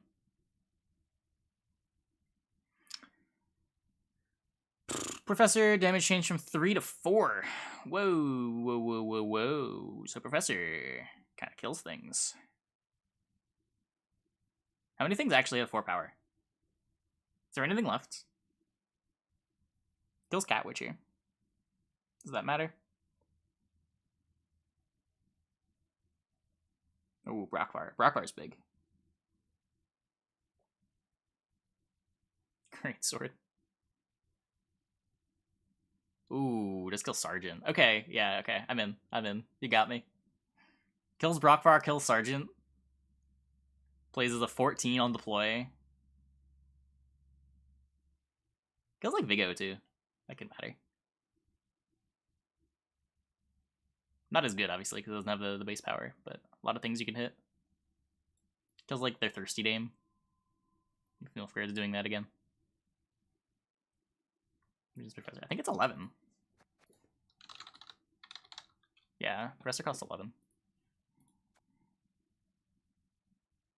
Well, sells that Tribute 3 too. When you want to spend 3 coins to make sure you kill their boat.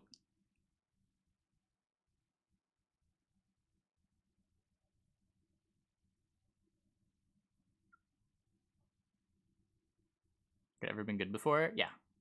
When it first came out, it's awesome play. Sometime within the next 2 hours. We don't have like an actual guaranteed timeline.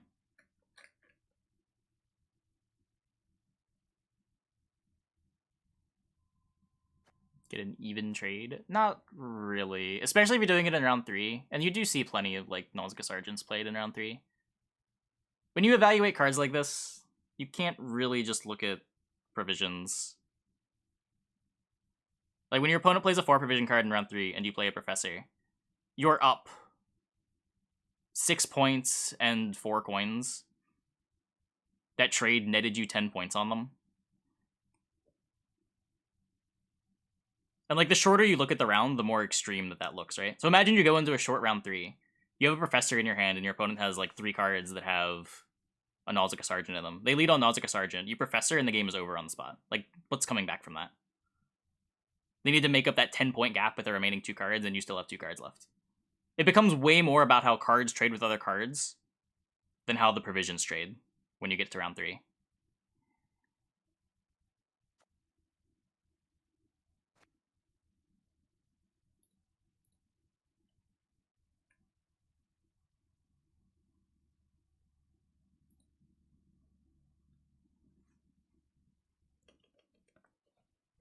Not going to try Bounty first. Not sure what we're going to try first. I think it might be like Frost Monsters.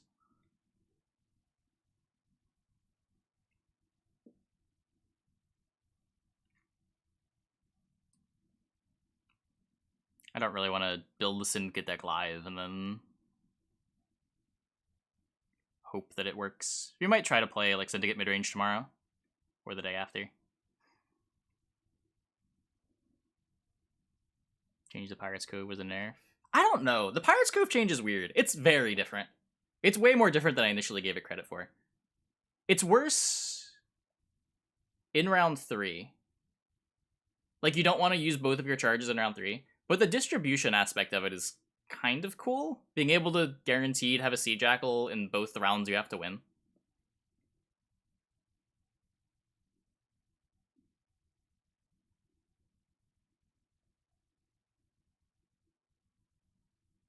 Hey, what else?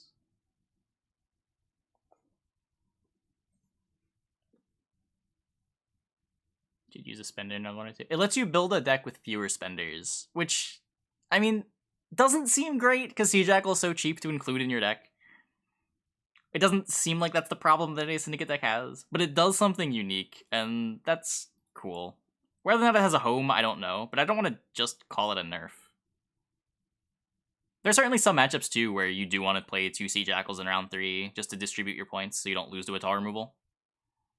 It could matter in those situations that there's 2 charges, even if you're losing 4 to 6 points on your Sea Jackals.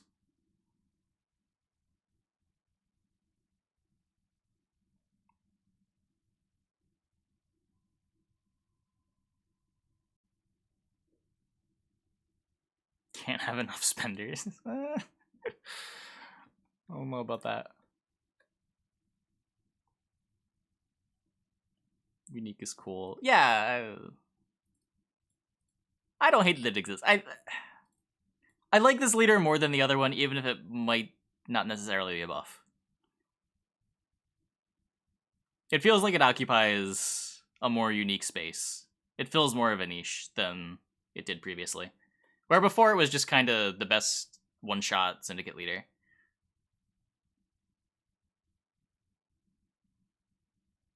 now you can sort of imagine how this might impact how you want to build a deck.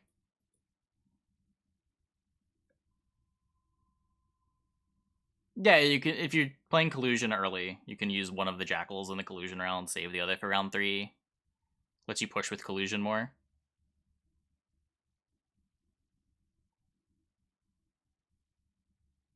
My initial thought was that it was a nerf too, but it kind of grew on me over time.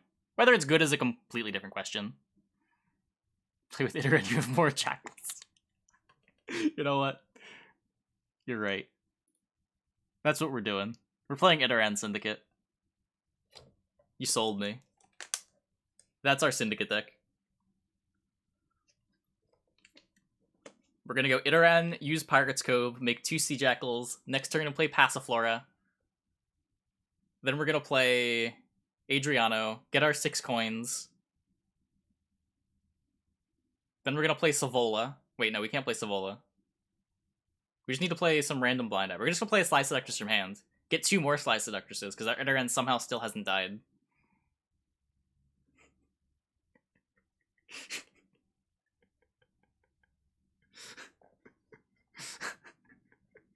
You sold me already. I love it.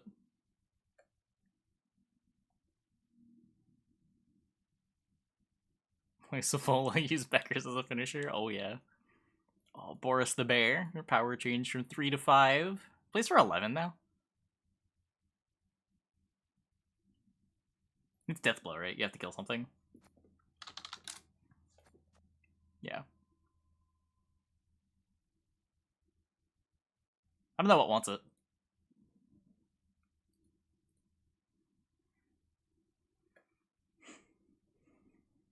Holveed. Holveed randomly got buffed. Interesting. Wasn't expecting that. Keeper of the Flame. Ability change to deploy. Boost an adjacent. Boost adjacent units by 1. Tribute 4. Decrease the card's tribute by 1 for Veiled Cleric. There's just not a lot of clerics, right? So Helveed and Cleric itself are the main playable ones.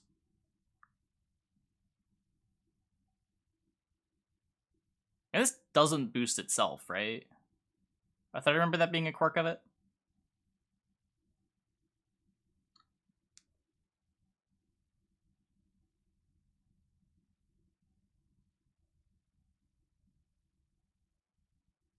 Yeah.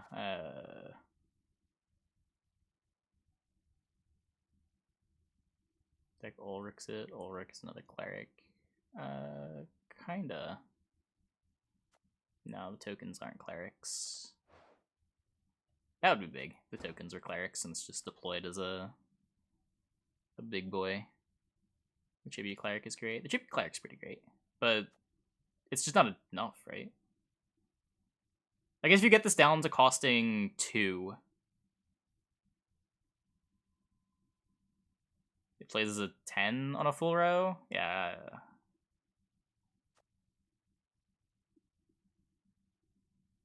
Yeah. Just play Clear Skies, right?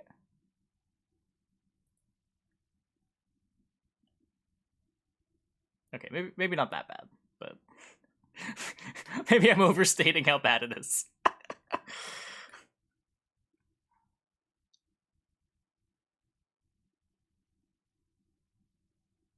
Off the book Swarm, maybe. Keeper doesn't boost self. Yeah, so it's plus 8. So 12, and then you're spending 2 coins. So 10.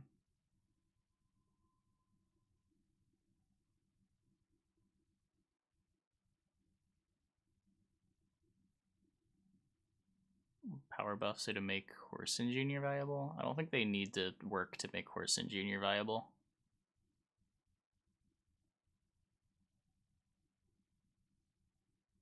Random Dennis Cranmer is a bronze with tribute.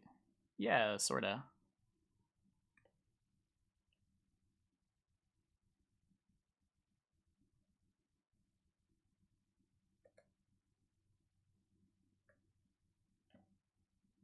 Sacred Flame, Firesworn, Tiger's Eye, number of coins generated from 4 to 5. This is kind of big. This gives an extra point when you have a Form 3 Jacques in play.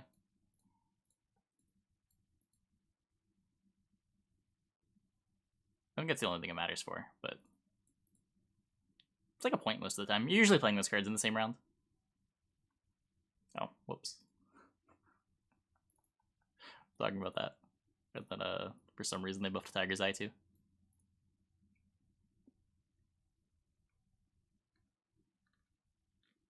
Okay, we'll go over the rest of these in a second. I need to take a quick restroom break though. I'll be back in like 2 minutes. And yeah. Hopefully we'll have the patch soon.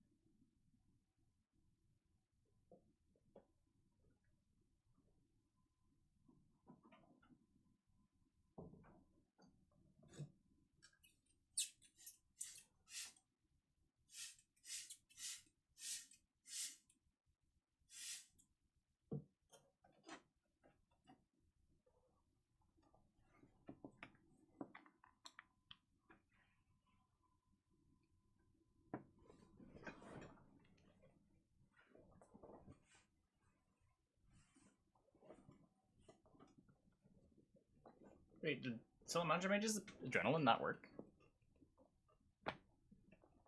How is Salamandra Mage broken? What am I spraying? Oh, I'm growing a mushroom kit. I'm trying to grow some lion's mane mushrooms. So I'm watering them from time to time.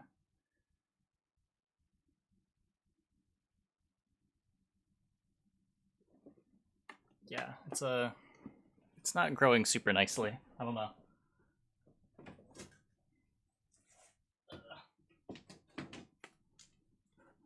It's really boring. There's nothing happening.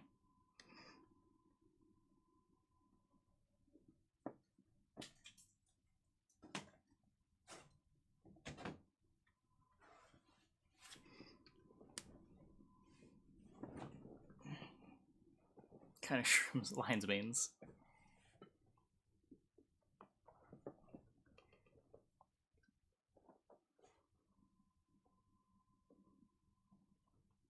Just throw that out. I'm pretty sure it's not contaminated. Staying Americans. It was just a kit. It was like 20 bucks on Etsy. I figured I'd try it out.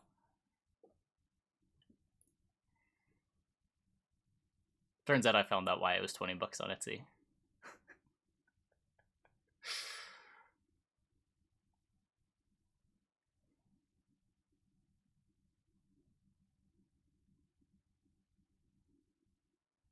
It is not a typical American thing. Check Dogecoin Cam 1. Anyway, what's going on here? Support for 60 FPS on Apple M1. Users can switch between 30 and 60 via the options. Search for power saving option.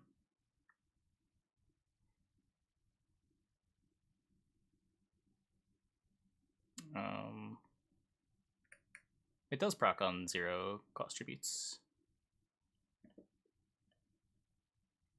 You're talking about Salamandra Mage, right? Because you can play it with off the books and the what's the card called?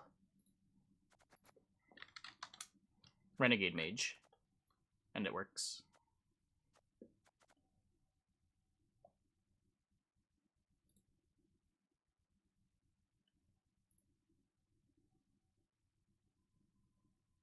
But with Major League Realm was forced to this split 5.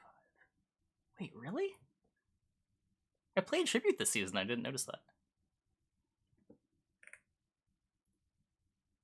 No Tortoise. New character. Meet Triss and... Oh, come on! Tilly.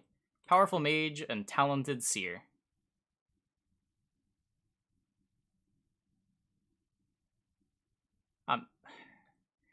A lot of rewards to unlock in standard and premium paths. Unlock even more ornaments by playing matches with your favorite outfits. Images drawn... Dreams about Triss's life and added each week with new quests. Why are we highlighting some periods?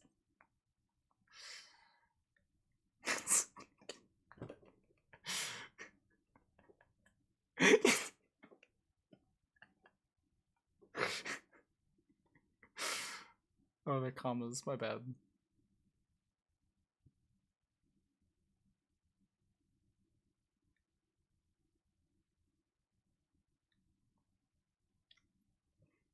New start decks. Cards with names, tags, and keywords containing Latin letters with diacritics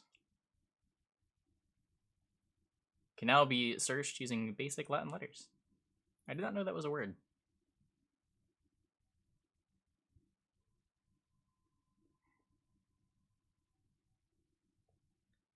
Yeah, this is a very nice feature that I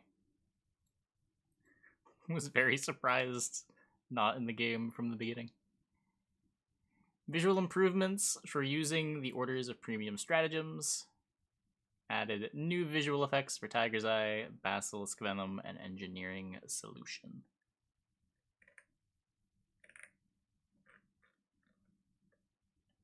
Scammed Irregular. Wait, what did I scam him out of? You guys keep spamming the rewards.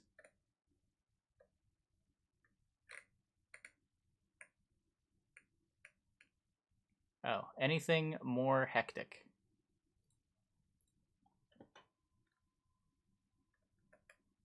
Hectic, you say?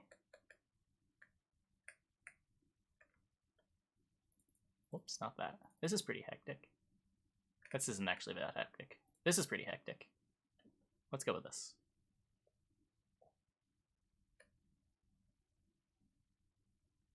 Game fixes. Journey story art now shown correctly on mobile devices. Game boards now scaled correctly on mobile devices when previewed in the play menu and deck ornament picker.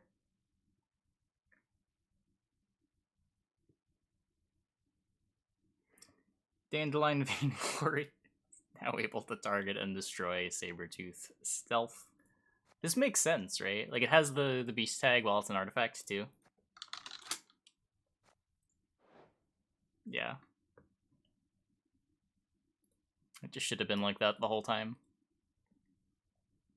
Pitfall Trap will now correctly trigger when the opponent plays a trap. Oh no.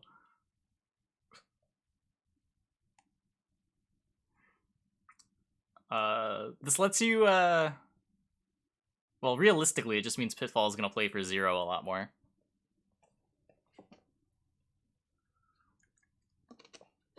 But technically you can identify what trap your opponent's playing based on how much damage you deal.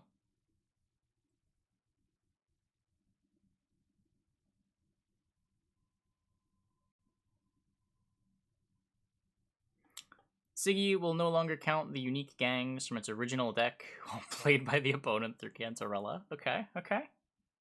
Adrenaline Effect will now work correctly for Gerd and Salamandra Mage when played from the hand. So they have, like, I guess they have special cases for the deploys when they're played from hand versus from deck. Because Chad had pointed out that if you a Neuromancy for Gerd, you could play it at the timing you're supposed to be able to.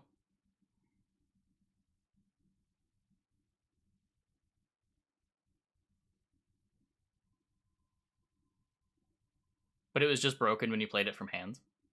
And the patch notes seem to confirm that.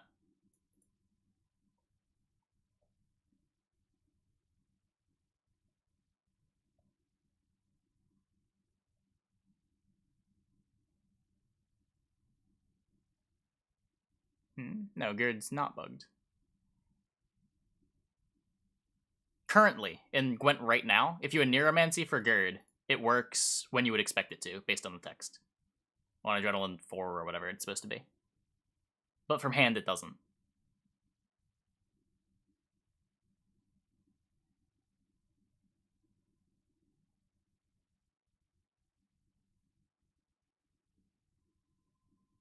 Secret initiative condition for Gerd that may have been causing this. I'm pretty sure they just have, like, copy-pasted code. And there's some spaghetti going on. Like, they have different paths they're going down for Adrenaline when the card is being played from hand versus being played from the deck.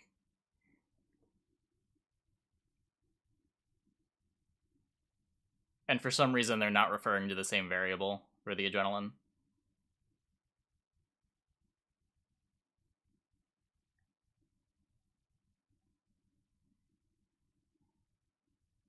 That would be my guess.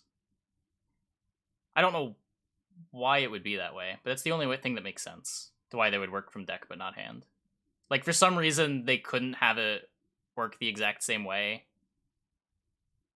because they're coming out of the hand and Adrenaline cares about how many cards are in the hand. Like, counts weren't updated properly. I don't know. Cards in the hand weren't being counted properly when you play those from hand. But the thing is, it's only for these, right? The ones that they changed. So it's like they updated one part of the effect, but didn't fix the code in the other part of the effect that cares about when playing it from hand.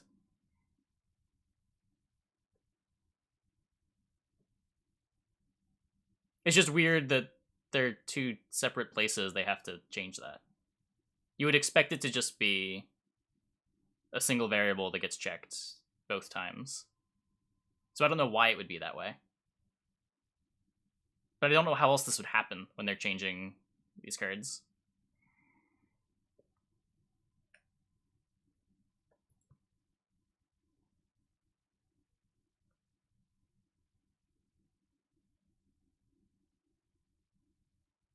There are things that are so... Yeah, I mean, every time I learn something about the Gwent code base, I get more nightmares, so... It wouldn't surprise me. It's like the code for the Adrenaline checks are contained for individual cards. Yes.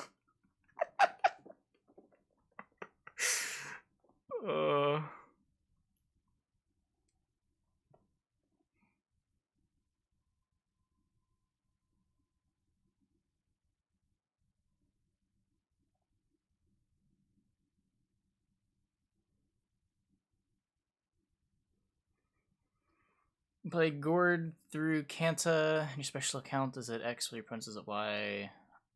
It should boost itself by X by your special count.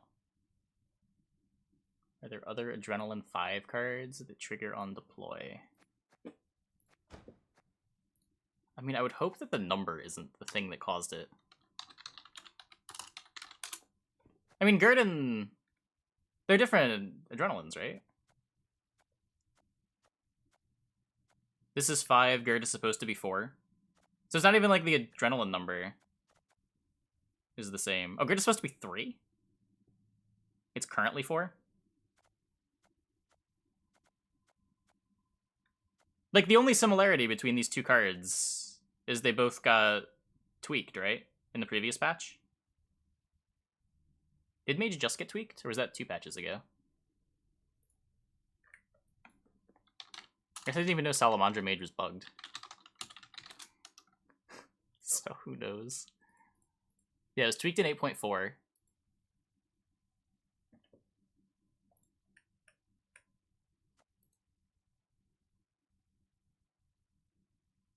Wait.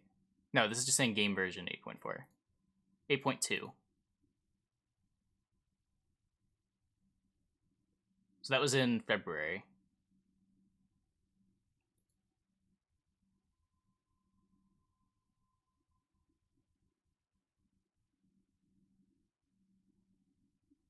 Gerd is negative adrenaline. When you play it with 4 cards in hand, it does not work.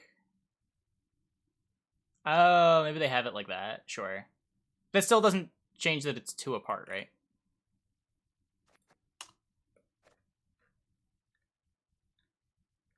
Like, Gerd is supposed to be working when you have 4 in hand. Or Salamandra Mage is supposed to be working when you have 5 in hand. If they were 1 apart, that would make sense.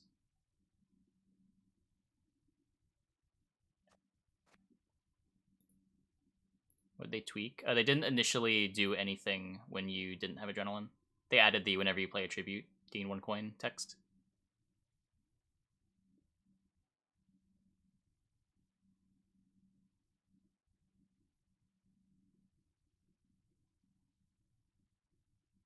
You have 3 in hand when it triggers. Yeah, but Salamandra Mage works when you play it on 6.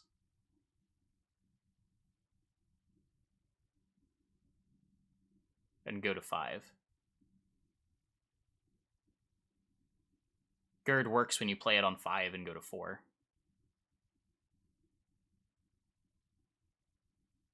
Like, they're too far apart for that explanation to make sense.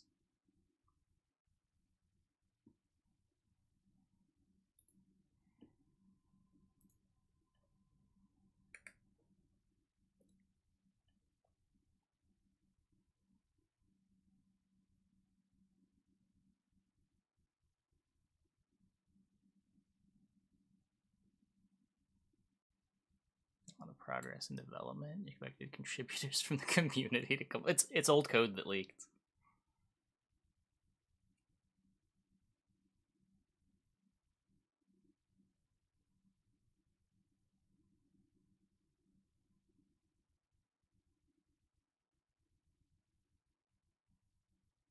Yeah. It gets worse when it's active. Sure. But I'm saying that makes up for the 1 difference, right? Like, Salamandra Mage starts working on 6 cards in hand.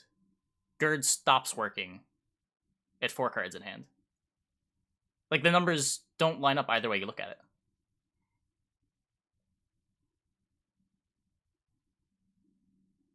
The first card that Gerd stops working on is when you have 4 in hand. And the first card that Salamandra Mage works on is 6 in hand.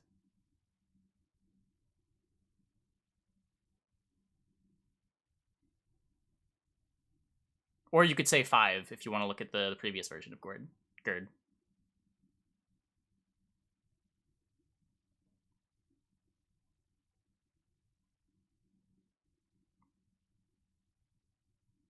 I seeing the code? No, it's like a 20 gig torrent download. I just don't feel like dealing with it.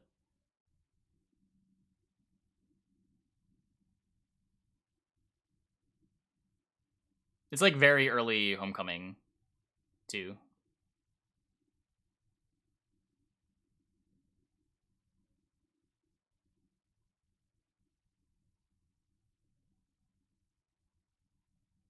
Well, it's not negative adrenaline. What Barnabas is saying is that the negative adrenaline is sort of done in reverse.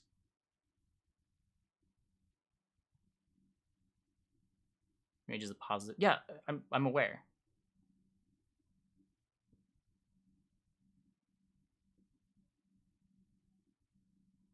That makes up for a difference of 1, but not a difference of 2.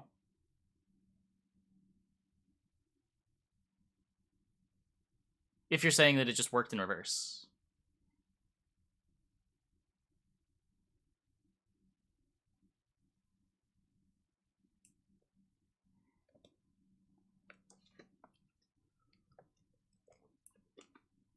I also think it would be more weird for there to be like shared code for all Adrenaline 5s and all Adrenaline 4s than for like each specific instance of Adrenaline to just be individually coded on each card. Both would be really weird, but I don't think that was it. I think they just like didn't update the code at one of the points where they had to make it work when played from hand. They just forgot about that part they had to update.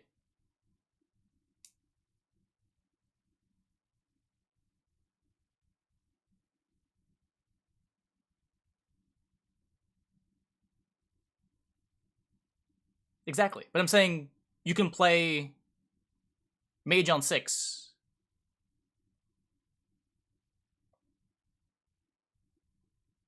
Yeah, Gerd says Adrenaline 3 is negative, so you don't want to play it with 4 cards, but you can play it with 5.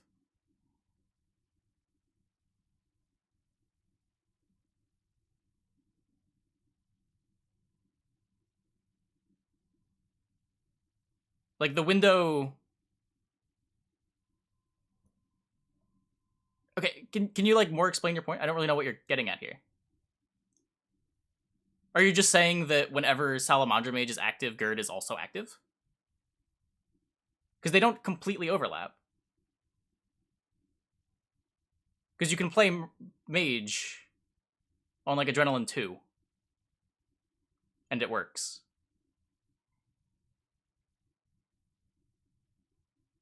There's a window of, like, 1 or 2 turns that they overlap. And I'm not sure how that matters. We'll say Gerd is bugged, but it's not. It is bugged.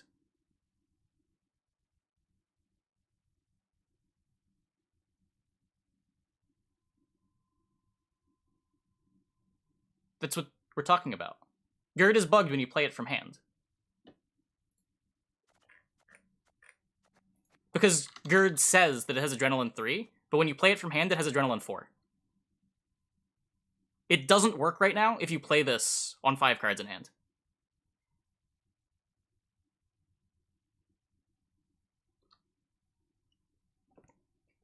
It works if you tutor for it with like a Neuromancy as your 5th card in hand.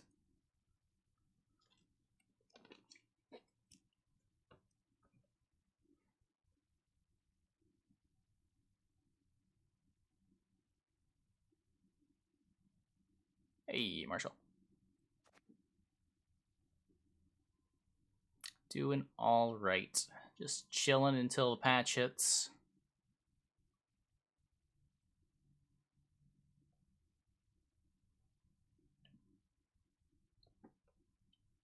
We're still milking with it. There's nothing better to do.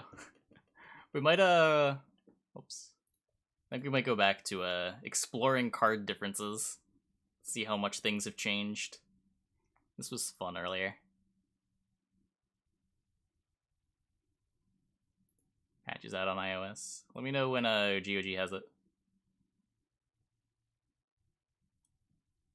We've seen draft patch notes. Yeah, it was the first thing we went over.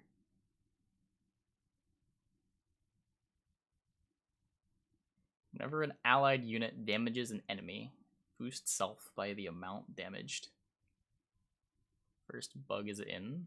Oh no, what happened?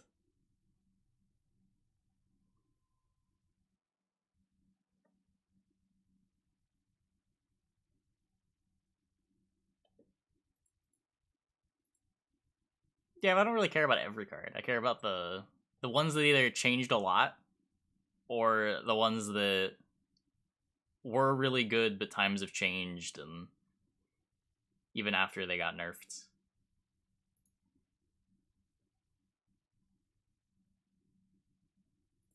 Isn't Greatsword already a thing? Well, this is whenever an allied warrior damages an enemy. So you could Hemdall. Or not Hemdall, Hjalmar. And like throw a Yuta at something and have this boost by 12.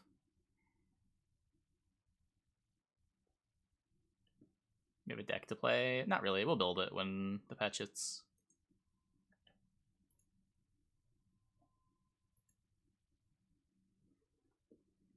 Damage an enemy by 1, cooldown 1.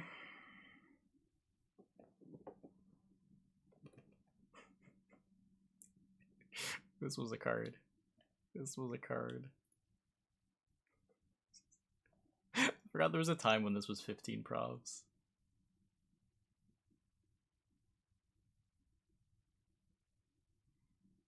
Never forget how Slama more or less christened his entrance as director by saying "fucks the hill." Yeah. Yeah. This card was a mistake.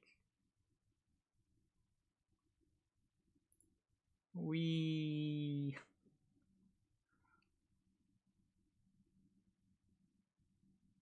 think of an equipment tag. I don't know. That could be design space in the future.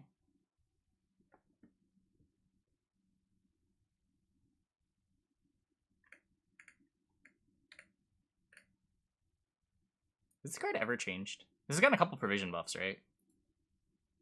Wait. No? This card has never changed?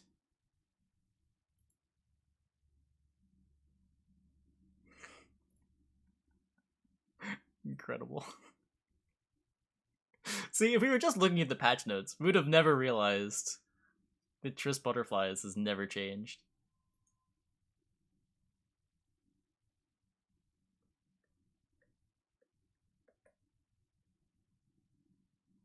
TK has changed a few times.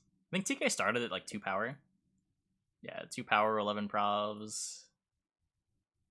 Wait, what changed here? Deploy, range. Did they just remove? They added parentheses. Create and play a bronze special from either player's current deck. Create and play a bronze special from either player's starting deck. Oh, right. I forgot about that. That was a good change. That was a good change. I forgot they did that. How long did this last? It was like this for 6 months? I mean, no one played it. No one really played this version either. And this was back to what it was in beta.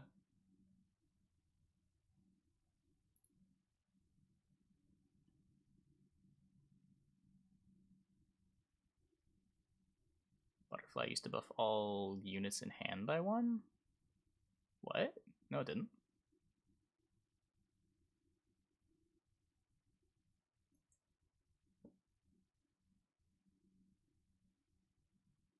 Do you mean in beta? Just Butterflies in beta boosted all your lowest units by 1 on turn end. I don't know what it did before that, if it did something before that. You said in beta. Oh, I saw it changed around SY, so I thought that was linked to the Triss Butterfly thing.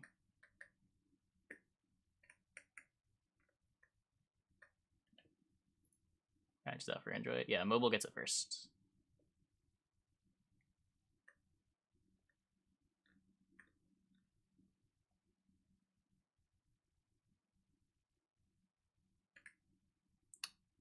And what has this card been through? Avalok has seen some shit. Remember this one, chat? Remember order to give an allied unit immune? Those were bad times. Then they made it range locked.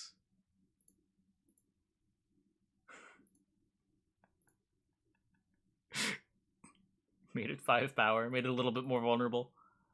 And then finally just got rid of it.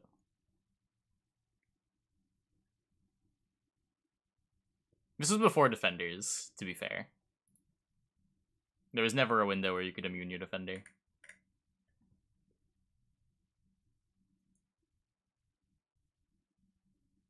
Oh, whoops. I didn't want to close that tab.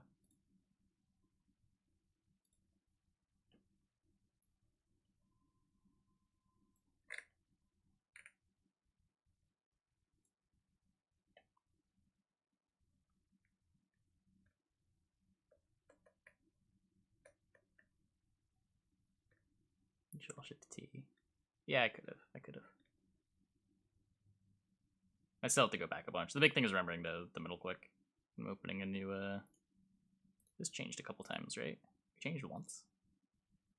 Damage an enemy by the amount Death Mold is boosted on a 5 for 7.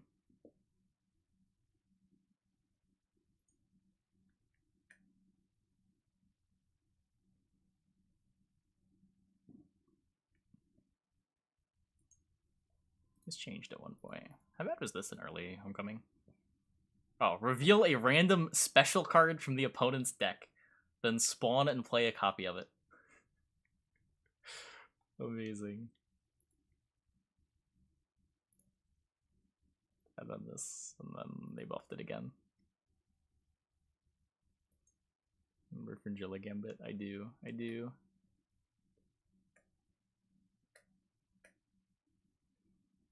Gales was the original Imlerith, right? Oh no, Gales was the original one of this. And then it became this.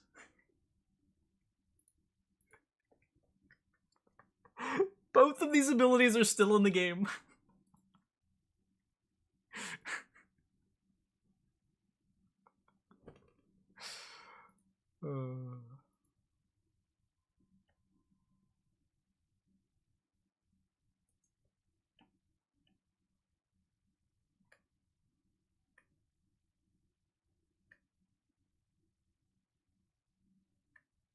Is Holger changed? Holger's done roughly the same thing, just provision tweaks, right? Yeah.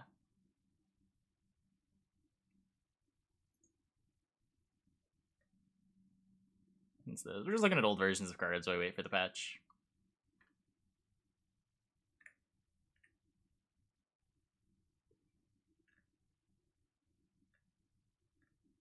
This card had some weird text at one point, didn't it? No, it just had a tooltip.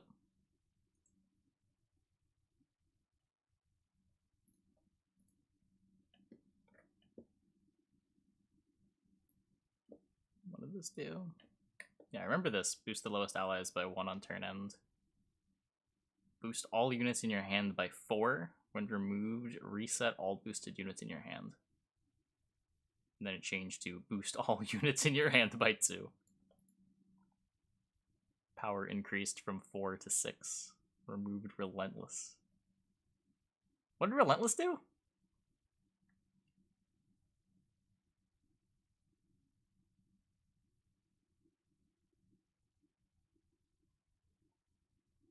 Oh, Relentless, you couldn't bounce. No, I think you're right.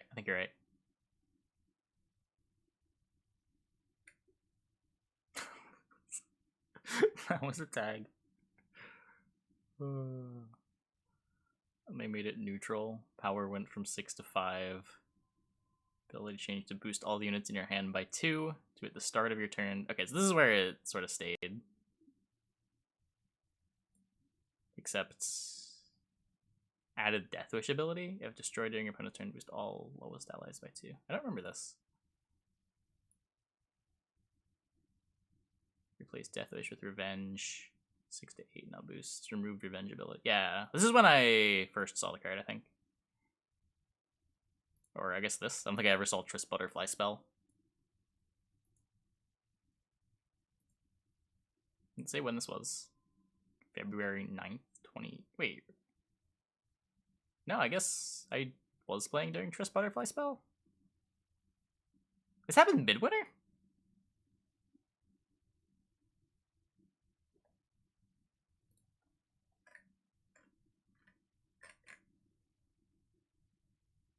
Yeah, I was playing for this.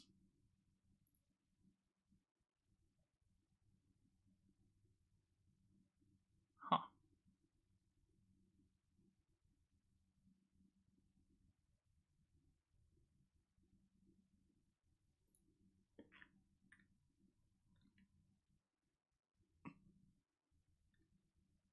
Yeah, this was a big update.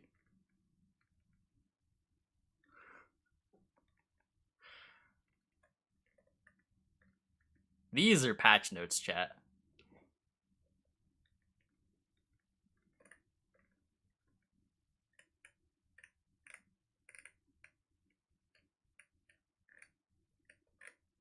Look at the font size difference.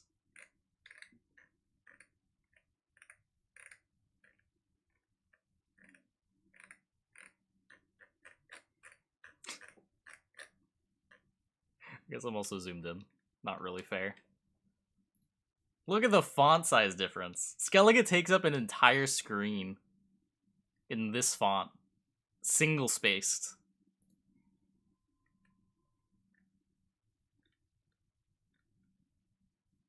This is like twice as big. Double spaces between every change. Full texts in the patch notes. Judging patch notes by font size. What else are you gonna judge them by? Look how intimidating this is.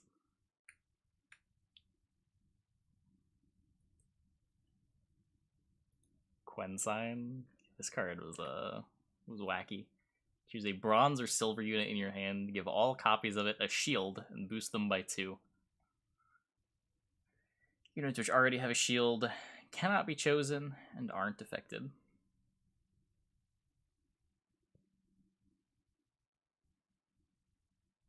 Remember the reason why Quen was changed? Technical difficulties? Yeah. This happened in Midwinter, right? This is Midwinter? Yeah.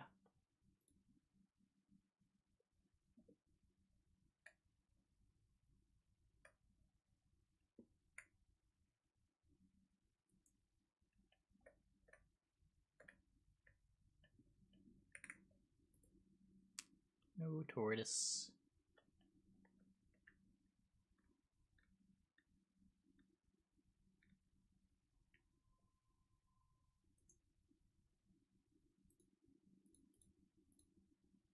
Remove all charges to an enemy unit and give them the taller. Order. Give 1 charge to an allied unit. Charge 0. This is give 1 charge, but this is remove a charge from taller and put it on an enemy unit. This was a card, guys. This was a card.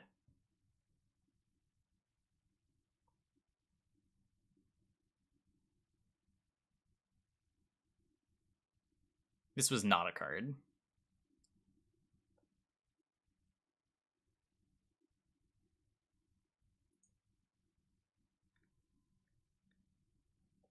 That should probably be available within the next hour.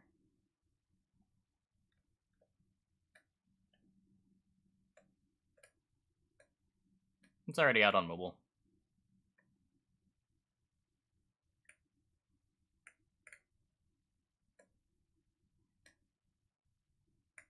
Vandergrift. Is he a pinger? Yeah. Damage your unit by 1, cooldown 1. Condition on Vandergrift's blade. Whenever you play a soldier on this row, boost it by 2.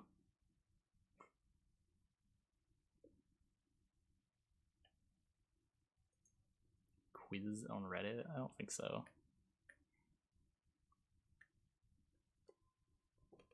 I'm having fun with this. Spring Oh, yeah. They murdered it. They murdered it! Destroy an allied unit, then spawn and play a base copy of it. This was a cool card. To look on a Corinthier was a thing.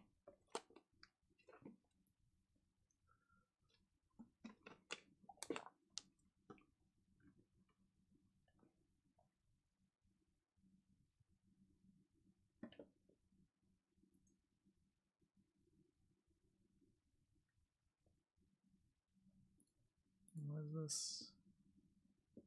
Gwent the Knowledge Quiz.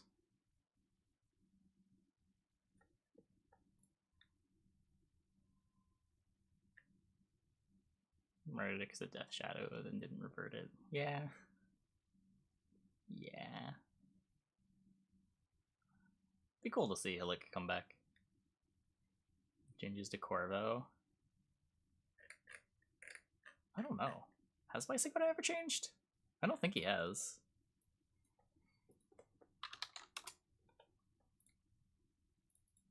Yeah, no.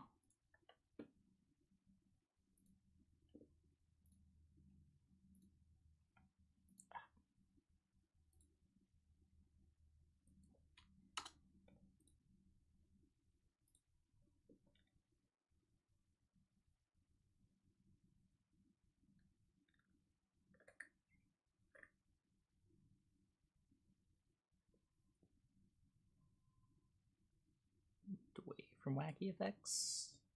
It's sort of been coming back to that. That was a little bit more valid of a criticism in early Homecoming. It was also like a developing card pool back then. It's been slowly getting less and less true as they've introduced more cards, more synergies.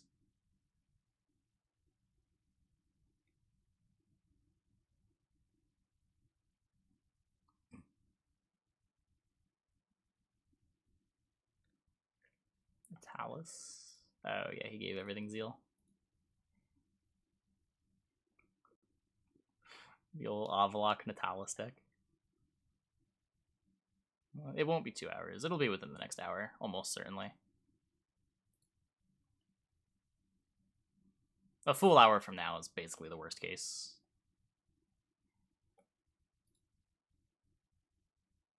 I didn't middle click again.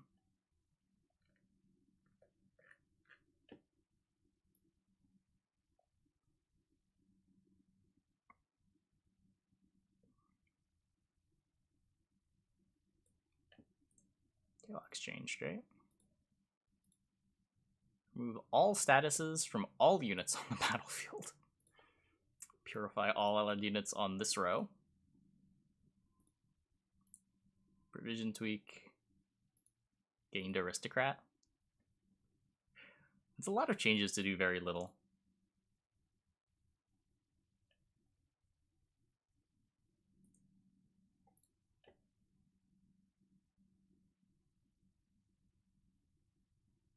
Trailer for the journey.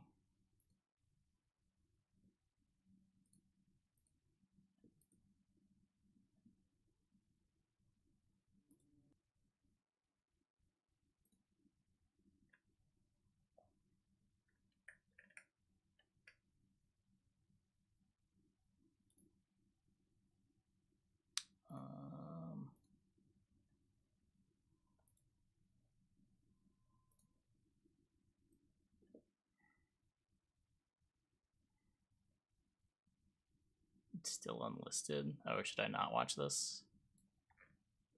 I mean, it has... I mean, it's just unlisted. I don't really care. It has views. It has comments. People know about it. I don't think they care. She's appeared before me in my dreams, enveloped by love, ever ready to help and to heal, cheating death, conquering fear, to become the courageous sorceress, Triss Merigold. I will not let this become a second Sodden. Play, progress, transform Triss's appearance with an array of stunning new styles, and collect even more exquisite vanities. I think I brought Kalak to Challenger Hyper. Yeah, I remember that. Return each week to see a new scene from It was an Triss's answer to life something, right? unveiled. Pretty sure there was a reason and for it. follow her journey toward fame and reverence.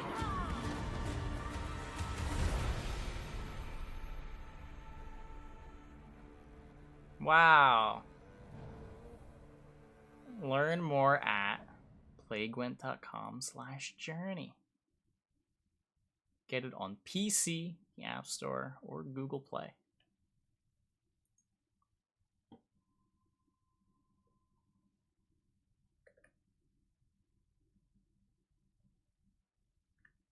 What is... Why light mode YouTube? I prefer light mode generally.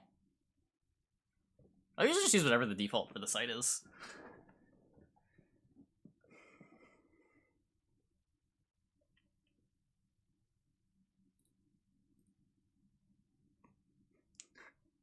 You got me to click it, Peepo. You got me to click it. You got me to click it.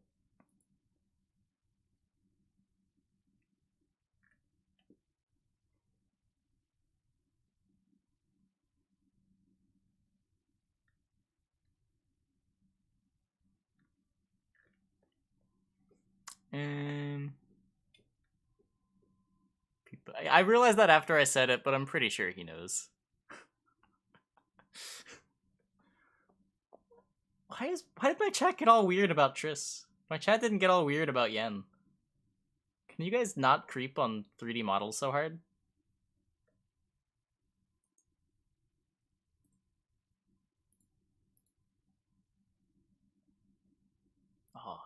This Ojin, give 1 charge to all allied units. And it became a 4 for 7. Well, that's basically what it currently is.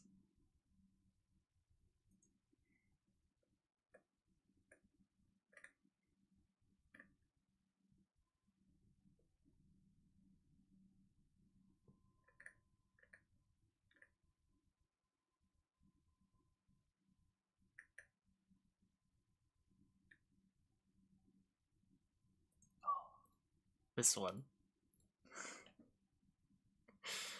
Whenever this unit receives a boost it by an additional 2.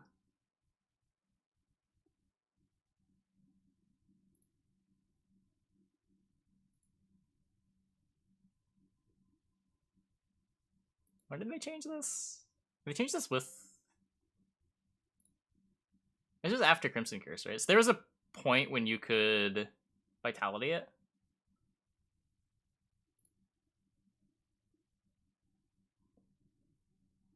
We haven't gotten to Old Yarpen. I think I might have skipped over it accidentally.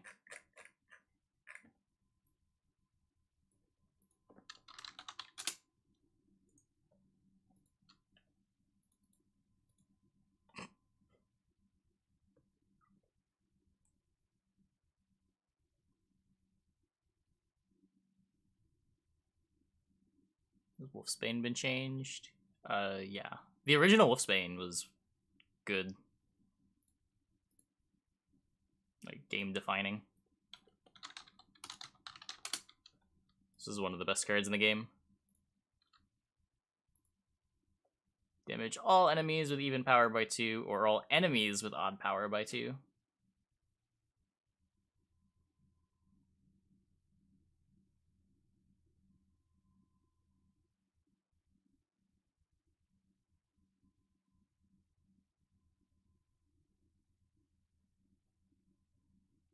Spain was a Grimace target. Yep. Was there ever a window where that mattered? I guess. I don't remember there being a thing.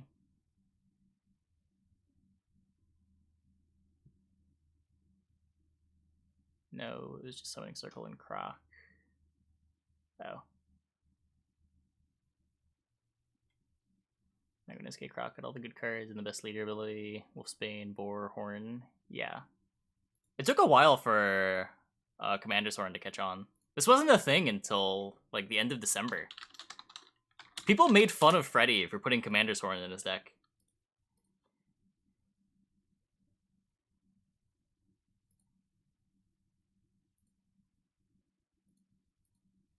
Just 14 Pravs. This card is so bad. This is so bad by today's standards. Oh my god.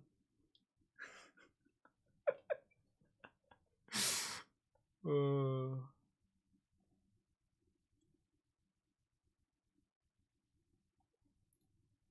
does it currently do? It still boosts 5 adjacent units by 2, but costs 9. This is how hard it was to get good top end in Gwent. You played your 15 for 14 and you were happy about it.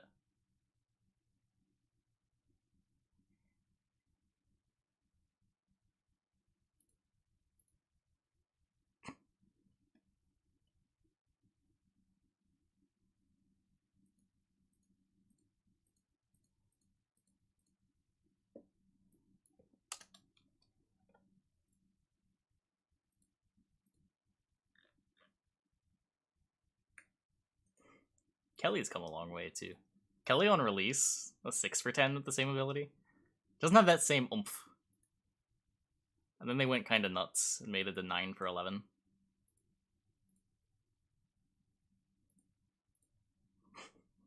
Slowly crept up. This version of Kelly was disgusting. You didn't even... It wasn't even like a Kelly deck. You just played it in Arrakis Storm.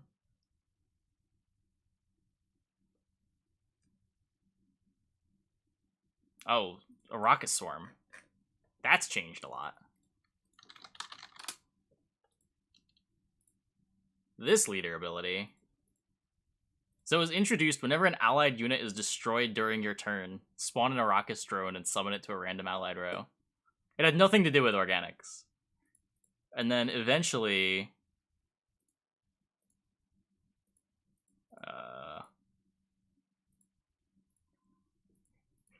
Eventually they gave it charges to make Arrakis drones. And then the leader became the nuts. Burn AQ got like 12p. Yeah. On release. Or on the first tweak from mulligans to provisions. Started with 1 mulligan. Christ.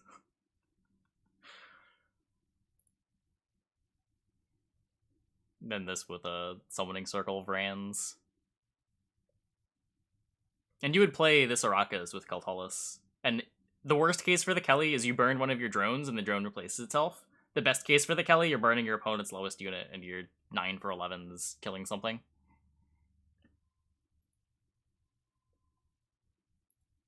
There was just no downside to the Keltalis and Arrakis Queen. The deck didn't go super wide either.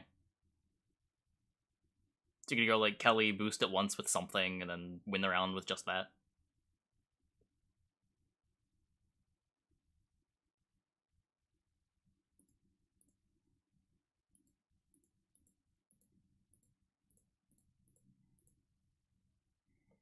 How about a Carapace?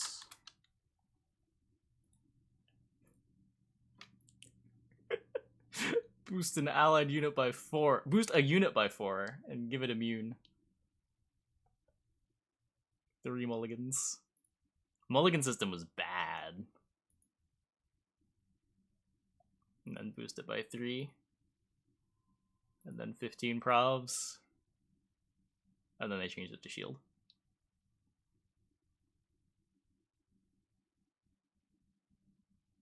Played way too much of the old DQ. I played a lot of the old DQ. I really like that deck.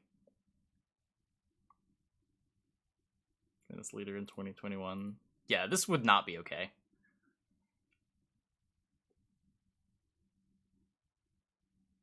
Hey, Evil Gamer.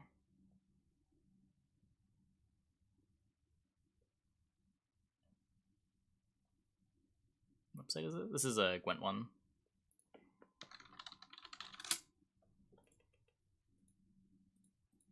It's got historical versions of everything since Homecoming. It's the best online card database.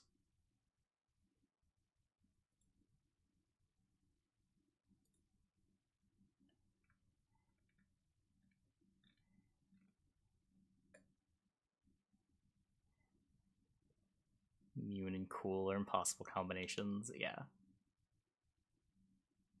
Look at the old beta card. Yeah, if you go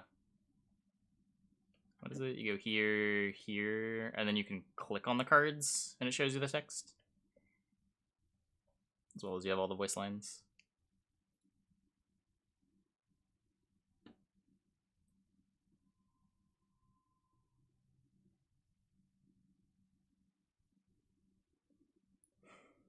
I remember when people hated this card.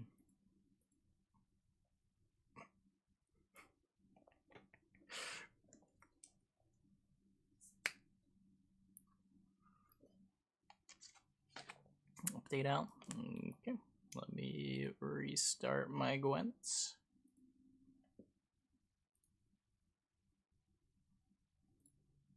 Looks to be trying to update.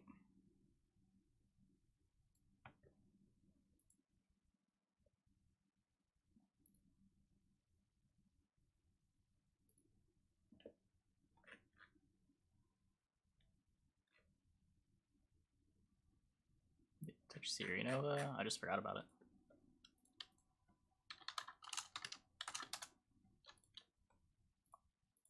Was this on release? Oh, right. On turn start, this is the only in your graveyard, so it's a random allied row. Not really a lot to say about this one, though. It never really saw play. So they just reworked it to something completely different.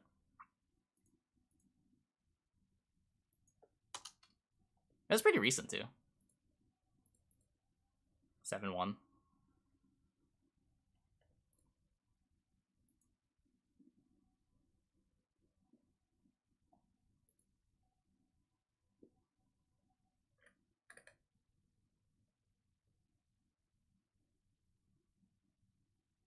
This didn't go to live, right? This was just a PTR thing. Yeah. In the first Homecoming PTR, you could Inspired Zeal Stregobor from Blue Coin and make your opponent discard a card while you drew a card. That was silly.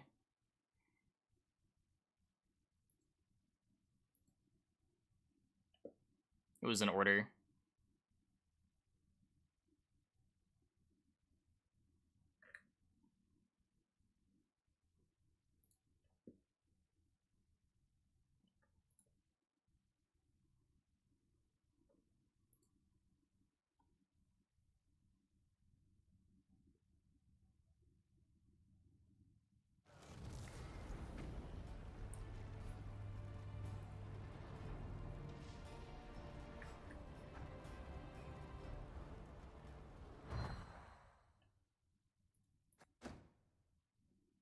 We're in.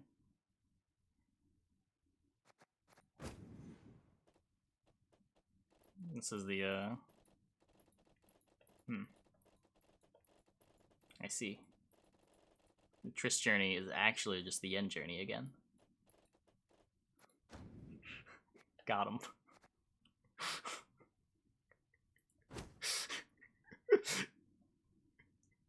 Take that. Didn't see that coming, did ya?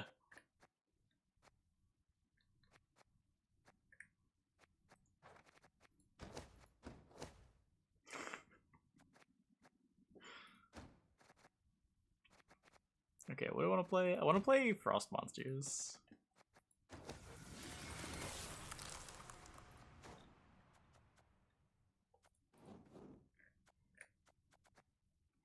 Veil deploy boost self by the total duration of row effects on the opposite side. Whenever you apply a row effect, boost self by its duration.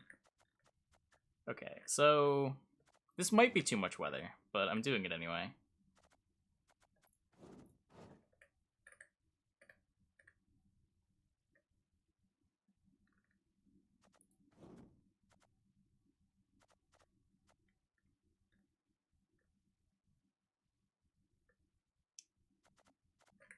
We're gonna play the new Aridin.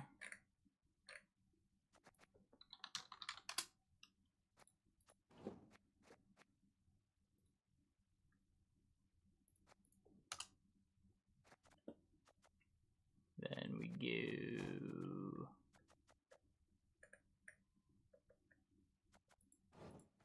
Definitely want larvas. Do we want Foglet? I don't think we want Foglet. I don't know if I want to play Consumes.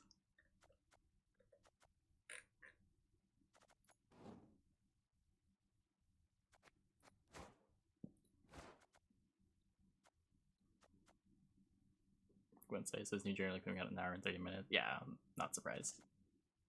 I think the same thing happened last time too.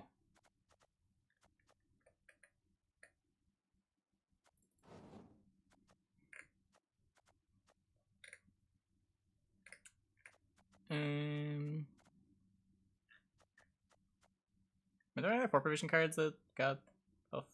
Hold on, let me bring up the patch notes again. Work with Madoc. Oh, we could play with Madoc. That's true. Maybe we don't go in Dragolarva. Maybe we go for full nonsense.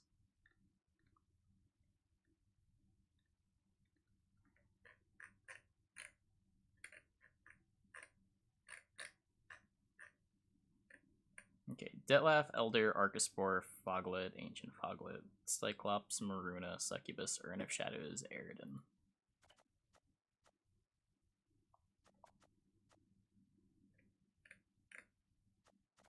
I don't think I want Madoc. I think that's probably too many roll effects, and it takes away from Dragolarva.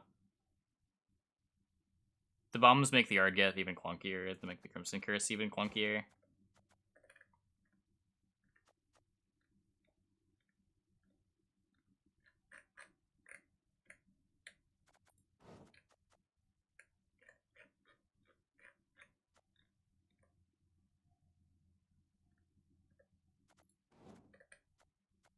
Devotion. We are currently Devotion. I don't know if we're gonna end up as Devotion. We probably want Winter Queen at least. What do I I guess I'm not going Matic. Being non-devotion's pretty easy.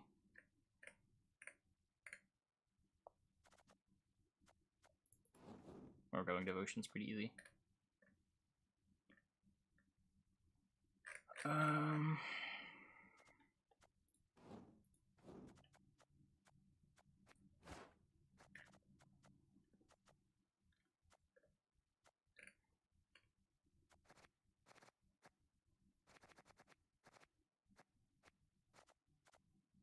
Can play Oberon.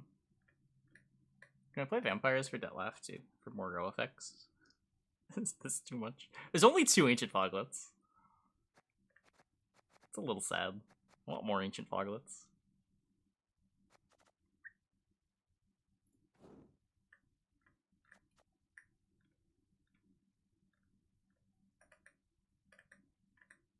Necromancy. Gold is good. I'm not a big fan of just playing a 9 for 6 that I can't play in round 1.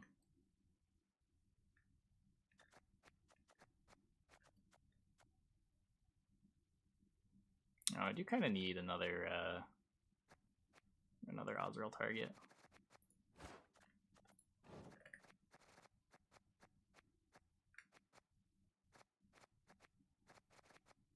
Corinthier for more Foglets. If I got the deploy, I would.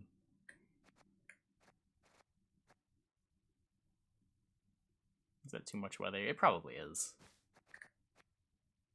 But we're gonna try it. I want to see how good I can make Ancient Foglet.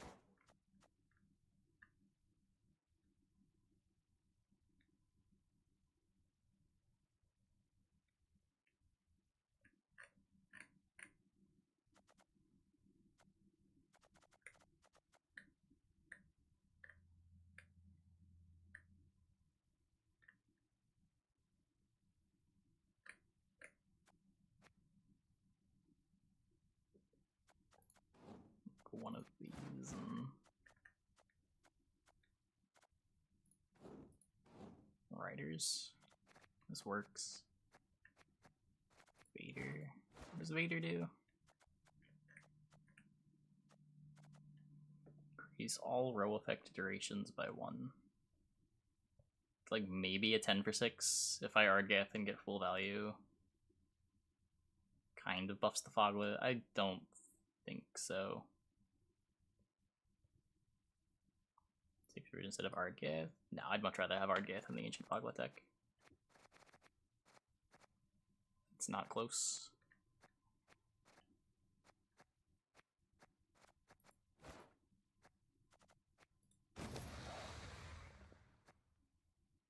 Okay, let's try to find a game.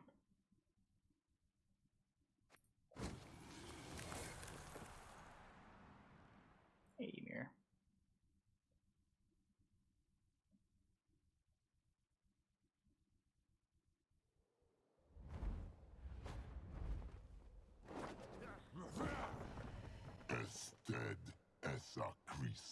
Miracle Brand. Maybe not tonight. I don't know if we're gonna play. We got like an hour and a half left to the stream. I think we're probably just gonna play like 5 games of this.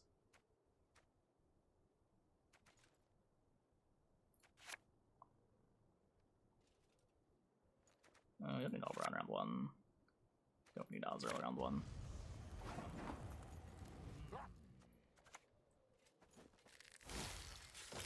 Midjourney hasn't updated yet.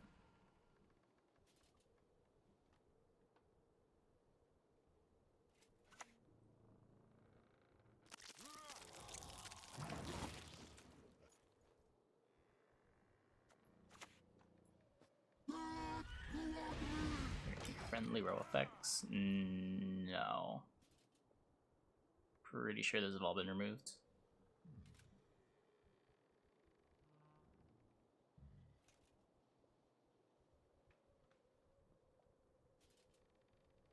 New artifacts supposed to have resilience.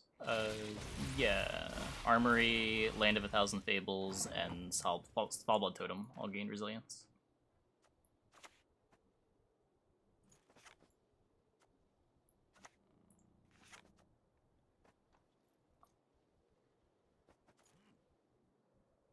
Can do this into this into this.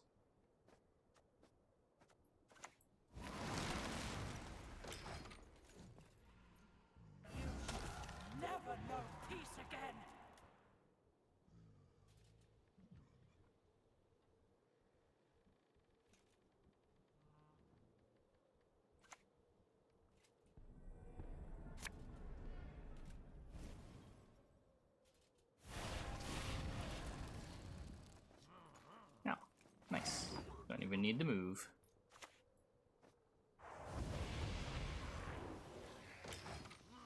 Oh, this is Veil. I should have put this in the Crimson Curse. Whoops.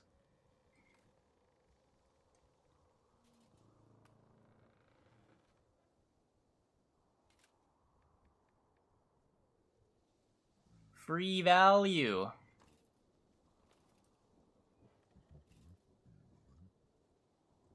Change stream title. Oh, yeah. Patch Day!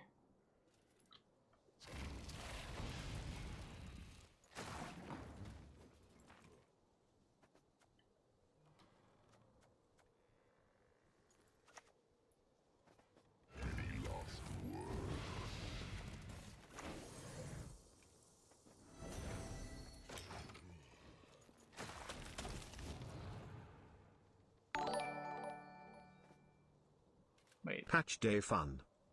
it's only +1?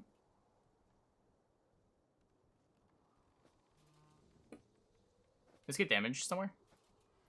Hey, Zeltine, thanks for the Prime. Thanks for the 4 months. Welcome back. I only one. I think we might have found the bug.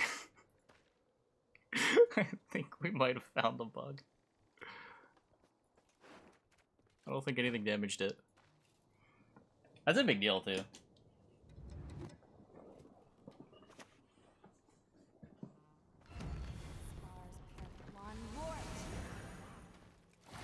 So wait, is this gonna buff by 5 or 1? No, this deck's unplayable! CDPR!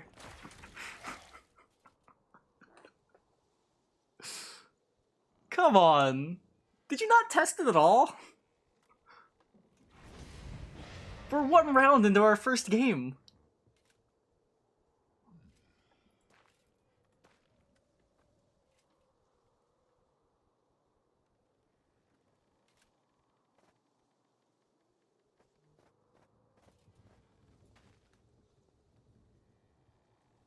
I'm so sad. I'm so sad. The deploy works, but the other ability doesn't. It just gets +1.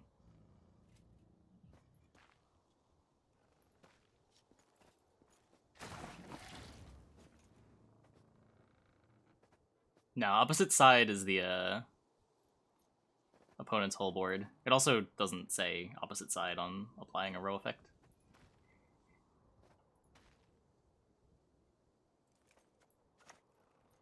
When not current there, then do leader when not broken. I mean, part of White Mage Ancient Fog what's so good is the deploy value.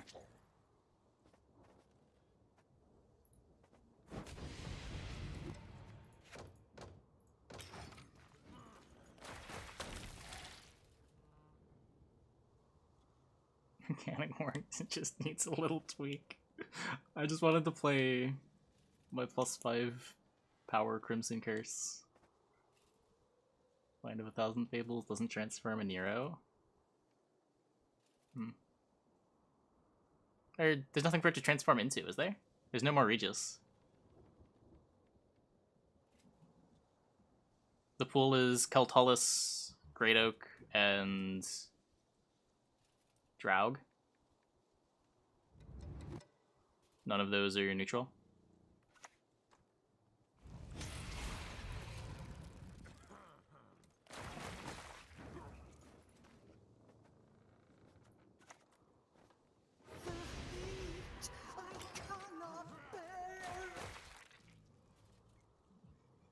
Playing one of those factions? No, I'm pretty sure it transforms the card into a card of the same faction that the card is. It doesn't care about your leader's faction. It cares about the card's faction.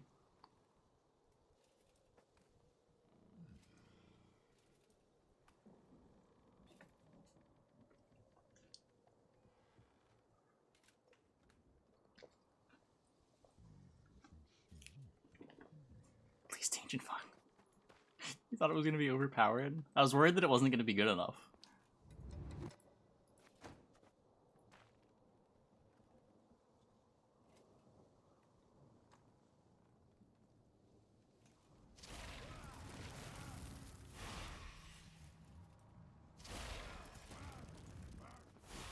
Restoration. You're not wrong.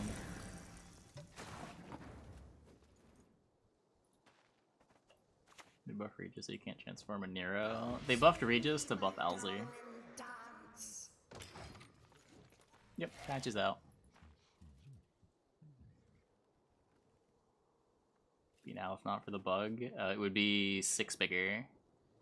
5 bigger. 1 from Eridan, 4 from Crimson Curse. There'll be nothing to pick up when I'm done with you. Sad. Sad. You don't want the deck list. The deck doesn't work.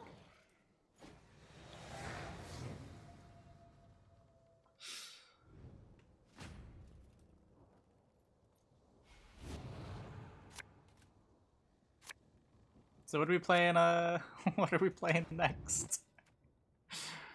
Hotfix when?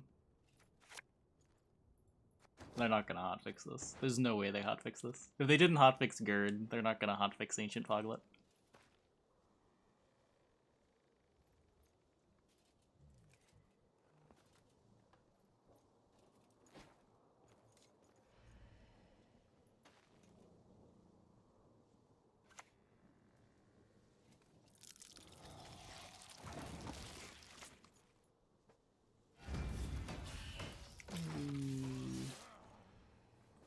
Bug. Ancient Foglet's passive effect only boosts by 1 when you apply a row effect, regardless of its duration.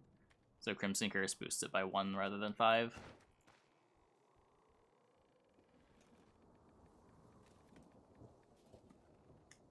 Yeah, they fixed Gerd.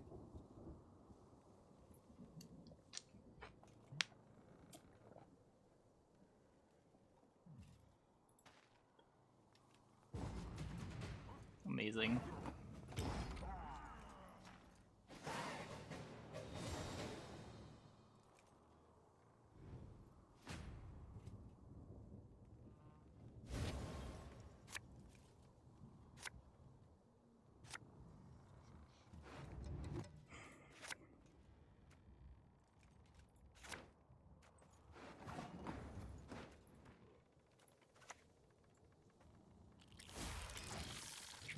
Discard Lippy deck. Maybe. Probably. Probably at some point. Maybe not tonight. I feel like the kind of thing that I would want to build off stream and think about a bit. Be kind of boring to watch.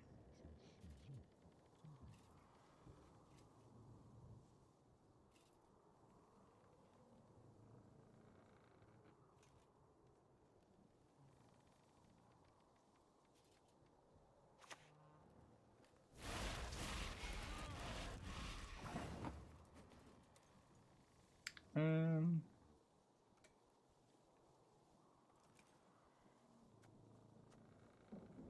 want all my thrives. I'll just do this. Naivety is a fool's blessing.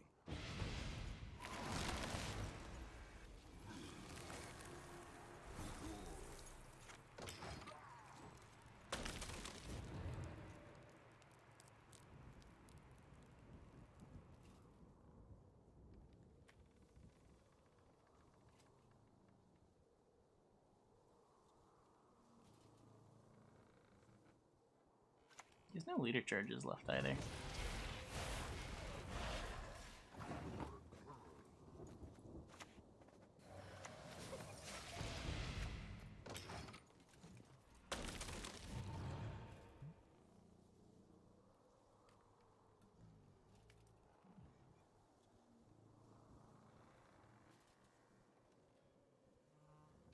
I mean, considering all our cards missed, I don't know, this doesn't look too unwinnable. Actually, it looks kind of good.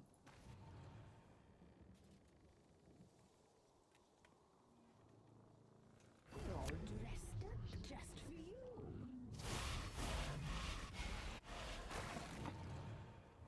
Cool. So now we Naglfar, try to get Oberon. Good. I have lived long and seen all, and I am bored with it. Just take the Bruiser. I already have too much Frost.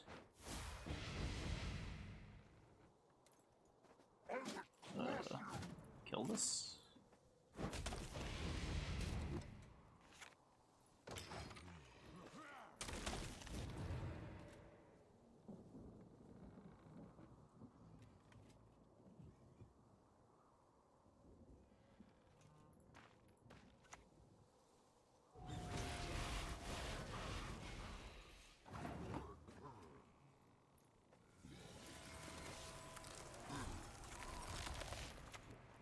Nothing rivals their hair, so silky. I think we got this.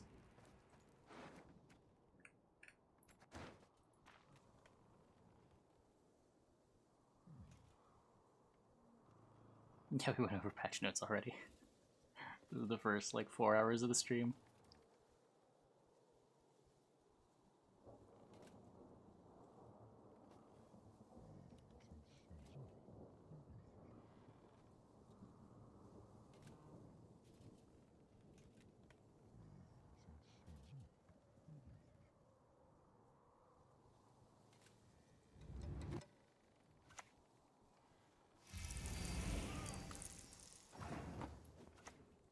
You still be Yrden, right?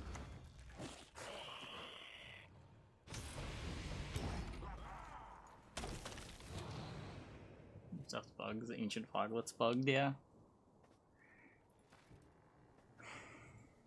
Ancient Foglet's second ability only ever boosts its health by 1.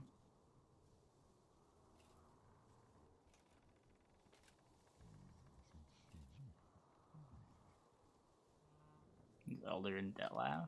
It's not here.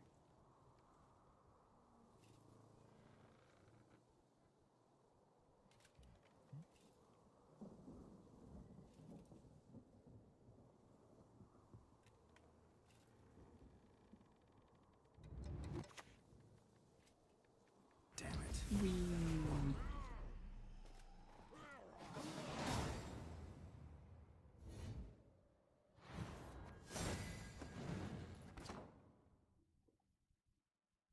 It's like a pretty key bug. It is. It is. It's very disappointing. Okay, well. Let's save that for later. What were the other things I wanted to try? I think I'm going to try out Most is bugged. Yeah, sort of the same. Sort of the same.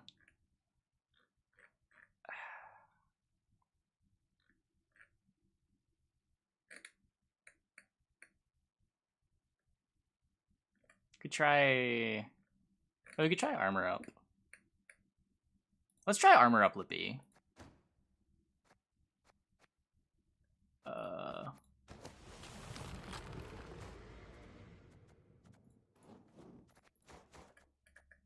I'm pretty sure this wants to be a Lippy deck.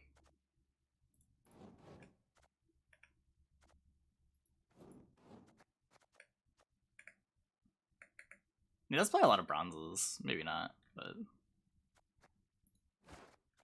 Ceres seems good. This is just like having a short round plan.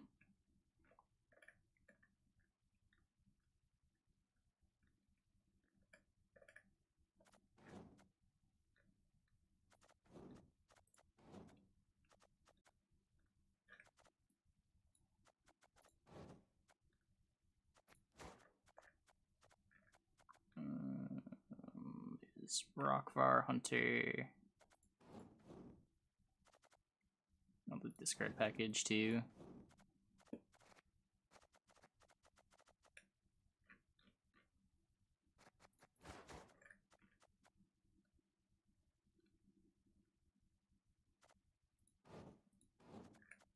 Yeah, Mask is good.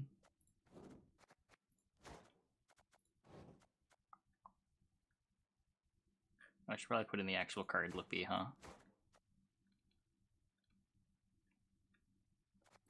What does Lippy cost? Oh, it's 11 now. Coral deck? Yeah, I guess it could be a coral deck.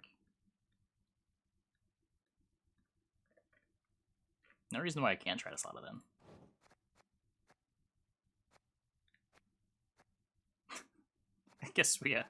I guess we merged these together. Sure.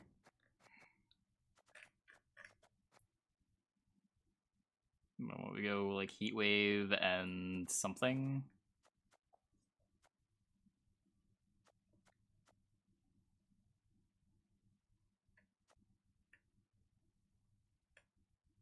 Could just like play Decree.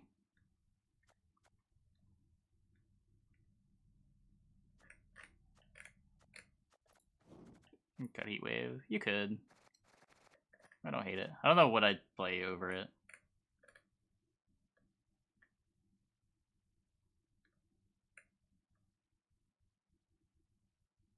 Blue Boy. Blue Boy is kind of good. I've got Quartermasters too.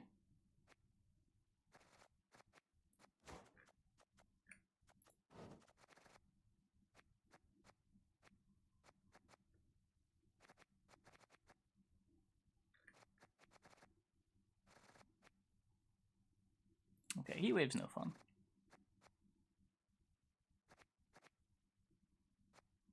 You probably trim a Scald. I have the Coral too. There's only so many things that I need to discard. Play the Gird.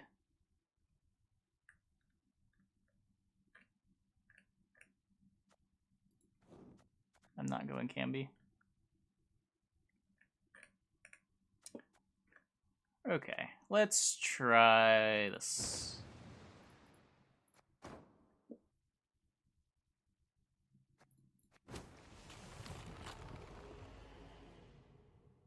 Gird fix test, yeah.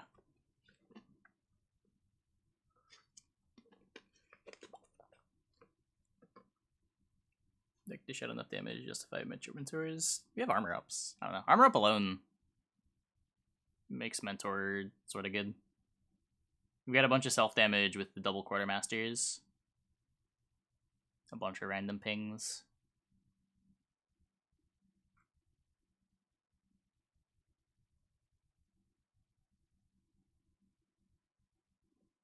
Was the Gird bug? It didn't work when it was supposed to work. You still had to play it a turn earlier than you would expect to.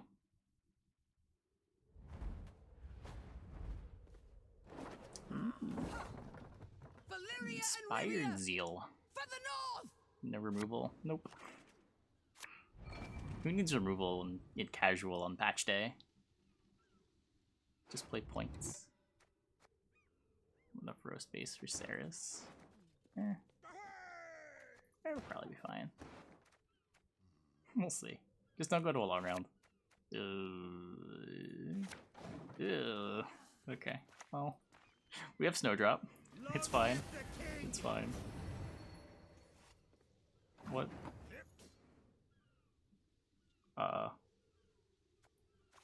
Okay, well, don't have to use this as Zeal.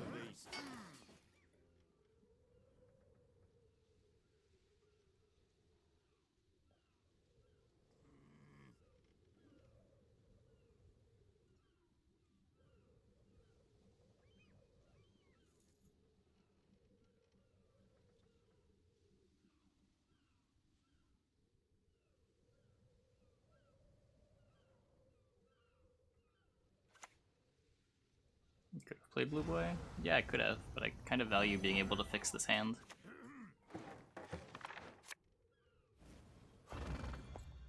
I like you whether you like us or not. Oh my god. Okay. Okay. Yeah, fix this hand.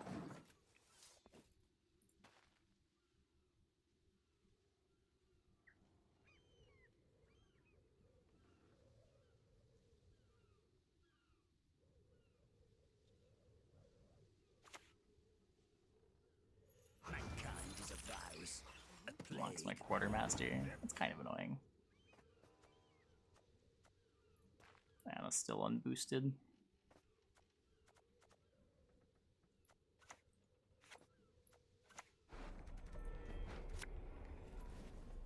I'm ready. Give 'em no rest, no reprieve.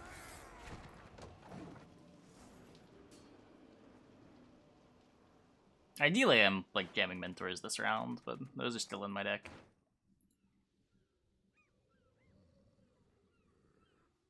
Hopefully Berna gets me there.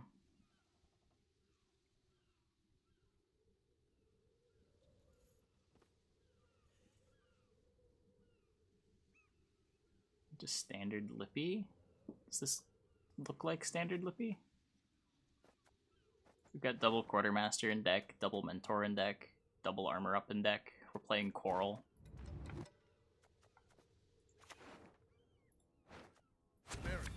We're playing Snowdrop. To arms! I don't know if that means anything to you. Okay. Just had to be sure.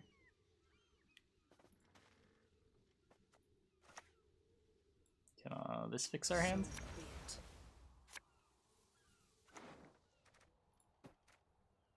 I think I discard this.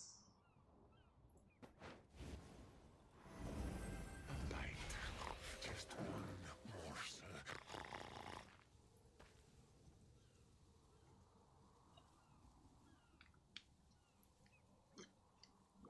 Pass. I'd rather not throw the game.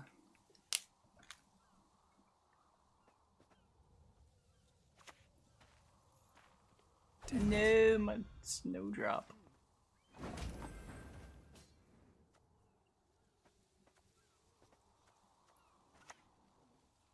Do this now. So, which one of you wants to die first? Means 7 cards in the starting deck. Yeah. It's casual. There's no ranked mode right now. The season hasn't started yet. Like an NR starter deck, it might be. Get an engineering solution. There's a target practice.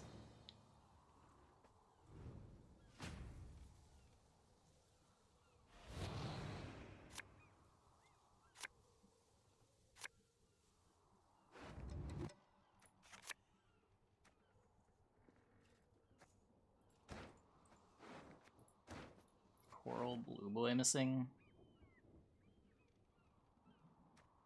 No, should probably put that back in the deck.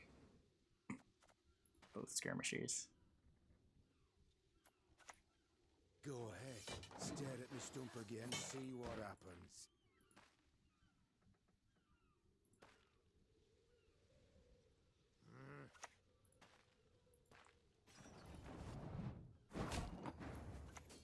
The windmill. The sticks spin around and smash you.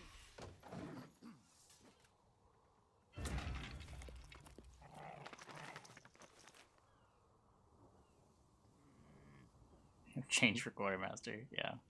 Just need something proactive.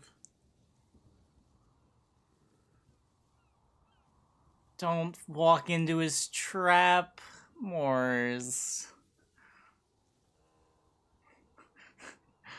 Moors.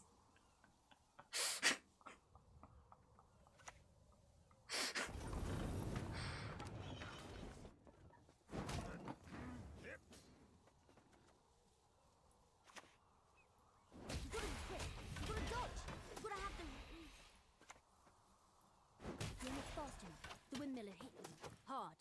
No, do the pendulum. Yep, Ancient Foglet's bugged. Oh, hey, Red Owl. Nice. Yeah, we played it 2 days ago.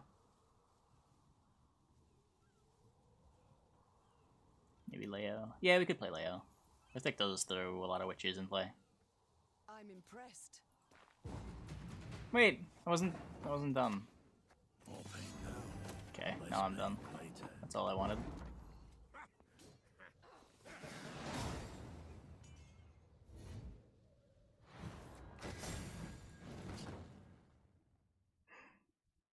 Smart deck building is the key to victory. Thanks, Gwent.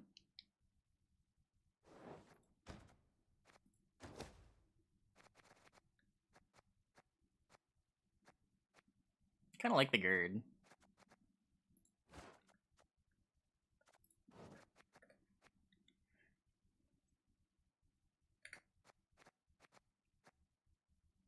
Double tutor sort of makes sense too. I mean, we can get rid of the Gerd. It's fine.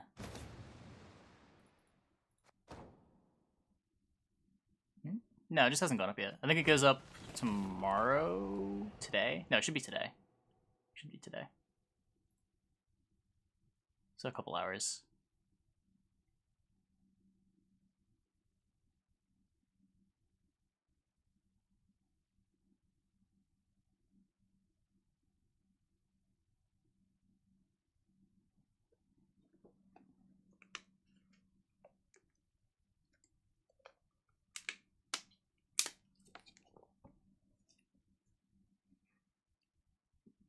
this card's first. It's a card from another time.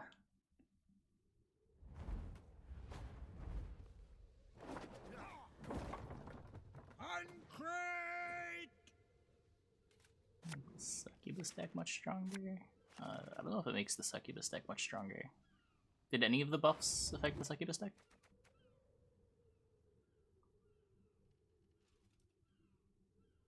We have one mentor. I don't need Lippy in hand now. Okay, sure.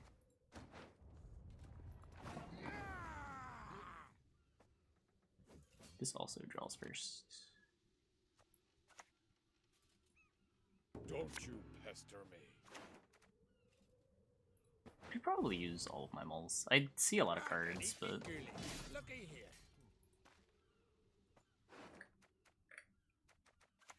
I don't know.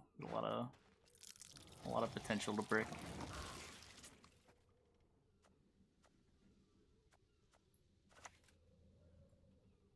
I promise you a quick death.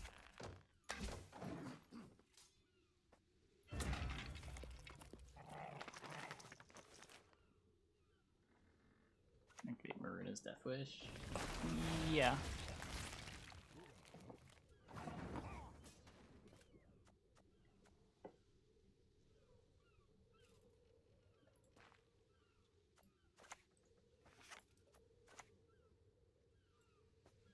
I can do a great deal more for you.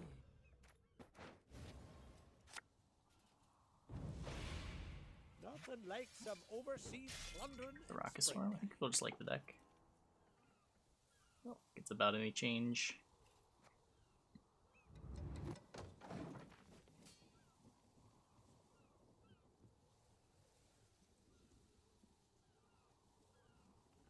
It's sort of like an 8P stratagem, but it forces you to commit the Maruna into round 1 and for your opponent to give you a target.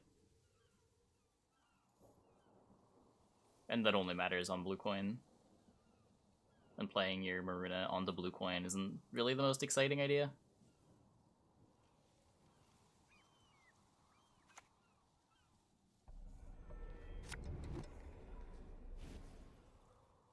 No, my coral. I do not mince words. On principle. Can I do the pendulum? I'm much better at that.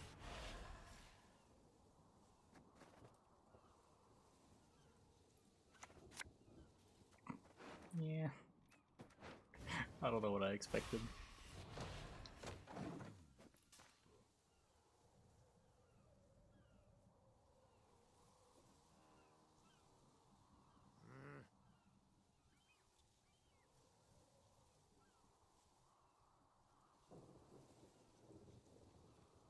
Do round 3, Redea Marina Manticore. Yeah, the Redea buff is cute. I don't know.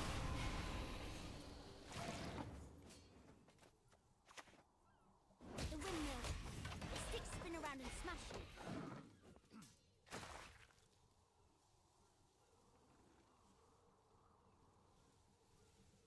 Going Devotion and Monsters is pretty rough.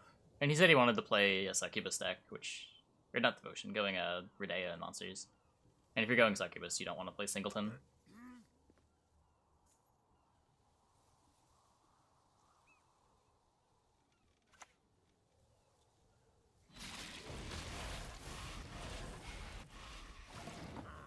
No.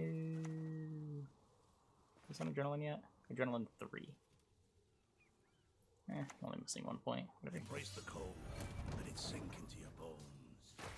I need Bone Talisman. Yeah, it can almost play Bone Talisman.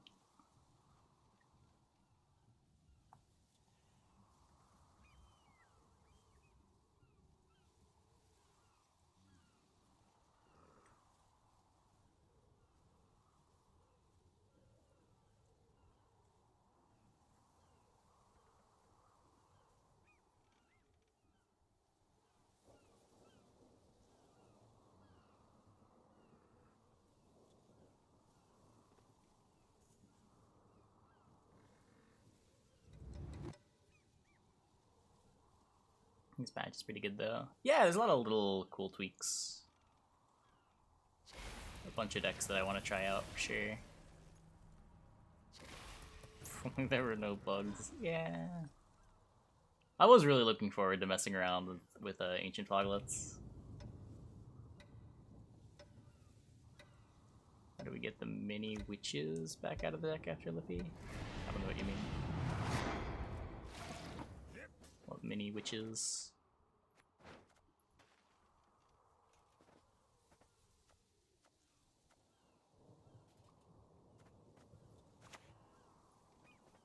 For the clan! For Skelliger!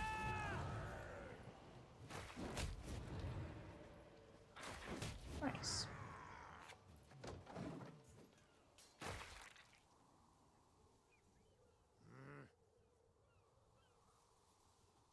Not heard of the bugs. The second ability on Ancient Foglet only ever boosts it by 1. So if you play a Crimson Curse, the Ancient Foglet in play, Ancient Foglet only gets +1.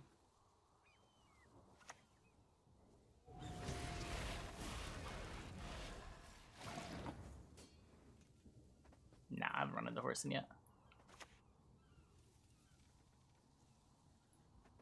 Make it back to the king by sundown, or freeze.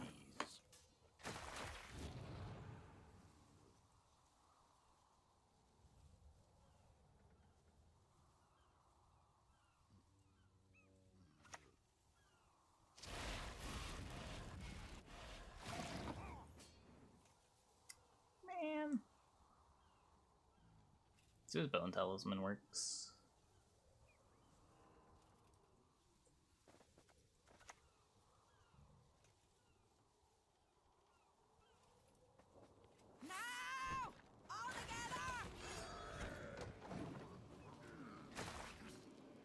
Oh, his Bone Talisman still works. Wait.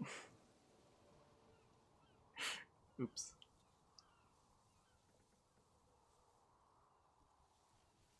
I may have forgotten the bleed. Oh, nice.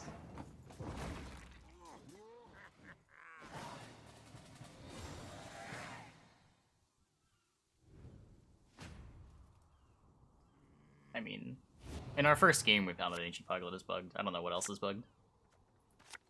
We've only had the patch for 20 minutes.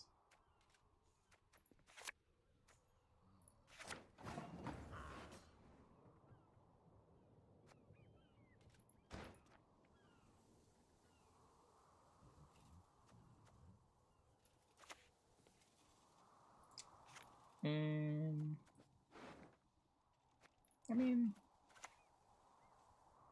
just sort of see what happens. We shall do it my way.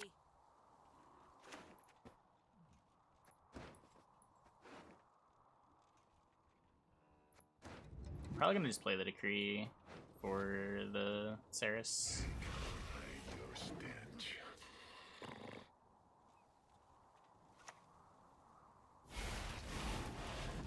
Yeah, I said the same thing in Friends. It was our first game. Round 1 of our first game, we realized immediately.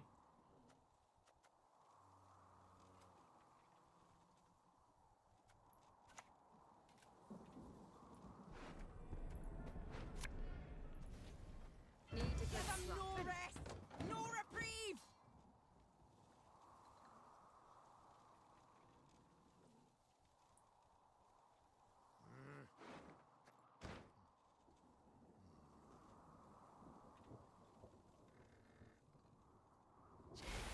Selection. I already have my Shield Maidens in the graveyard.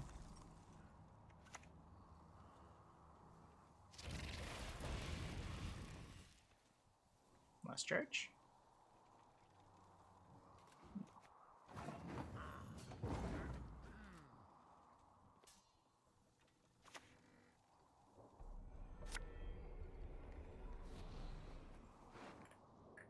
€9. Okay. Oh, we got the Decree still.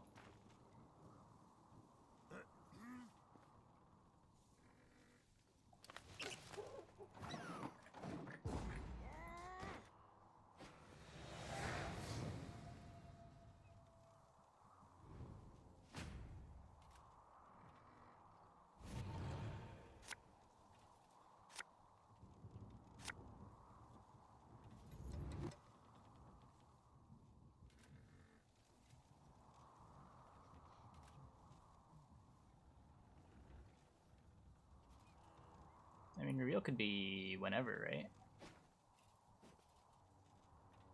Probably be throughout this month.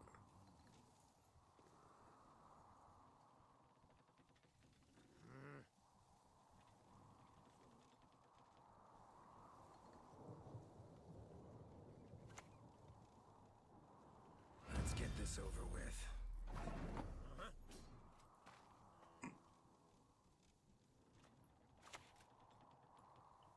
My troubled ground steps livelier than yous.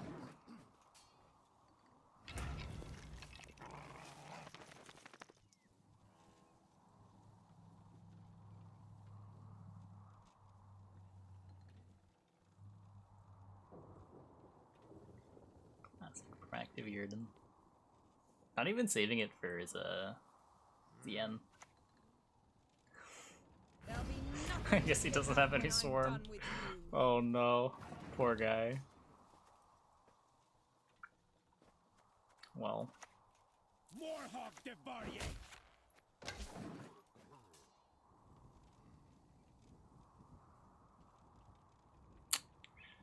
yikes.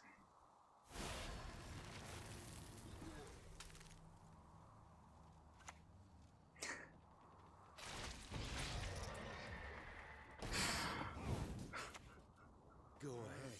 Stare at me stump again, see what happens. Maybe he plays Glusty Warp. Maybe we're giving him a win condition here. No.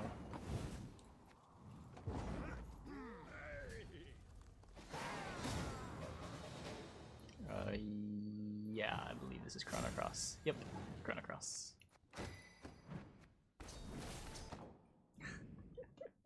That was pretty good. That was pretty good. Start of season. Season of the Viper.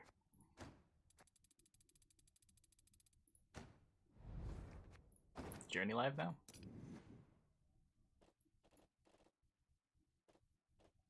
So there's the Triss.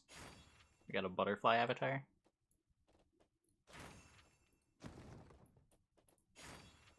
Triss on fire avatar. Scrolls.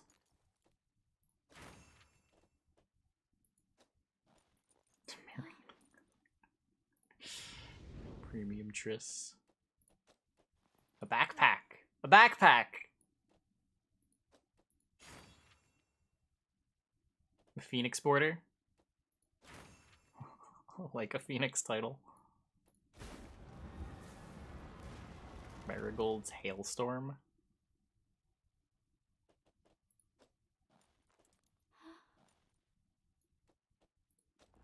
Voltist's Pride? Marion Triss.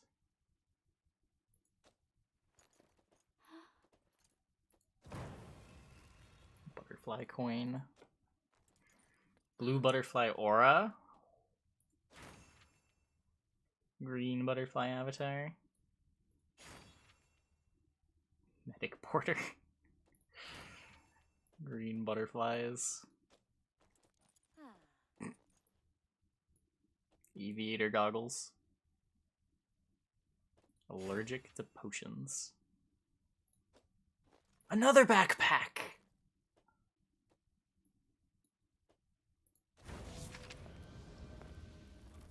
Voltist's Advisor. That's a cool card back. It's got like a stained glass sort of look to it, almost. Almost.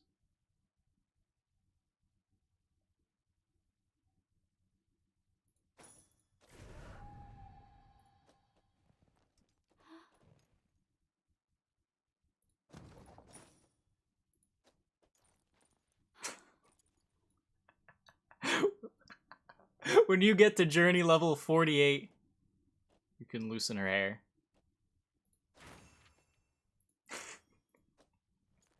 Another backpack! That's 3.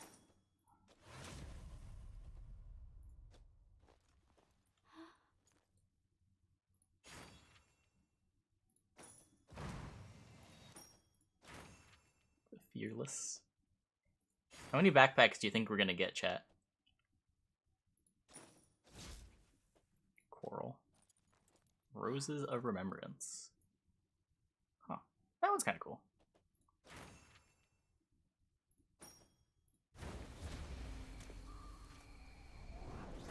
Rockalon card back.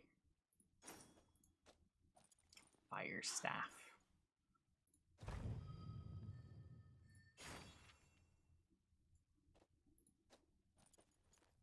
Emerald Fox Mask.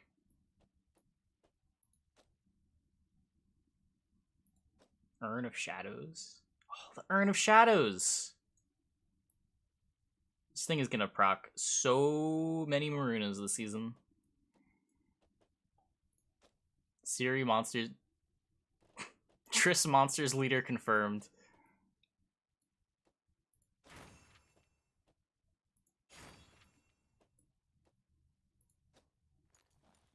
Fire Tornado Aura. Cultist's Advisor. Battle Coat. It's not a backpack. Where are my other backpacks? Great Balls of Fire. Okay. They might have had too much fun. Healing Magic. Red Butterfly's animated avatar. The unplayable one in the back. Nice.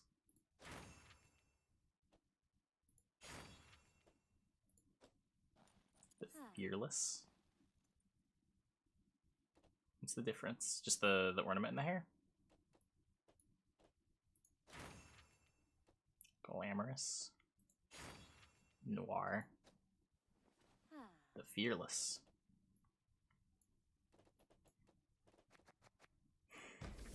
Next part of the story... Wait. Oh. Cool. You want to read this, chat? Anybody?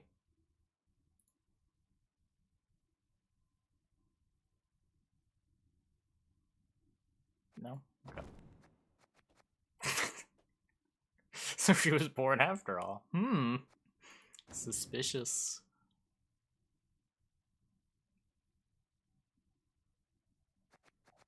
I wanted to check.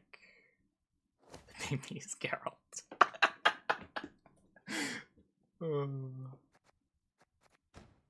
Contracts, journey. Can I filter these by current? 50 games with the rope. Oh, wait, these are. Oh no.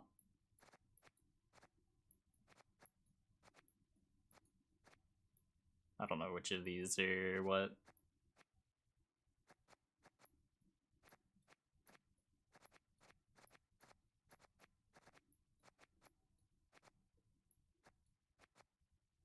Why would you be able to do that? Don't be. God damn it, Inference. God damn it. Type Triss in search. Okay. Good enough, I guess. Complete all weekly quests. You get a yellow butterfly's aura. A magical aura for reaching level 100.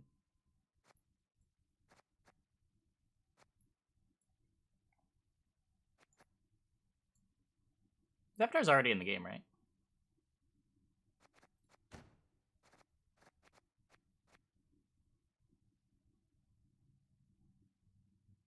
Is it this?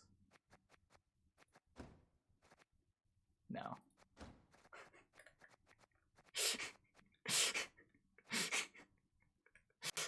Okay. Don't get mad at me, chat. I don't even want to look at chat. I'm sorry.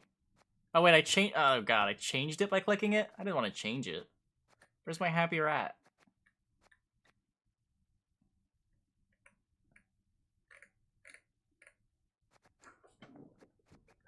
No! Where's my happy rat?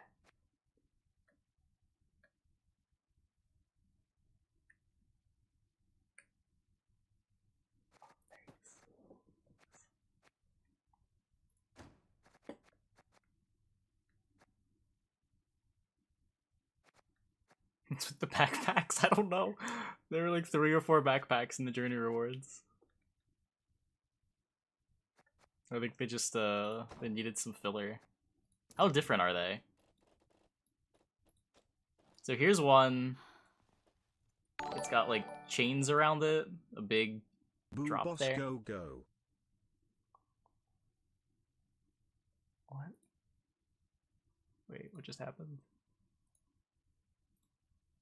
My notifications aren't working. Boobas go go.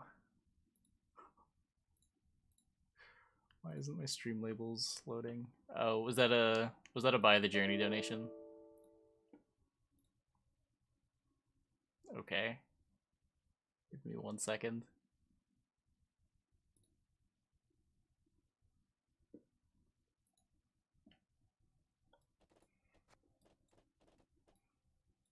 And then that's the battle coat.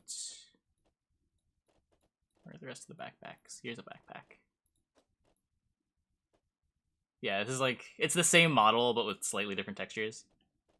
It's got the 3 chains, the hood that drops down. This one's completely different.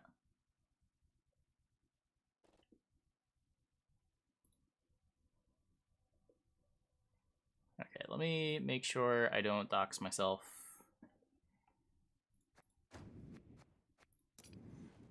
Unlock premium pass. Enable GOG overlay to buy from the shop.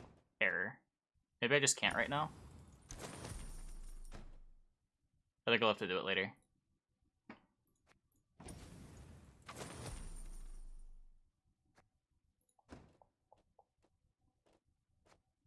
But I will do it. I will do it. Is it a naked Geralt doll? Is it? Oh no.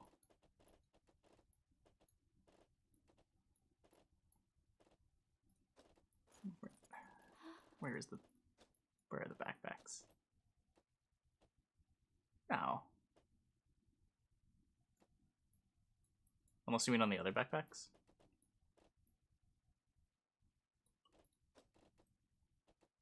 Oh. Obsessed much?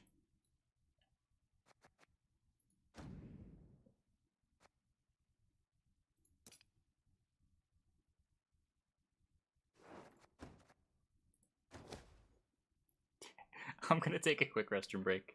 I'll be back in like 2 minutes. When we get back, we'll jam some more of this. We can call it Miracle Lippy. Hope you guys stick around.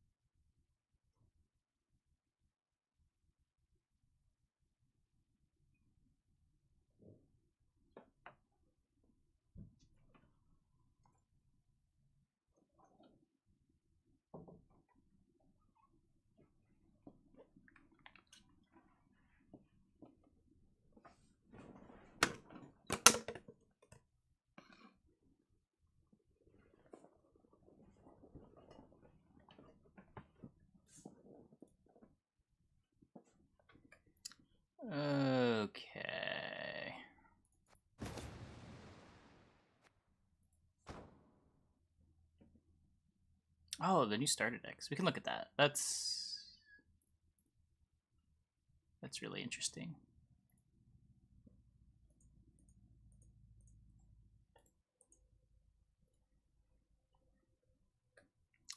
Okay. Whoa! Wait. This is going even further than I expected.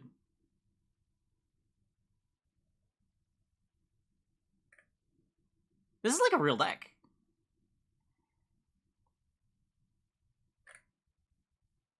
It's not wasting any probs.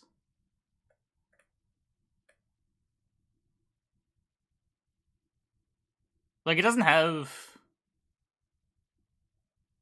It's missing, like, Andregalarva. And it's a little bit too Wild Hunty to be a real deck, but, I mean, it's got the Yigern, too. This is... Yigern without Azrael. They removed Azrael. That's funny.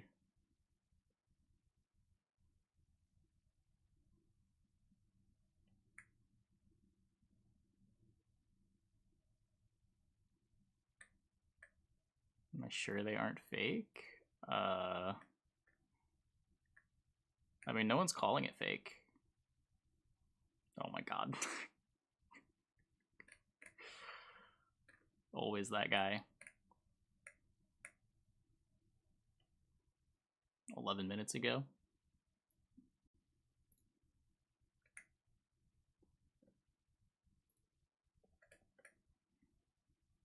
Blood Eagle, Harold, Hemdall, Dagger.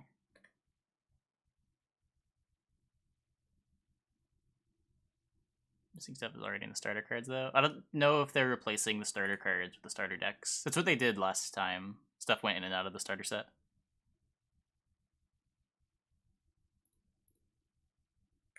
He didn't say us why. Yeah, okay, maybe this isn't real. Yeah, this is a few too many legendaries. Azrael being missing is super weird, too.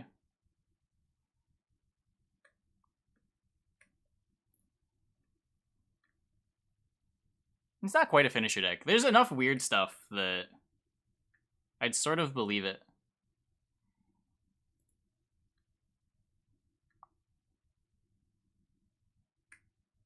Okay, maybe not in this one. Skellen. Maybe not in this one. Yeah, this one's a little...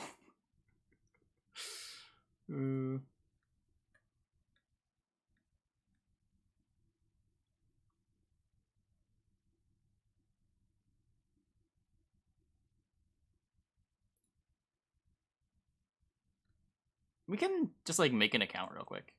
This isn't hard to test.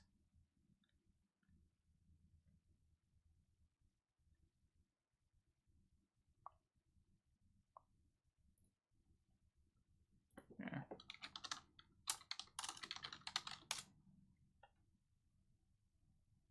Let's go log out. Oh, don't install. Log in.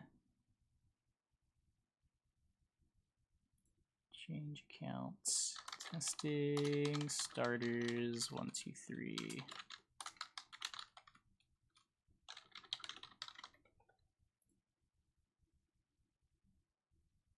Sign up. Oops.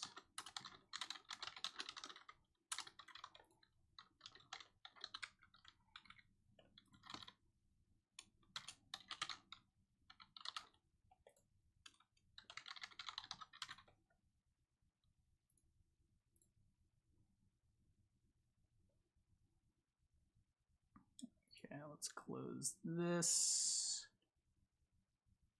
Let's go to my Steam install.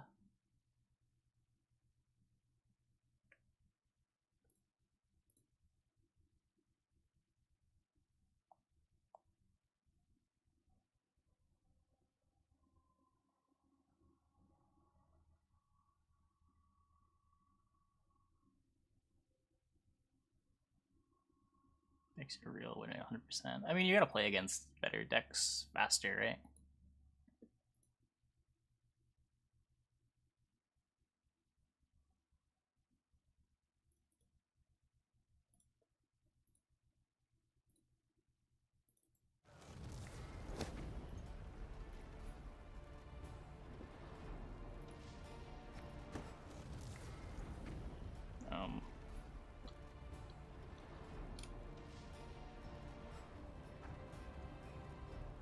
Okay, change accounts.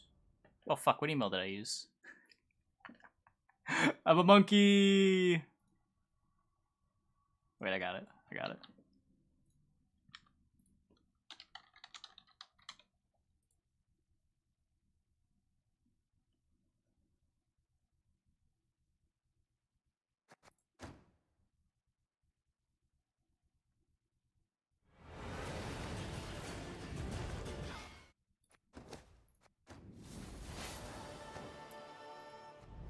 I didn't click skip training.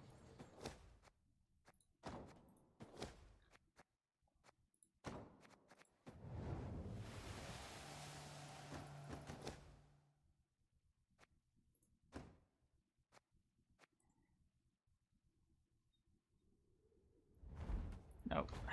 There's... God damn it. You've got the heart. God damn it. Great. Oh, the new starter decks.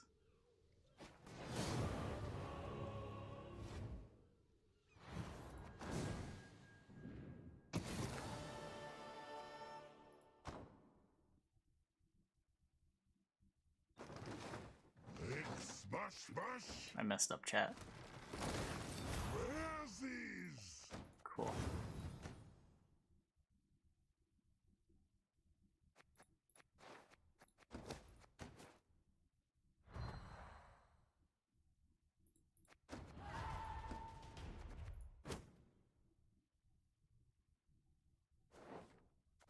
There is no Syndicate one. No, yeah. This looks like the Monsters one. They just give like a full Assimilate deck for Nilfgaard? Damn.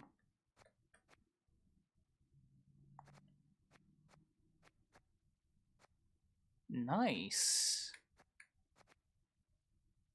Wait, so you just get to hop in with really close to a real deck for each action?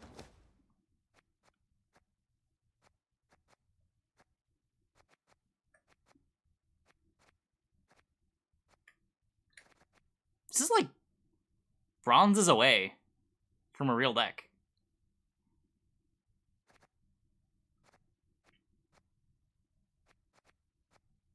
Whoa.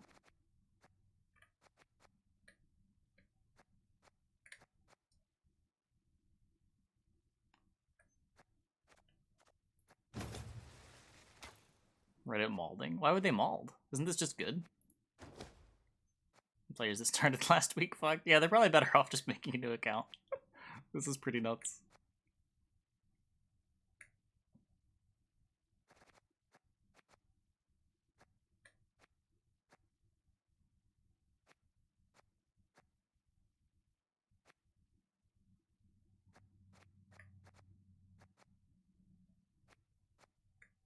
They changed it to prevent easy speedruns. I mean, it's a bit of a give and take for speedrunning. On one hand, like, people are going to have real decks, but they're going to play them really poorly. There's going to be more opportunity to outplay your opponent in the early ranks. But it does make the whole, like, card acquisition part of the speedrun really boring.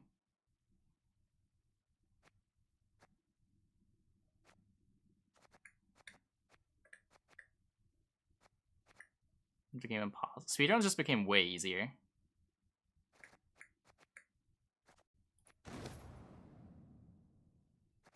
Way, way, way easier.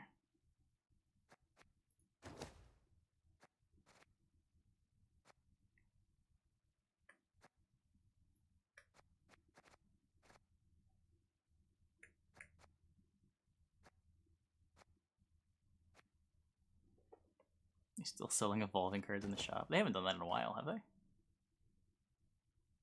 Goodest cards you get. Human deserve. Oh, no, they are. Oh, no. That's a bit of a yikes. Bit of a yikes.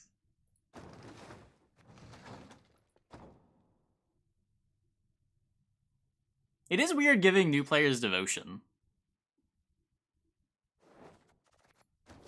It just, like, limits the potential pools they'd be able to, like, improve their monsters deck with.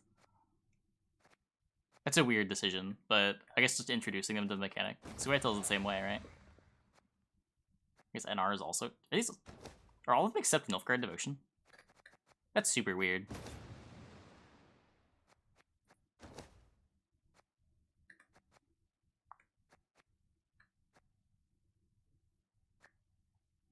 Risky starter deck an actual 7-way board. Yeah, this is... Huh. So new players just get to jump in. This is really good for new player retention. Like, this has to be, right? Playing with janky Gwent decks, like Elder Bear, isn't super fun. The synergy and like how your cards work together is where the fun in Gwent starts. What's this? These are the new starter decks.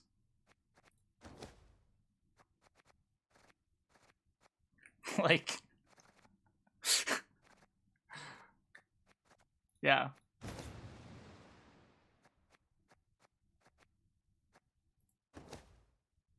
You put it too easy? I mean, what does too easy mean? What's wrong with players starting out with like a full deck? Decks seem 90% optimized. That is weird to me, yeah.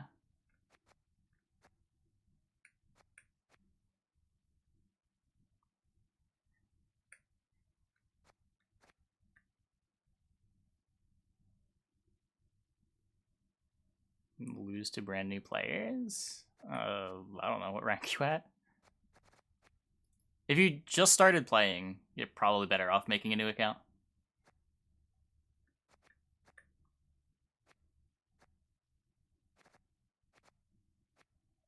I imagine they didn't retroactively put these cards in every account.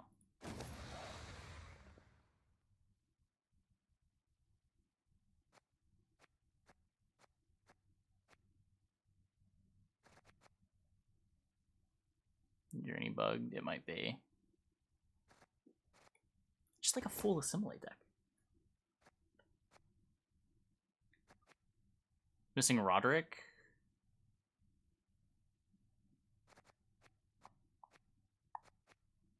What's gonna happen to the starter? I don't know.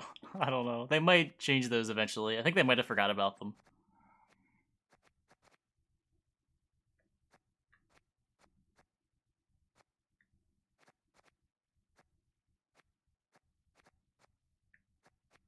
Maybe the store just hasn't updated yet, too. Yep, these are all the new starter decks. They were linked on Reddit. If you just want the deck links. Is Reddit mad?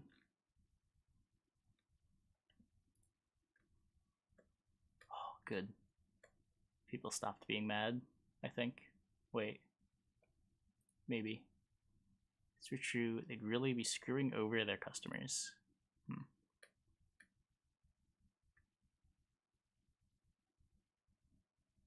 Something's fishy. I mean, you could just make an account.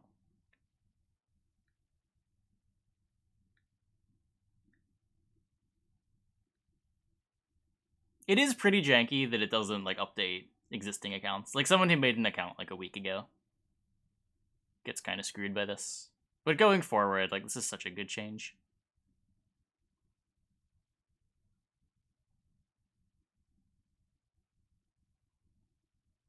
The people who have like been grinding for a couple of weeks and their account is currently worse than a starter account, which is definitely a thing. Like even like a month, right? A new player would maybe what have like 2 decks, 3 decks tops after like a month of play.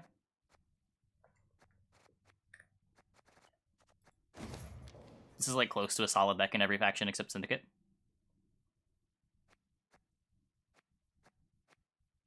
I don't know, about 3 and 4 months.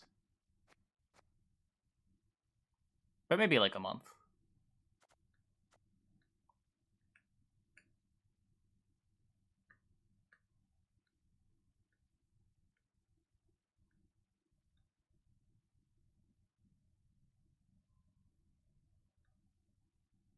You can have one of these decks in like 6 hours.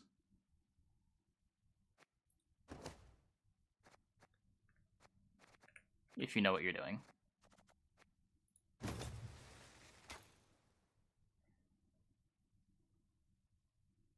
Yeah, not 5. That's what I'm saying, like a month maybe.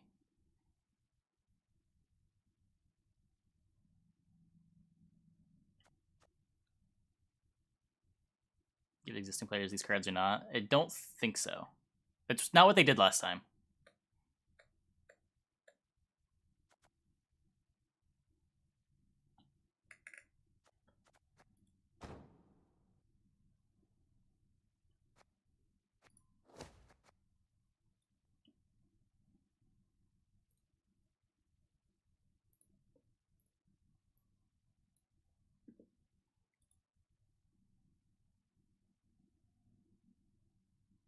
Can buy Journey through Steam, but not GOG.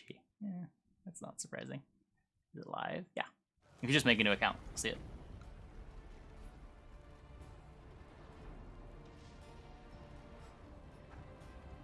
That's why we're relogging now.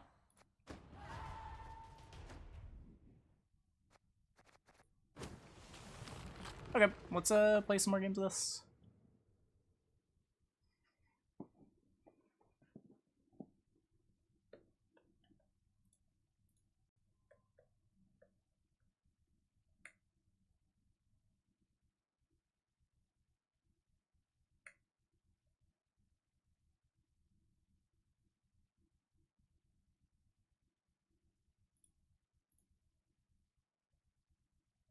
Ranked is out. Oh, is it? No. No ranked. Ranked is probably in like a half hour. The season ended, but hasn't started yet.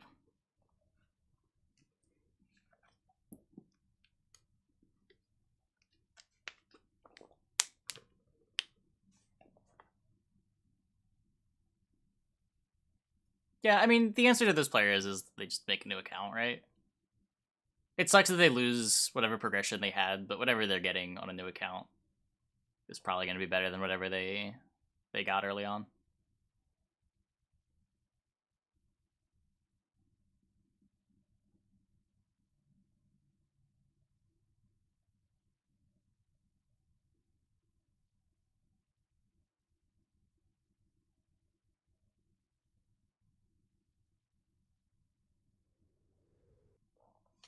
Yeah, the idea is just player retention. Whoops. Yikes. Oh, please describe the events that occurred just before the program closed. I was trying to play a game of Gwent with my very wholesome Lippy deck. Then my game closed, and this popped up. Sad face. I just wanted to discard some cards with my new favorite wholesome card, Coral. Thanks for the buff. Trynet.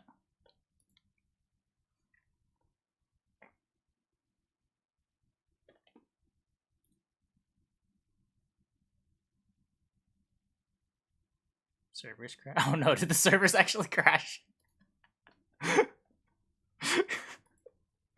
Oh no. I might have bought the Yen Journey, it's actual grape. Yeah.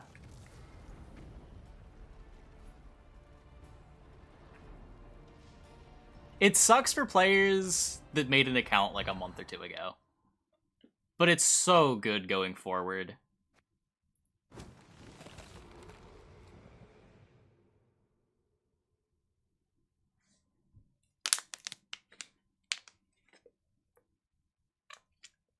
If they're having retention problems, letting new players actually play the game instead of putting literal Elderbear in their decks is such a positive. The game has come so far since early Homecoming, and those starter decks really just feel like janky early Homecoming decks. And you can get out of it fast, but like new players aren't going to give it the time. If you look at the starter decks and the starter decks aren't fun, what's gonna get you to play games? You've talked enough.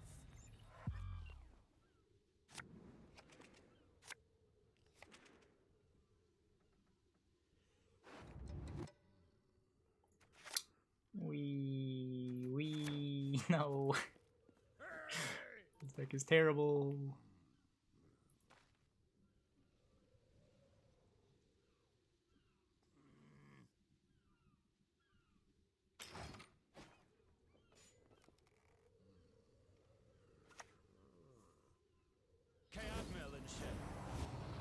So players to see interesting cards. Yeah, exactly.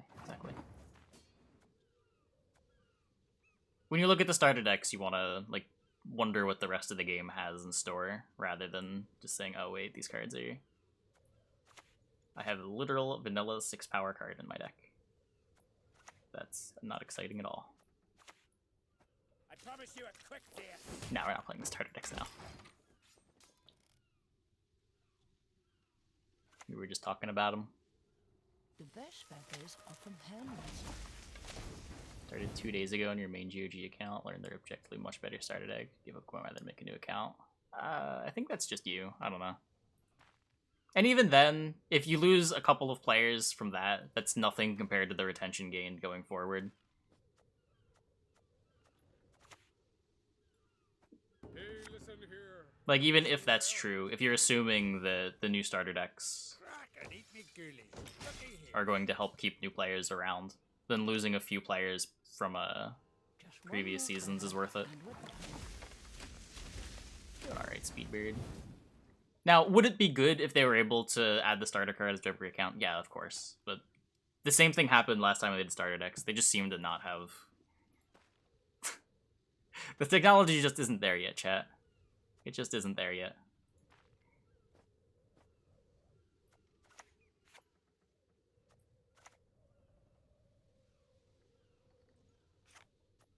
I don't know how I'm winning.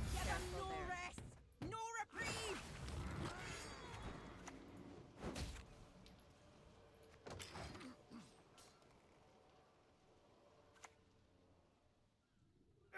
Too slow. The journey, I can't yet.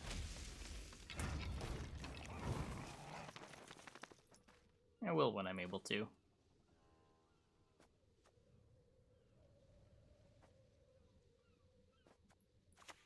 I'd lend you a hand, but then I'd have none. If you're not fast enough, the windmill will hit you hard.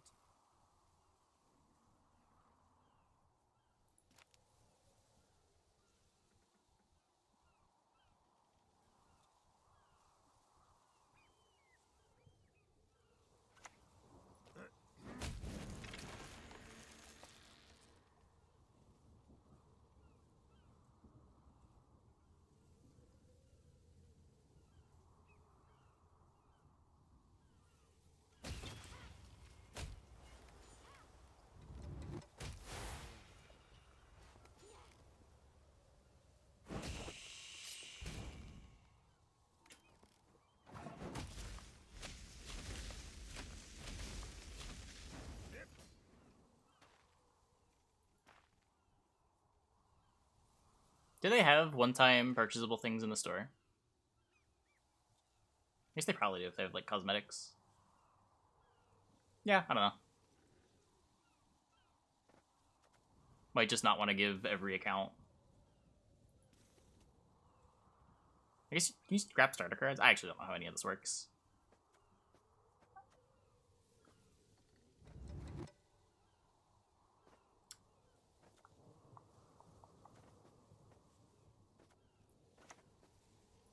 The windmill. The sticks spin around and smash you.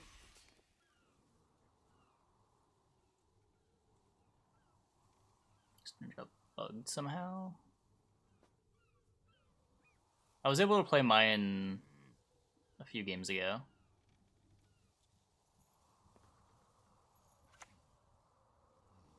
Your magic can't harm me. No magic can. 1, 2, 3, 4, 5, 6, 7, 8.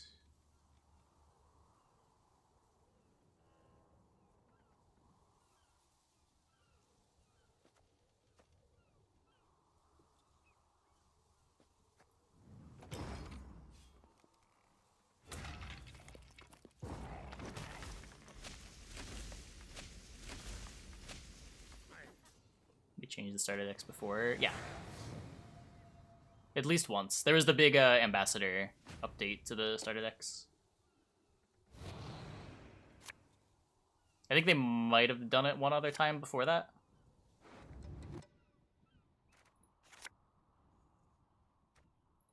But I know they did it at least once.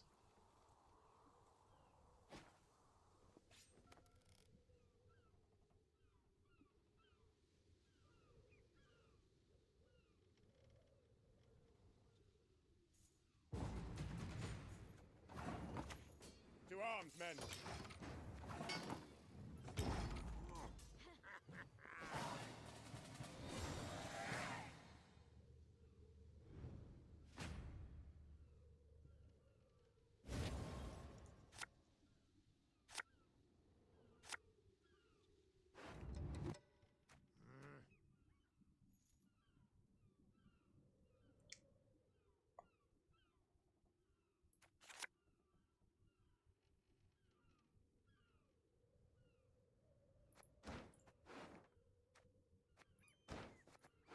So what if I have to tutor for the Lippy?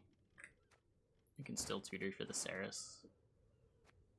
This might have too much swarm, I don't know.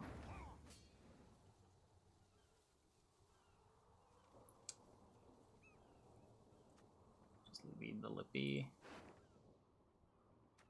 Miss the Skirmisher. Oh, I still don't have the Roach out. Oh, I'll get the Roach out with the Decree though. Let me just start on this.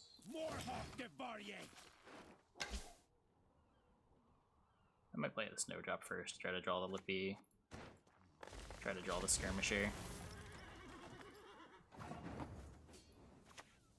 Little castle perched upon a fence. Nope.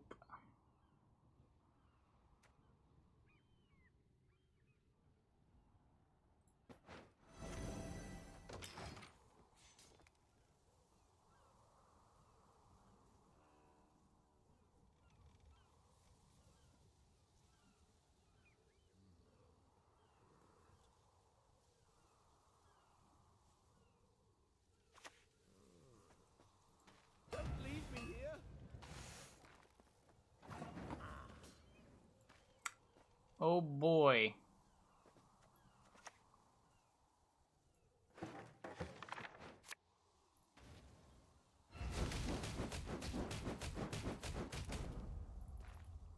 Time for some marauding! Just one more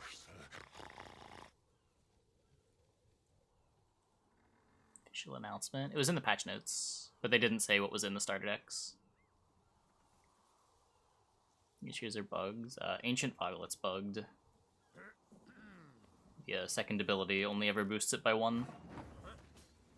Aside from that, I don't know.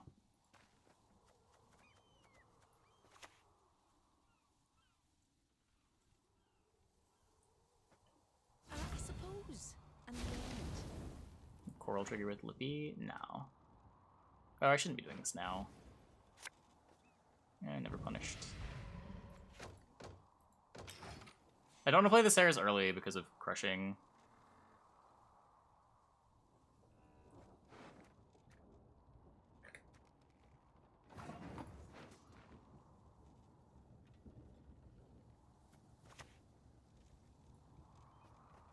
You ought to see the other beast.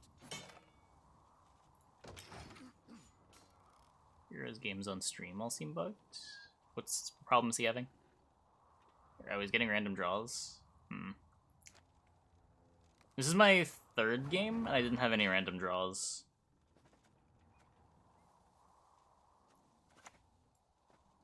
For the clan! For Skellige!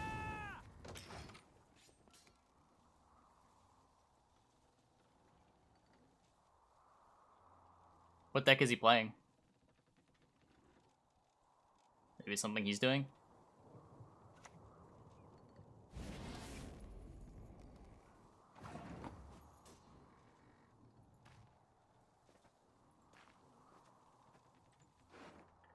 Blue stripes.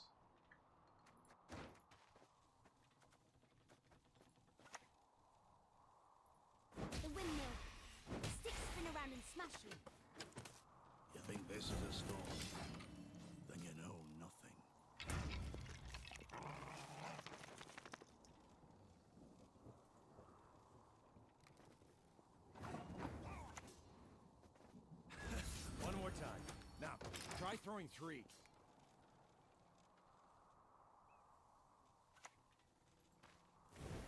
Scorch.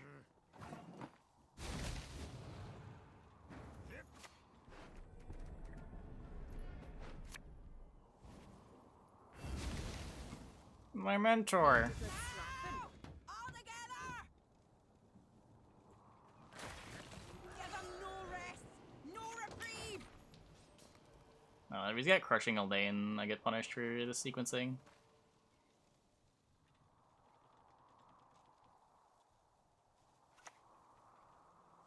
I get rewarded for the sequencing, cool.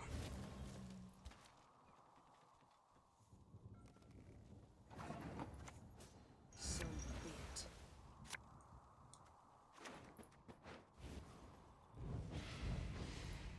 Oh yeah, I still have coral. Some overseas plunderers. Nice.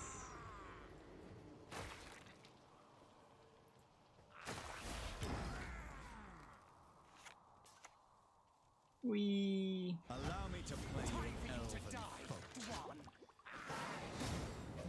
Day of Trap Elves. Not right now. I don't think they were. Nothing got buffed up, did they? Don't know why I would play that now.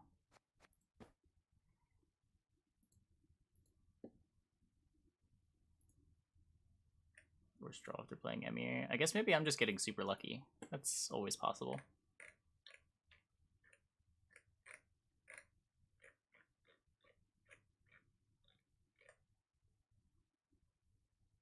Yeah, you got indirectly buffed. True. The Neophyte buff.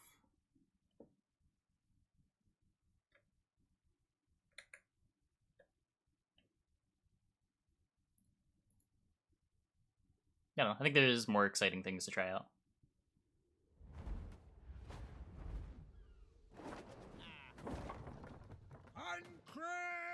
Neutral stratagem.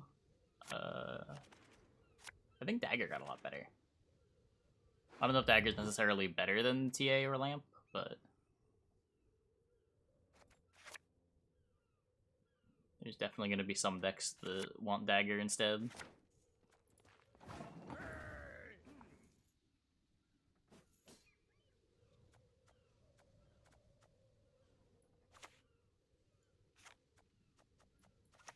Go ahead. Some decks might Stare want at Cursed Mr. Scroll. See what happens. It's pretty niche though.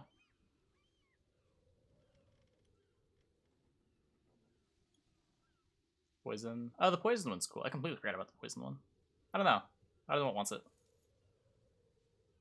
Syndicate probably just wants to play the 5 coins. Maybe Nilfgaard.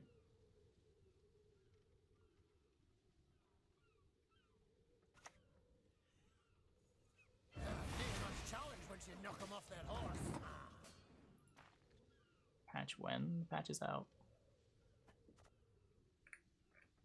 We're gonna patch fix the same day? Sometimes, if something's really bad. No tortoise.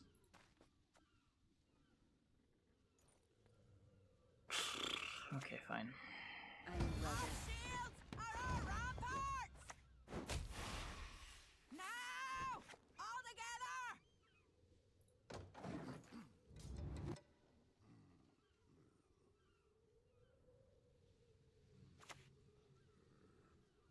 Today's gonna be a good day.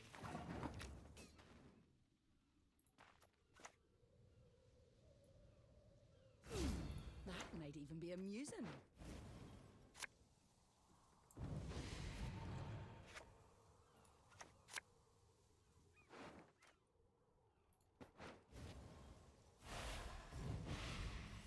Nothing like some overseas plundering in springtime. Broken.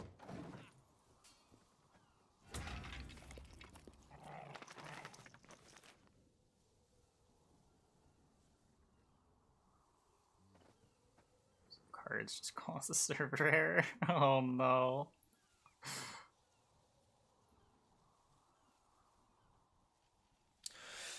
Oh my god! Oh no. I don't remember. I don't care. Where are your points, Mr. Opponent?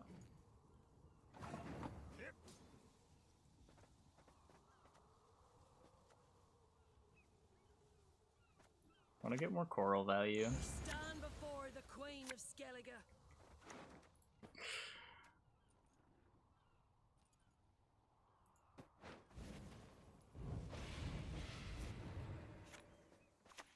The windmill.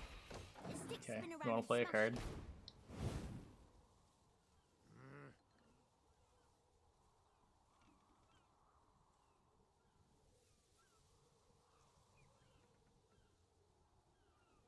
Hey, Grunge Base.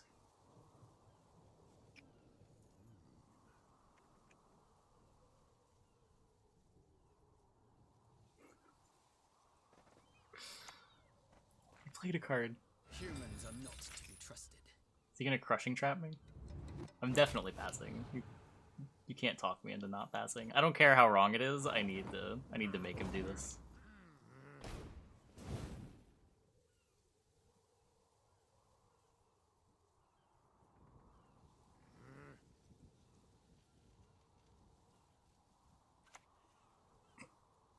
Though trees live longer than humans, they need protection from them.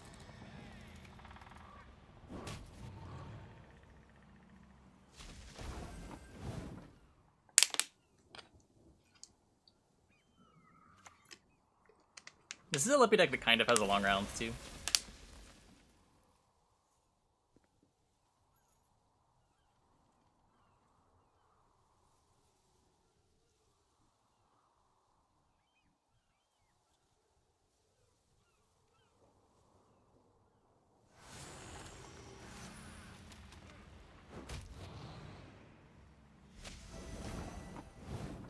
That works. That works.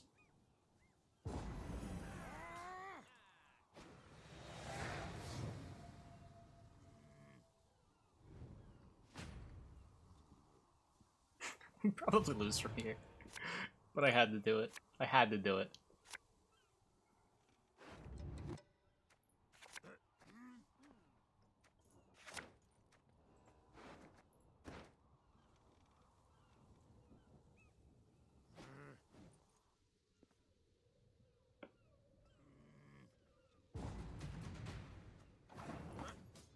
Warhawk de Barrier!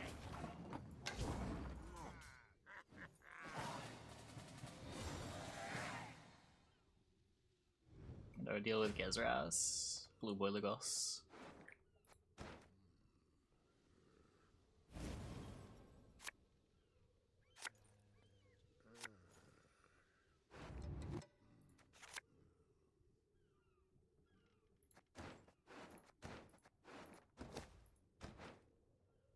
So one of our tutors gets Birna, the other gets the Ceres.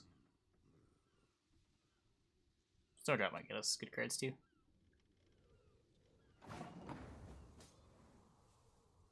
Thing from Hotline Miami. Let's do this one.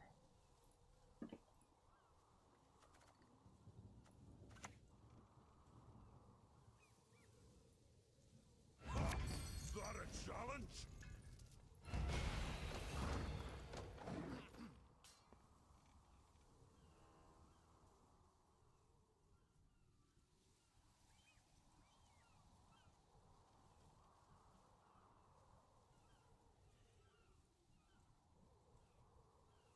There's Herkuduk. Yeah, this deck probably wants Herkuduk. I don't know, the revisions are kind of tight. I don't remember. I don't care. You're not fast enough. The windmill will take you. We won't overswarm, it'll be fine. He'll kill enough of our cards.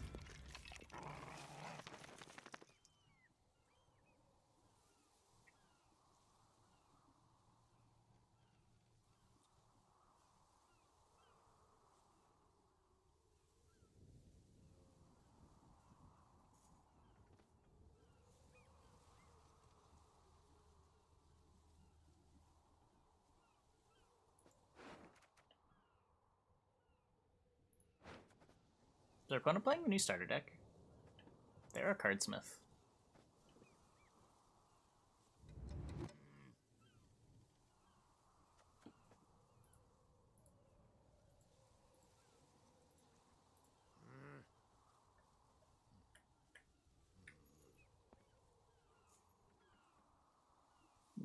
No, it doesn't have Defender.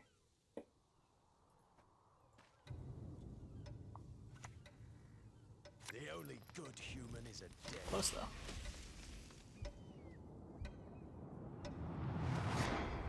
My destiny won't let us talk to strangers.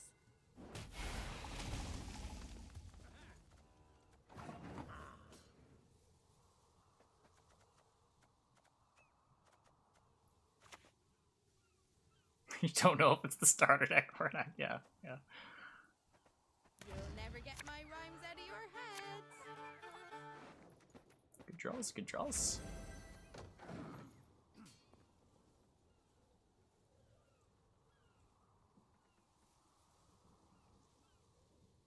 I mean, I should have played another card in round 1. The pass was nonsense. Earth, choke the embers. Wind, blow out the flame.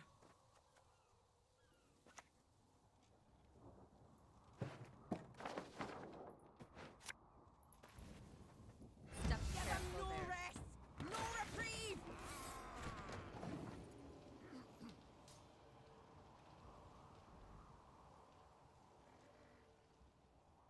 There's a Reddit thread with all the lists. If you go here,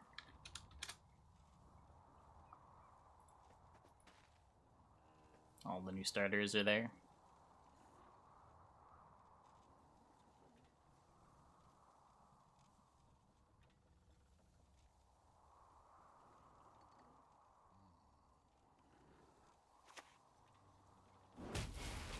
Guy overswarmed just a little bit. Just a little bit. Despite having a good backup long round, or a better backup long round than normal Lippy, it does have other problems.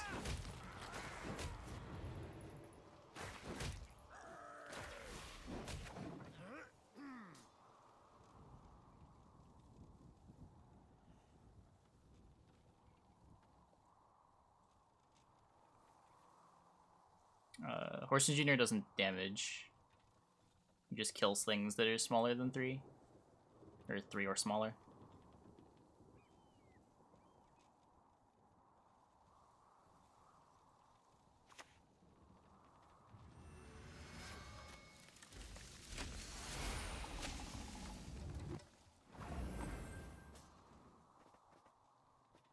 That doesn't include that. They might be updating the shop later. Usually the shop doesn't update until a couple hours after the patch. Same reason why like you can't buy new set kegs for a little bit.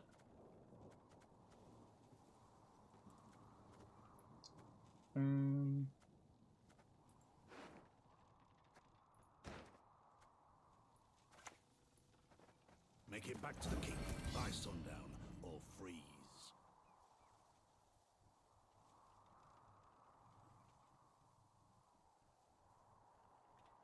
Yep, patch is out.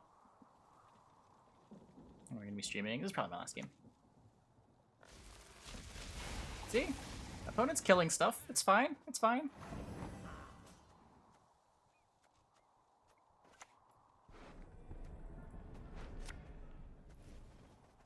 So be it.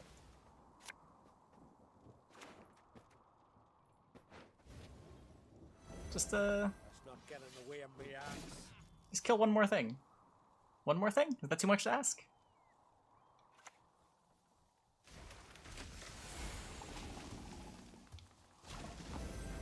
I'm gonna play this first in case he Gezroses us. Carrying arrows with a pipe. I really ought to try that. Do you see on the paste bin? Oh, I don't think it is. I might have forgotten to update the paste bin. To play with my This is fine. We just discard Scald. This isn't fine at all, is it? This is pretty much the opposite of fine.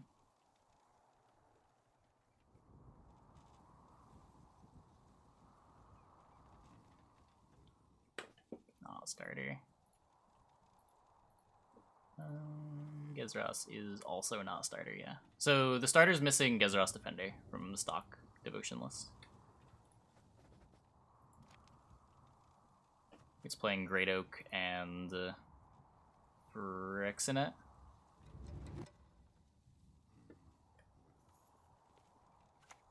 And there's double Dwan Canal Guardian in the bronzes instead of something. No. No. I'm gonna refund that as the stream is ending very soon.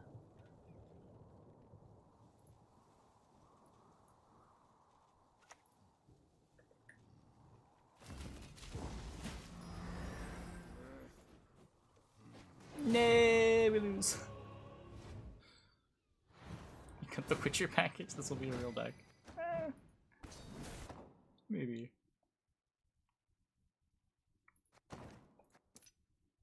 Like what, if you wanted to play Tryhard Lippy...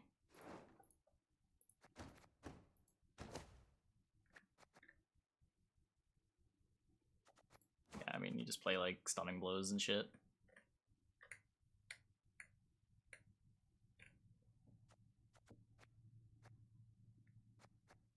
Don't believe you get the cards again. Last time it happened, you didn't. But they haven't said anything, and maybe something happens in the next couple hours.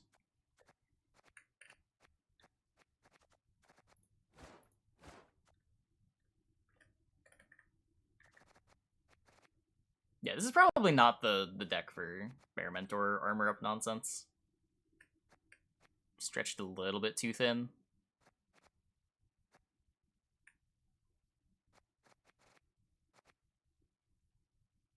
By the Vipe packs. Ah.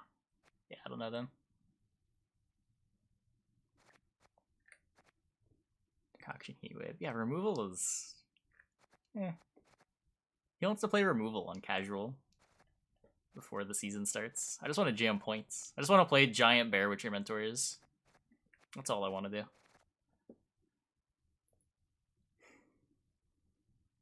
Okay. Anyway, that is going to be it for the stream tonight. Let's see who we can host. Life Coach